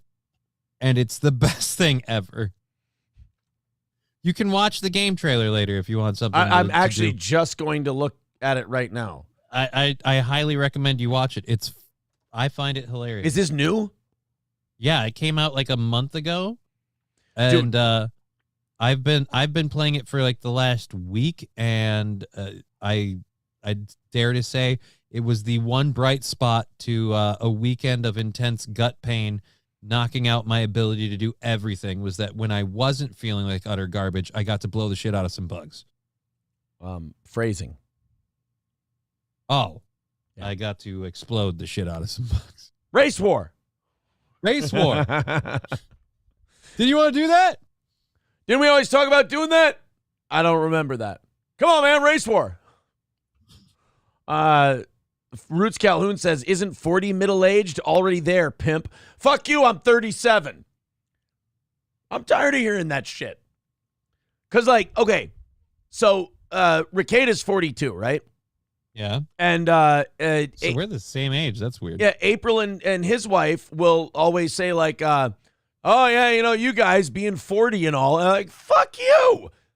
My thing still starts with a 3. That doesn't sound good either. It doesn't start. No, it's not 3 with a decimal point. It ends at a 0.5. So 3.5. There we go.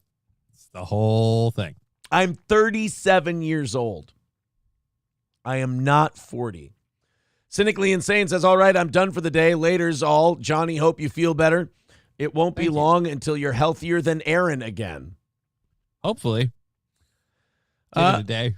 Mr. Approachable says, hang on to that optimism, Aaron, and keep thinking you'll be doing this in 10 years. I mean, I really hope so. I think what Mr. Approachable is saying, since he's been a fan of this show for about a decade, is that you have a tendency to be self-destructive. I mean, name 1, 2, 5 times that you've ever done anything to sabotage your own success. Right. I think if we make it 5, I think I can skate. Yeah, we can come in under the wire there. Yeah, I think so. By the way, you guys are $10 into tonight. We appreciate that. Very cool. Thanks for all your support today. Affordable Sign Guy becoming a member for 19 months. SH says 37 is almost 38, and 38 is as good as 40. Just embrace it. No. I refuse. Roots Calhoun says, Aaron called me spindly. I'm still pissed. I just assume that rappers from the Midwest are all they have that same kind of scraggly facial hair methed out look. You know what I'm talking about? Yeah, I know what you're talking about. I don't think he appreciated it. No, I didn't say he would appreciate it. I just meant that that's what they typically look like. I know I was friends with a couple of rappers in high school. Is that true, Crucifix? First of all, Crucifix had bars, so show some fucking respect. I was friend with a few rappers in high school. I know these tall, lanky, spindly motherfuckers spitting bars. Right, because you had a mirror. So, what I'm saying about Roots, I'm not saying that Roots is necessarily a methed out spindly guy. I'm just saying if all I know about you is you're a rapper from the Midwest, my educated guess is methed out spindly guy. As I discover more information about Roots, either from Freedom of Information Act requests or private investigators, then I'll change my hypothesis. Have we heard your response to his diss track yet? I was just curious. I've never. I'm so lazy to the point of disinterested. I want to do it. You know what keeps fucking me up though?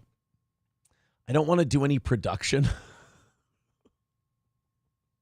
Like, I think really, really lazy. I know. If somebody could make everything and like write it out and perform it, I would upload it. I think I just want to do a cappella. I think I just because fuck Papa Doc, fuck clock. Yeah, I want to do that shit. I want to do like the last 10 seconds of the Papa Doc freestyle from 8 Mile. That's what I want to do. And then race war. All right, we got some shit. Okay, so I'm checking out this Helldivers 2 thing. Let's take a look at this. This is the video game that you play? Yeah. The Federation of Super Earth, keeping managed democracy safe with the lives of our... Wait, what the fuck is Super Earth? Is that our planet or is that a different one? It's Earth in the future. So there's like a new giant Earth, and so the overall civilization is called Super Earth. All right, I follow so far. Yep. Heroes, protecting freedom from tyranny with the gentle touch of an iron fist. But liberty's enemies march ever closer. Together, we must take back control of freedom. Together for managed democracy. Together for victory. Together for liberty. Together for liberty. Together. Are they fighting dragons? They're fighting giant bugs. Again, it's pretty much it's Starship Troopers, the game. Well, there is a Starship Troopers game, yeah. But this is better than. Wait that a minute. one. So What's managed democracy? It's their excuse for their dictatorship. What they're doing. Yeah, they're running around annihilating bugs to spread managed democracy. Like your character will literally throw a grenade saying "Have a cup of liberty," and then it'll blow up. Like it's the stupidest thing ever. And when you complete the missions, it'll be like amazing patriotism and all this other stupid stuff. What the? But again, it has the same kind of feel of the Starship Troopers universe, and it's hilarious. It's fun. They fight for freedom. Will you?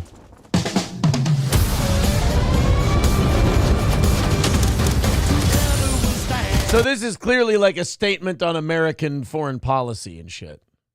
No, it's not a statement on anything. You just run around and shoot bugs, and it uses, again, the kind of uber patriotic, duty-bound servitude thing of like the Starship Troopers universe, but they can't copy that specifically, so it'd be infringing, so they just borrowed democracy. I mean, if you want to view it that way, me and my friends just like, hey, let's just go run around and shoot some bugs. Right. I'm thinking too hard about this game.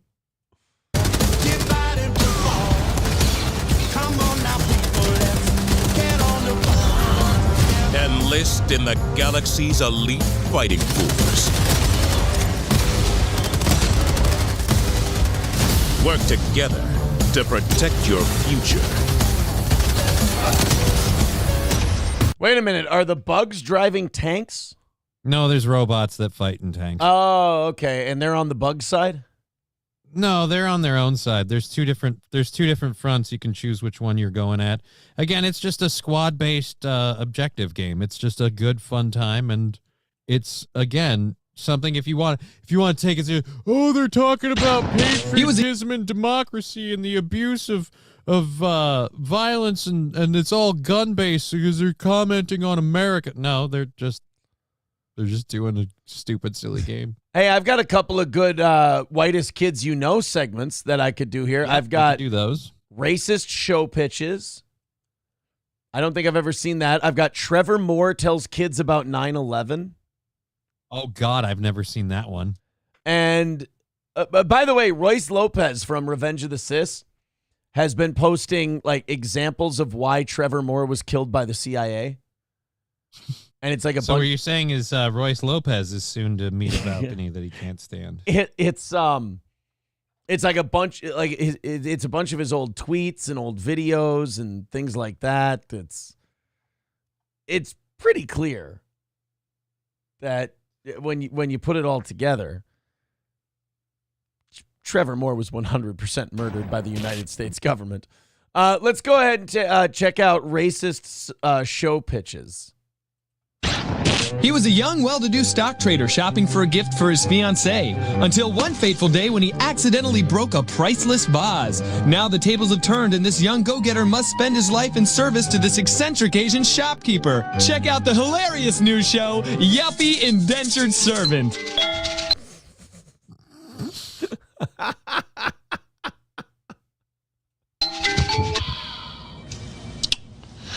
Well, the problem with your pitch is that the show is racist.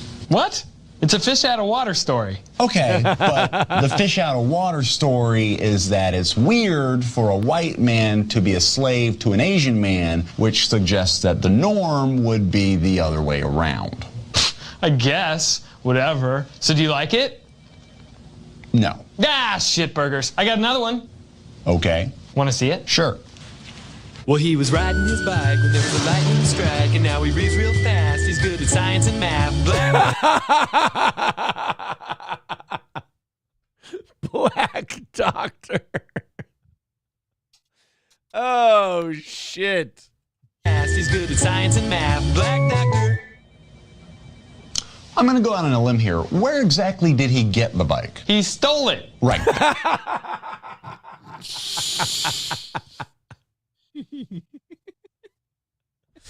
Oh, fuck. How did I not? love it. He stole it. How did I not know about these guys until after or before Trevor Moore died? Yeah, dude. Jesus. I feel the same way. That's what I thought. You know, I don't think we're going to be going down the road with Black Doctor. Really? Damn it. Okay, I got one more. Go ahead. It's called Jewtown. Nope. How about Too Many Lesbos? Nope. What's the deal with Mexican tits? Go away.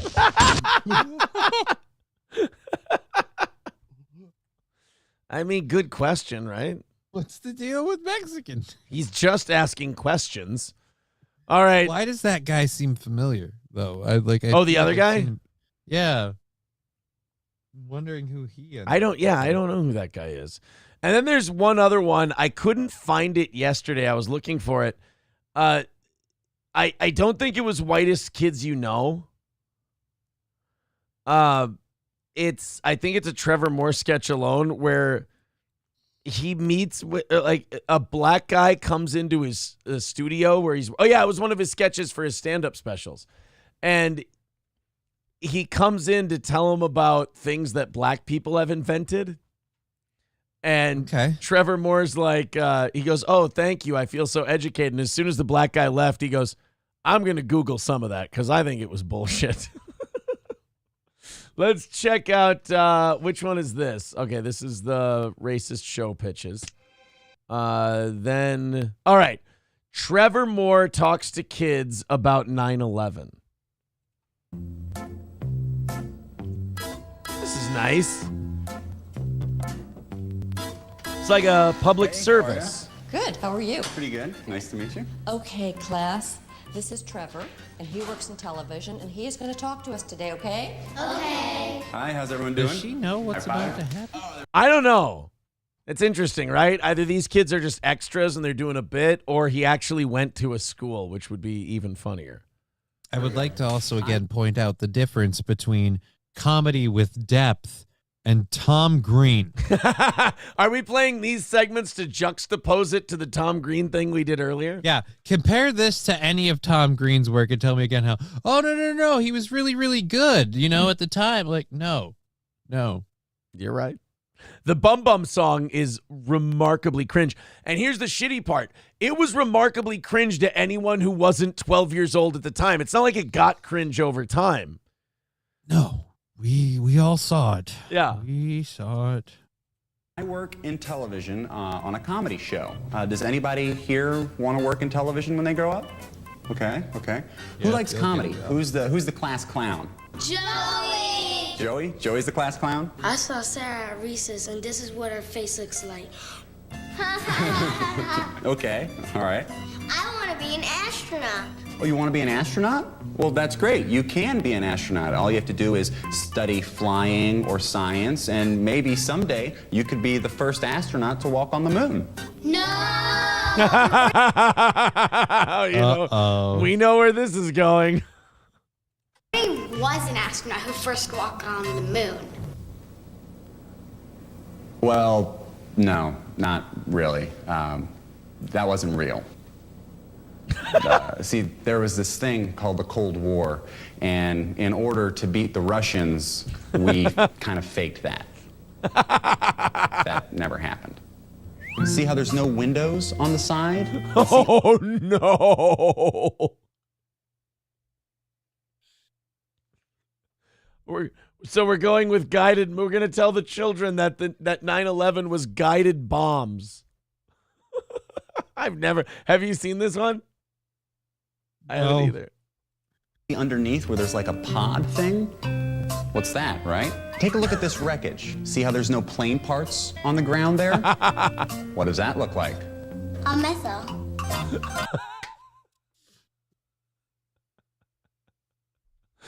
God, I pray to the Lord that this is real and these kids aren't hired actors.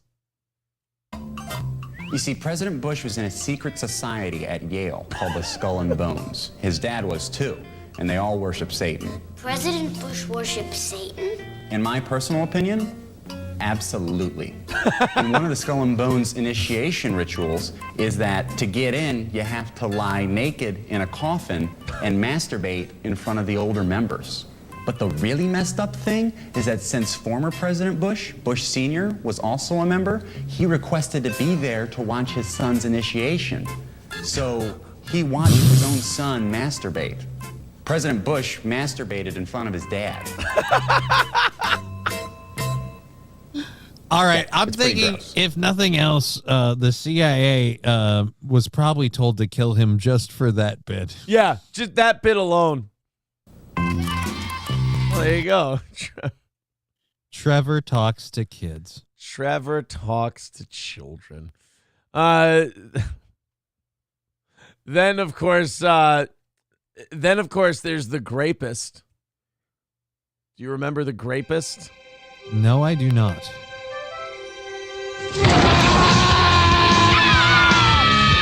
You kids look like you could use a delicious fruity beverage! Who are you? Might I suggest Fizzy Pop's Grape Blast? The new soda from Johnson & Hedges. Open wide, kids, because I'm gonna grape you in the mouth!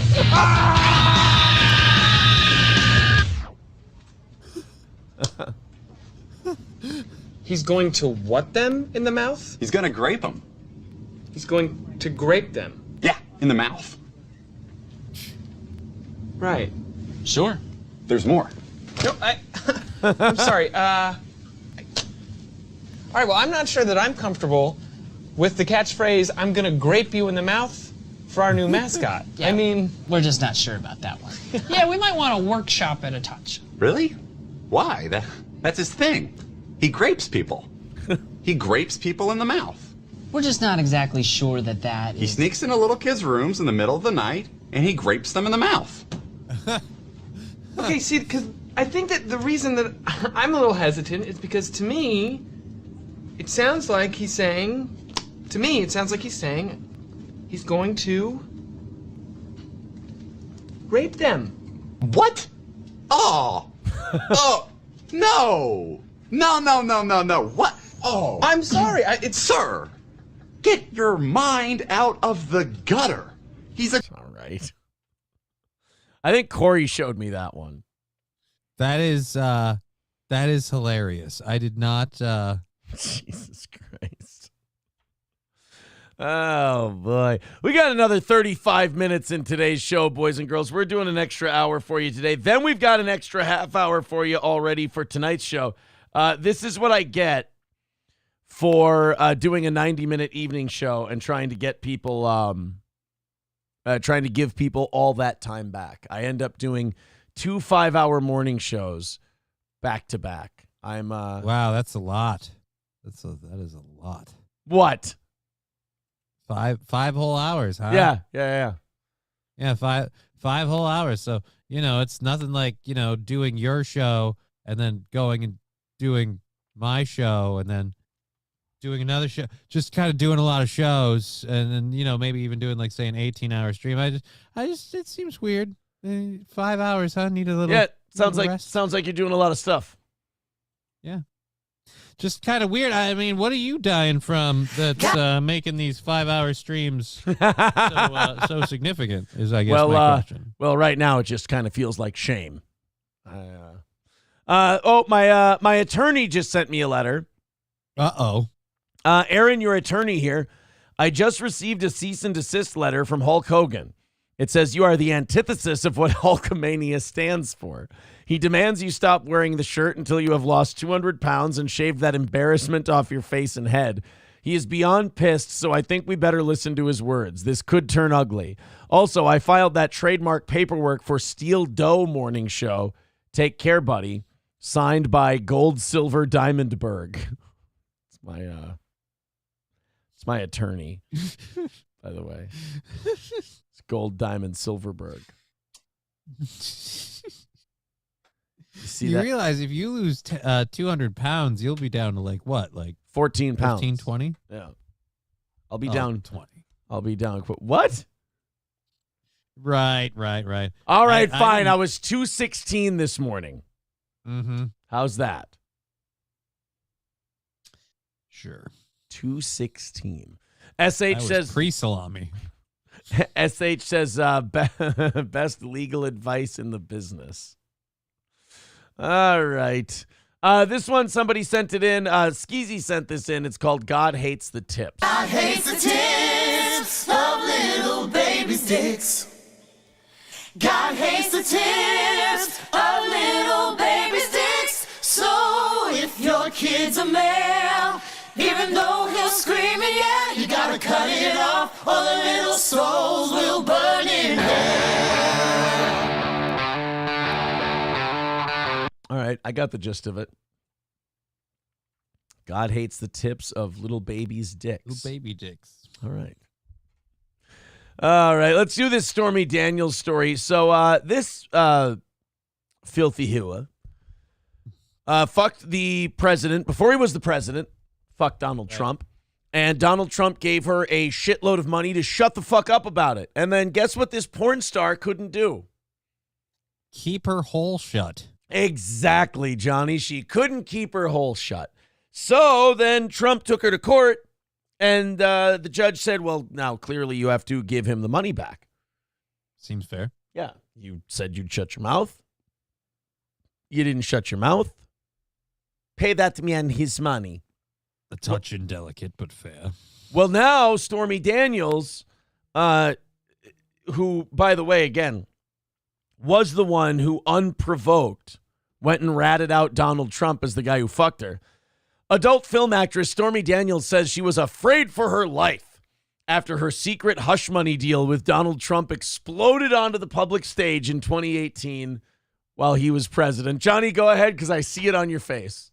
Then don't fucking say anything, you fucking mouthy bitch. Like, I mean, the whole person who dropped dime on what happened was you. You're like, I sucked his dick, and it was a weird looking dick, like oddly small, and the head was really, really large. Like it was like Toadstool's penis. Like, again, you got weird, you got descriptive, and you got in front of all of the cameras, and then we went, oh, wait a minute, what?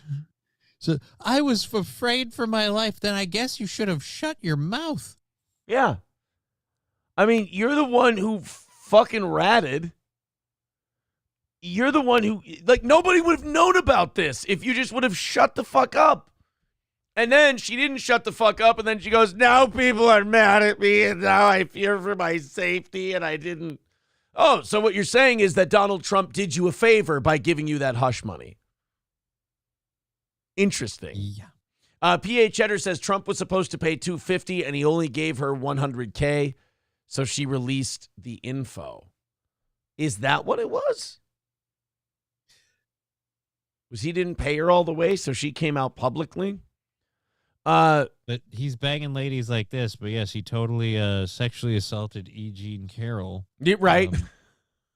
Like, I'm just sorry. You can't even tell me, like, well, back in the day, dude, she was pretty trim. And like, no. No, she wasn't. No, she's always been a bit of a She's rough always one. been that. Yes.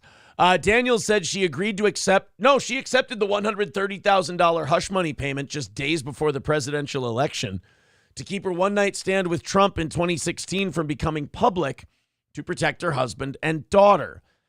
She said, I was completely sure that I was going to die, Daniel says in a documentary released Monday on Peacock called Stormy. Oh, Jesus. How do you feel bad for someone like this? Well, me, I don't. No, not at all. Like, how do you feel bad for someone who goes, I took $130,000 to shut the fuck up. I didn't shut the fuck up, and now I'm scared. Now, Daniel said she agreed to accept the hush money so that there would be a paper trail and money trail linking me to Donald Trump so that he could not have me killed.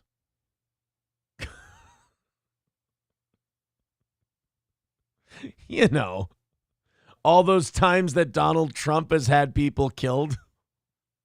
His last name isn't Clinton. You're going to be Yeah. fine. I was just going to say you sucked his dick, not Bill Clinton's. You're fine. You're going to be good. Oh, by the way, Aristocock TX says, I'm starting to think Aaron's agent and lawyer are the same person. No. I can't believe it, Aristocock. So, well, it's a 2-for-1 in terms of service. Save yourself a little fee.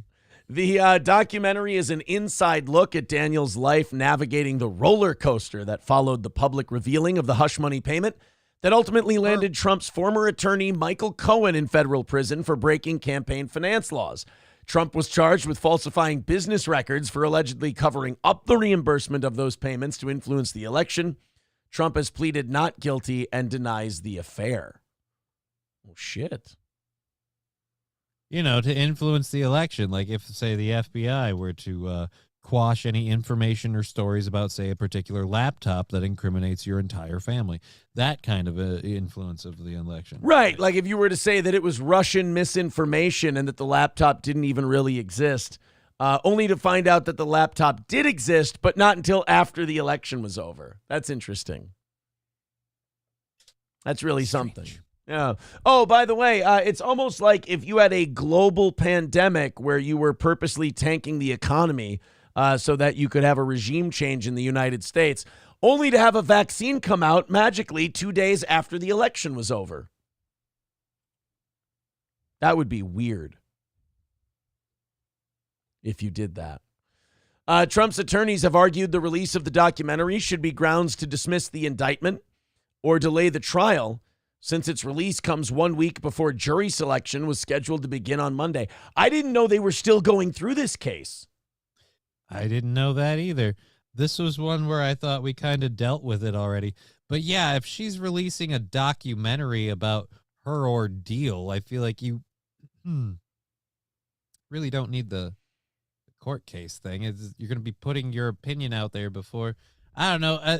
I guess nobody's going to watch it, though, right? Like, nobody's going to go watch that before the trial. It won't sway anyone's opinion. It won't be on the internet available.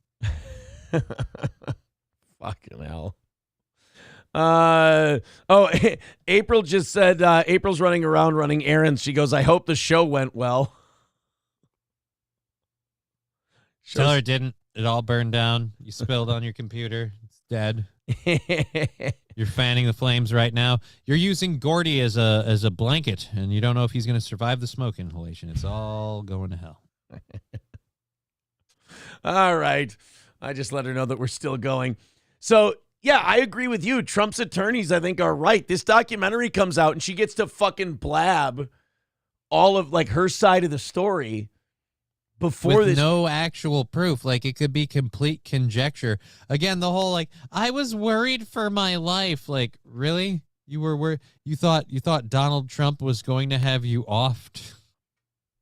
It's remarkable. He hasn't had a single person taken out that's come after him for millions of dollars, and he hasn't but he paid me $130,000 and I did that, so that way there was a tie from me to Donald Trump. Right. She gets to tell people in this documentary I thought Donald Trump was going to have me murdered. And that's not supposed to sway a jury, or it's not supposed to influence. Come on. Dude, the way this guy, I know that he's not the most sympathetic figure in the world because he can be a giant prick. But he is a giant prick, but yeah. The way they're fucking treating this guy it's criminal, dude. It's a conspiracy. Like, he's being fucked over really, really hard. And the only reason it's not a bigger deal is because, like, there's a large part of the population that thinks it's okay because fuck him, he's a dick. Yeah, there's a large part of the population that literally doesn't like him or doesn't like the side that he's on, so they are against him wholeheartedly, and it kind of doesn't matter. Like, oh, is this an erosion of freedoms? Is this something where if this was aimed at you, this would be a woeful, huge story of injustice with the government coming down? Yeah, but I hate that guy, so it's okay right now. Right, exactly. By the way, SH says, I'm getting angry. She's deliberately being a fucking retard, and it's insulting. I mean, what did you want? Did you want the porn star who blew Donald Trump to be a morally upstanding citizen? I just can't understand why she isn't smarter. Los Federales says, okay, I'm back again. Man, I missed so much of the show. Had to take my car to the dealership for a checkup. But yeah, we're going till 11 today because we've knocked out all of these different fucking goals. And I did a 90-minute show instead of a 2-hour show last night. So I went a little longer today. So thank you for joining us, Los Federales. Mr. St. Caesar says, how this fatty is able to pull a show together is outstanding considering his laziness. What the fuck? I'm here doing 5 hours. What do you want from me? Need Trump says, I guarantee the only reason why they're doing this is because of the name Trump. The only thing Donald Trump did was run for election in one and won, and they are scared of him. Well, yeah, I mean, that's why we've got the Georgia case. That's why we've got the E. Jean Carroll case. It's why we've got this Stormy Daniels case. It's why we've got the January 6th thing. That one is one to me where, like, I don't know, again, I don't know about the election being flat out stolen the way people say it is, because, again, it's like if they stole it like that, why would you go so hard to paint his supporters as terrorists and everything else? Like, I feel like, one, it wasn't quite stolen that way, but two, there ain't no way they could steal it like that this time around, and they know it. So they're like, well, we got to sabotage this guy from the jump, so no chance in hell. He's bad. His supporters are bad. They're all racist terrorists who overthrow America. Now, Trucker 18-wheeler, or excuse me, not Fred, says the left only wanted to take the vax once Trump lost the election. Right. I mean, this woman getting away with going, oh, I was so afraid for my life when Donald Trump gave me $130,000. So you thought, you know what? He gave me money. He paid me off so I wouldn't say anything. But since I'm going to die, I better tell everybody. Wait. Now, I agree. I think that Trump's attorneys are right. They should either dismiss the indictment or delay the trial if she's going to go and release a documentary just before the damn thing starts.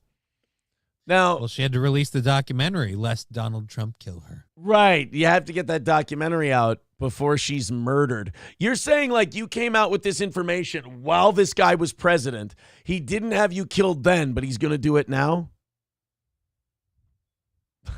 Yeah, because now nobody's paying attention. It's fucking stupid. God, she's so dumb. She's really bad at this.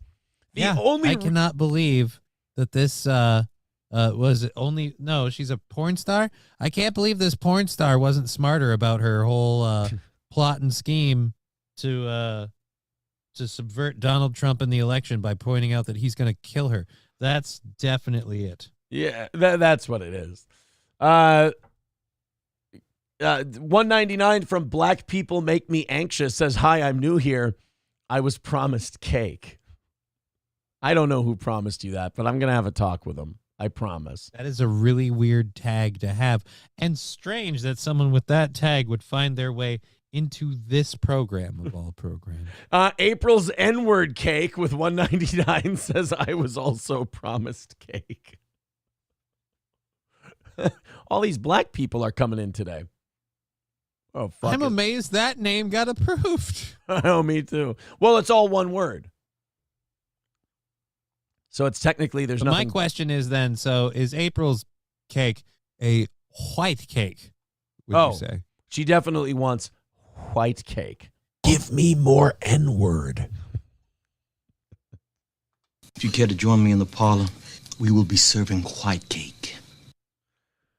Now, that is a funny one. I was also promised cake. So there's two of them who were promised cake. All right, I got another text coming in. Aaron, I have it on good authority that you're getting in great shape for your next fight. I even have photographic proof. Did you find a fight? That's just like a big 400-pound guy who looks a lot like Ralphie May in a boxing outfit. That's not me. That's not what I look like. I don't look like that. Thank you very much. I haven't seen you box, so I can't really say. That Riley Strain kid, wow, you're right. He is a tall, lanky son of a bitch. Yep. This Riley Strain kid, they found his bank card near a river embankment. I think either somebody killed him and threw him in the river, or he tried to do the drunk late-night swim thing, and whoopsie-daisy. Well, he got kicked out of a bar. He was apparently intoxicated. The last video I saw of him, he was stumbling around.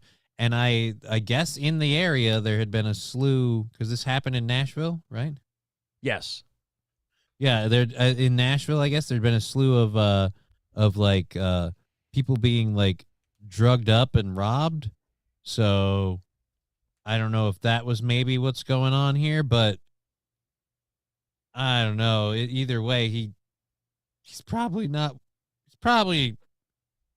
on the riverbank anymore. No. I think he's no. Heaven's Gate, maybe.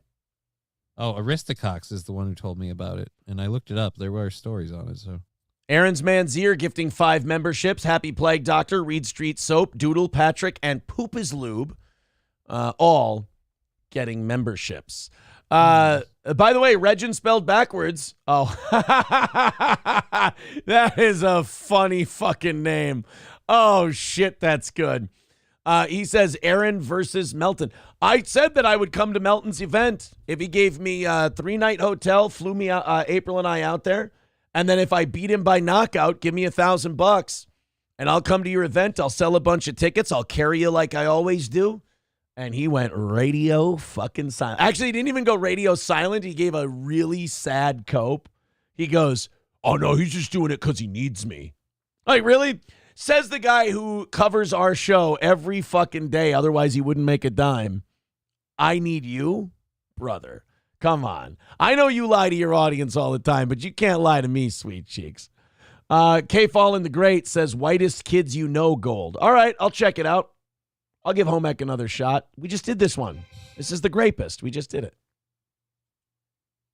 Yeah, I think that Riley Strain kid is dead. He was really fucked up, apparently, at Luke Bryan's bar. yeah, the video I saw of him, he was like walking down the street, and he literally just stumbles and collapses down and then gets up. So I'm saying he was either doped up and accidentally OD'd, because, again, him being as tall and as skinny as he is, if they miscalculated and his metabolism went too fast, it could have gone bad.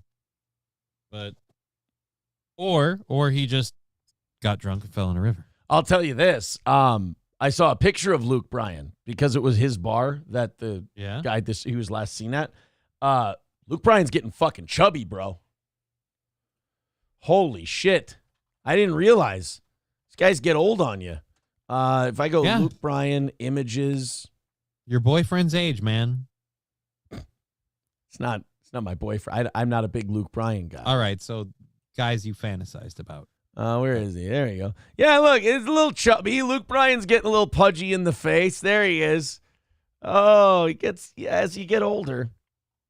You know who doesn't? Dad body. You know who doesn't get chubby as they get older? Who's that? Eric Church.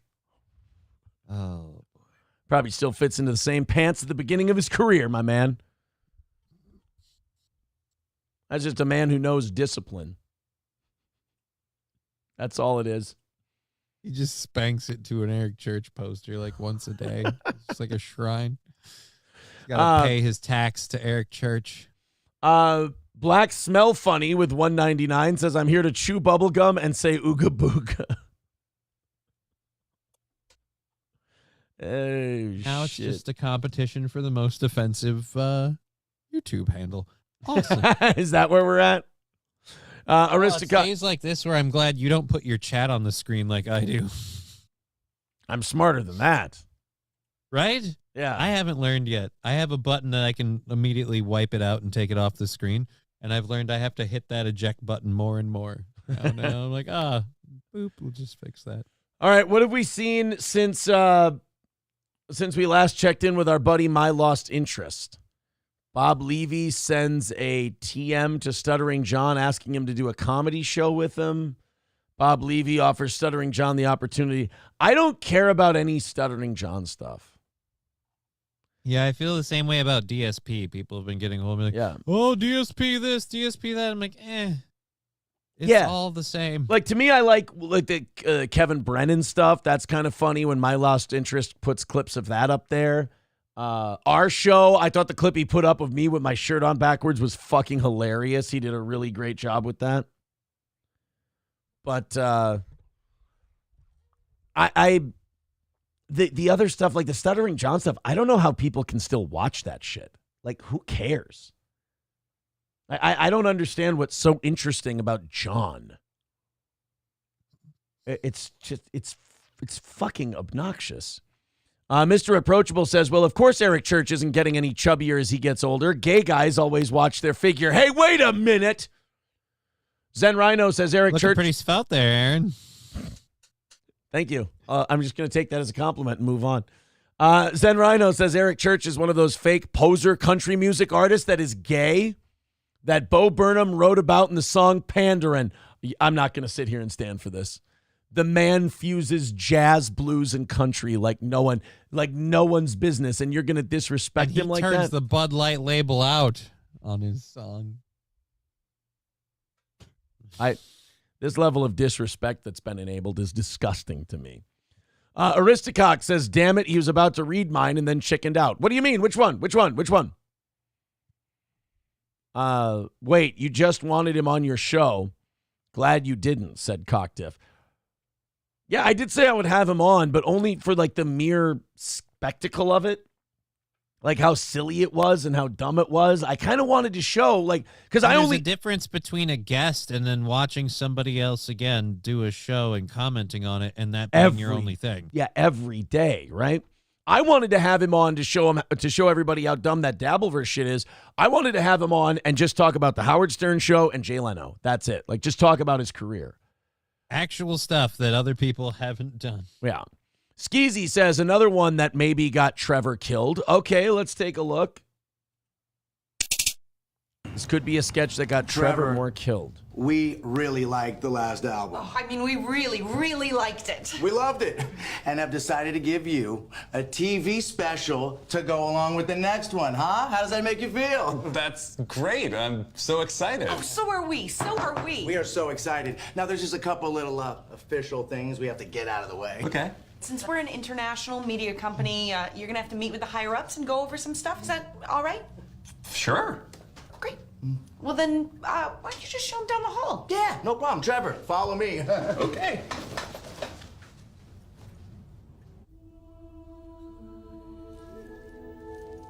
Wow. Whoa. This is a cool office. I like the little fire things over there and everything. They're just all in the fucking mouth. I love how there's no subtlety at all to the Illuminati part. It's just... I like how everyone's like, all right, so we'll have you meet with the higher ups. And they're all like smiling. And the minute Trevor's not looking at them, they're like, oh. I love that. I love that his idea of the Illuminati is they just go full on Sons of the Harpy. Oh. Hi, we're the Illuminati. Hi. Hello. Is that Dave Foley?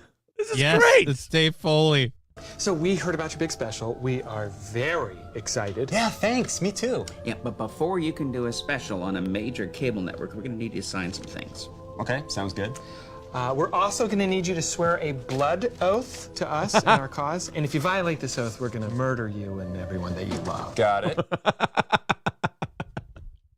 Great. You'll also need to pledge your soul to Baphomet. He's this god that we all worship. Okay. He looks pretty cool. He's like a crazy goat man kind of thing. Now, we will need you to include some of our messaging in your program. Oh, okay. So you mean like there's going to be a commercial sponsor or something? No, nothing tacky like that, no. We just want you to have some, self-destructive themes. Like we use a lot of hip-hop artists to glorify violence and drugs, pop stars to push materialism, country acts to instill suspicion of education. Oh, okay. That sounds cool. We'll also need to film you in a lewd act with a minor. And scene. Yeah, he's dead. God, this guy had some big fucking balls on him, didn't he? Yeah, I am so pissed that I did not know about this when it was happening. My biggest regret is not seeing this when it Might have happened. made you more sad when he died, though. Yeah, it made me more pissed off. Yeah. To use as blackmail if you ever think of telling anyone about anything that happened here today. Now, could I self-tape that, or is that something that you'd want me to shoot here? We'd like you to do that here. Well, finally, we're going to need a suicide note in your own handwriting. Just Well, that aged fucky. Why did he leave a note? No, they claim he killed himself. Right, they claim he killed himself. Yeah.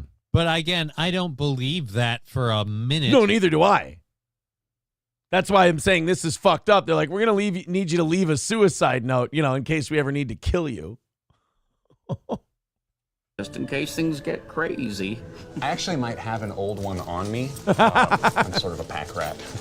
I think we're good. Trevor, do you have any questions for us? Yeah. Who killed Kennedy? A French sniper, but it was set up by Lyndon Johnson. You're right. Sorry, that was a stupid question. Are aliens real? Aliens are real. What are they like? Some are very cool, some are kind of shitty. We're pretty tight with the shitty ones. Anything else? Yeah, I forgot my federal ID number. Is it okay if I just leave that blank? Yeah, we can fill that in. Great. I think that's it for me. Trevor, we're all looking forward to working with you. Yeah. Me too. And remember, just have fun with this thing. But don't ever cross us, because if you do, well, we've implanted a small explosive device in your heart. Yeah, they didn't kill him. Yep. He's fine. Didn't He kill just, him at all. No, that totally seems like somebody who would just, yeah, commit suicide. Right, just while jump. their career is at its peak and still peaking, some would argue. And so they're on their way up and they're becoming even more popular and famous at every point. Yeah, no, I really think that's just one where, just totally decided now. Yeah, absolutely. All right, guys, that's going to do it for today's show. Thank you guys very much. Johnny's got a show coming up at 2 o'clock on Just Kidding LLC on YouTube, Rumble, and Twitch. So be sure to check that out. That's Just Kidding LLC on all of those platforms. Johnny, thanks for hanging in there for 5 hours today. I do appreciate it. Not a problem, dude. Glad you're feeling better. Glad you're feeling better. And good luck on your show today, and we will see you again on Monday.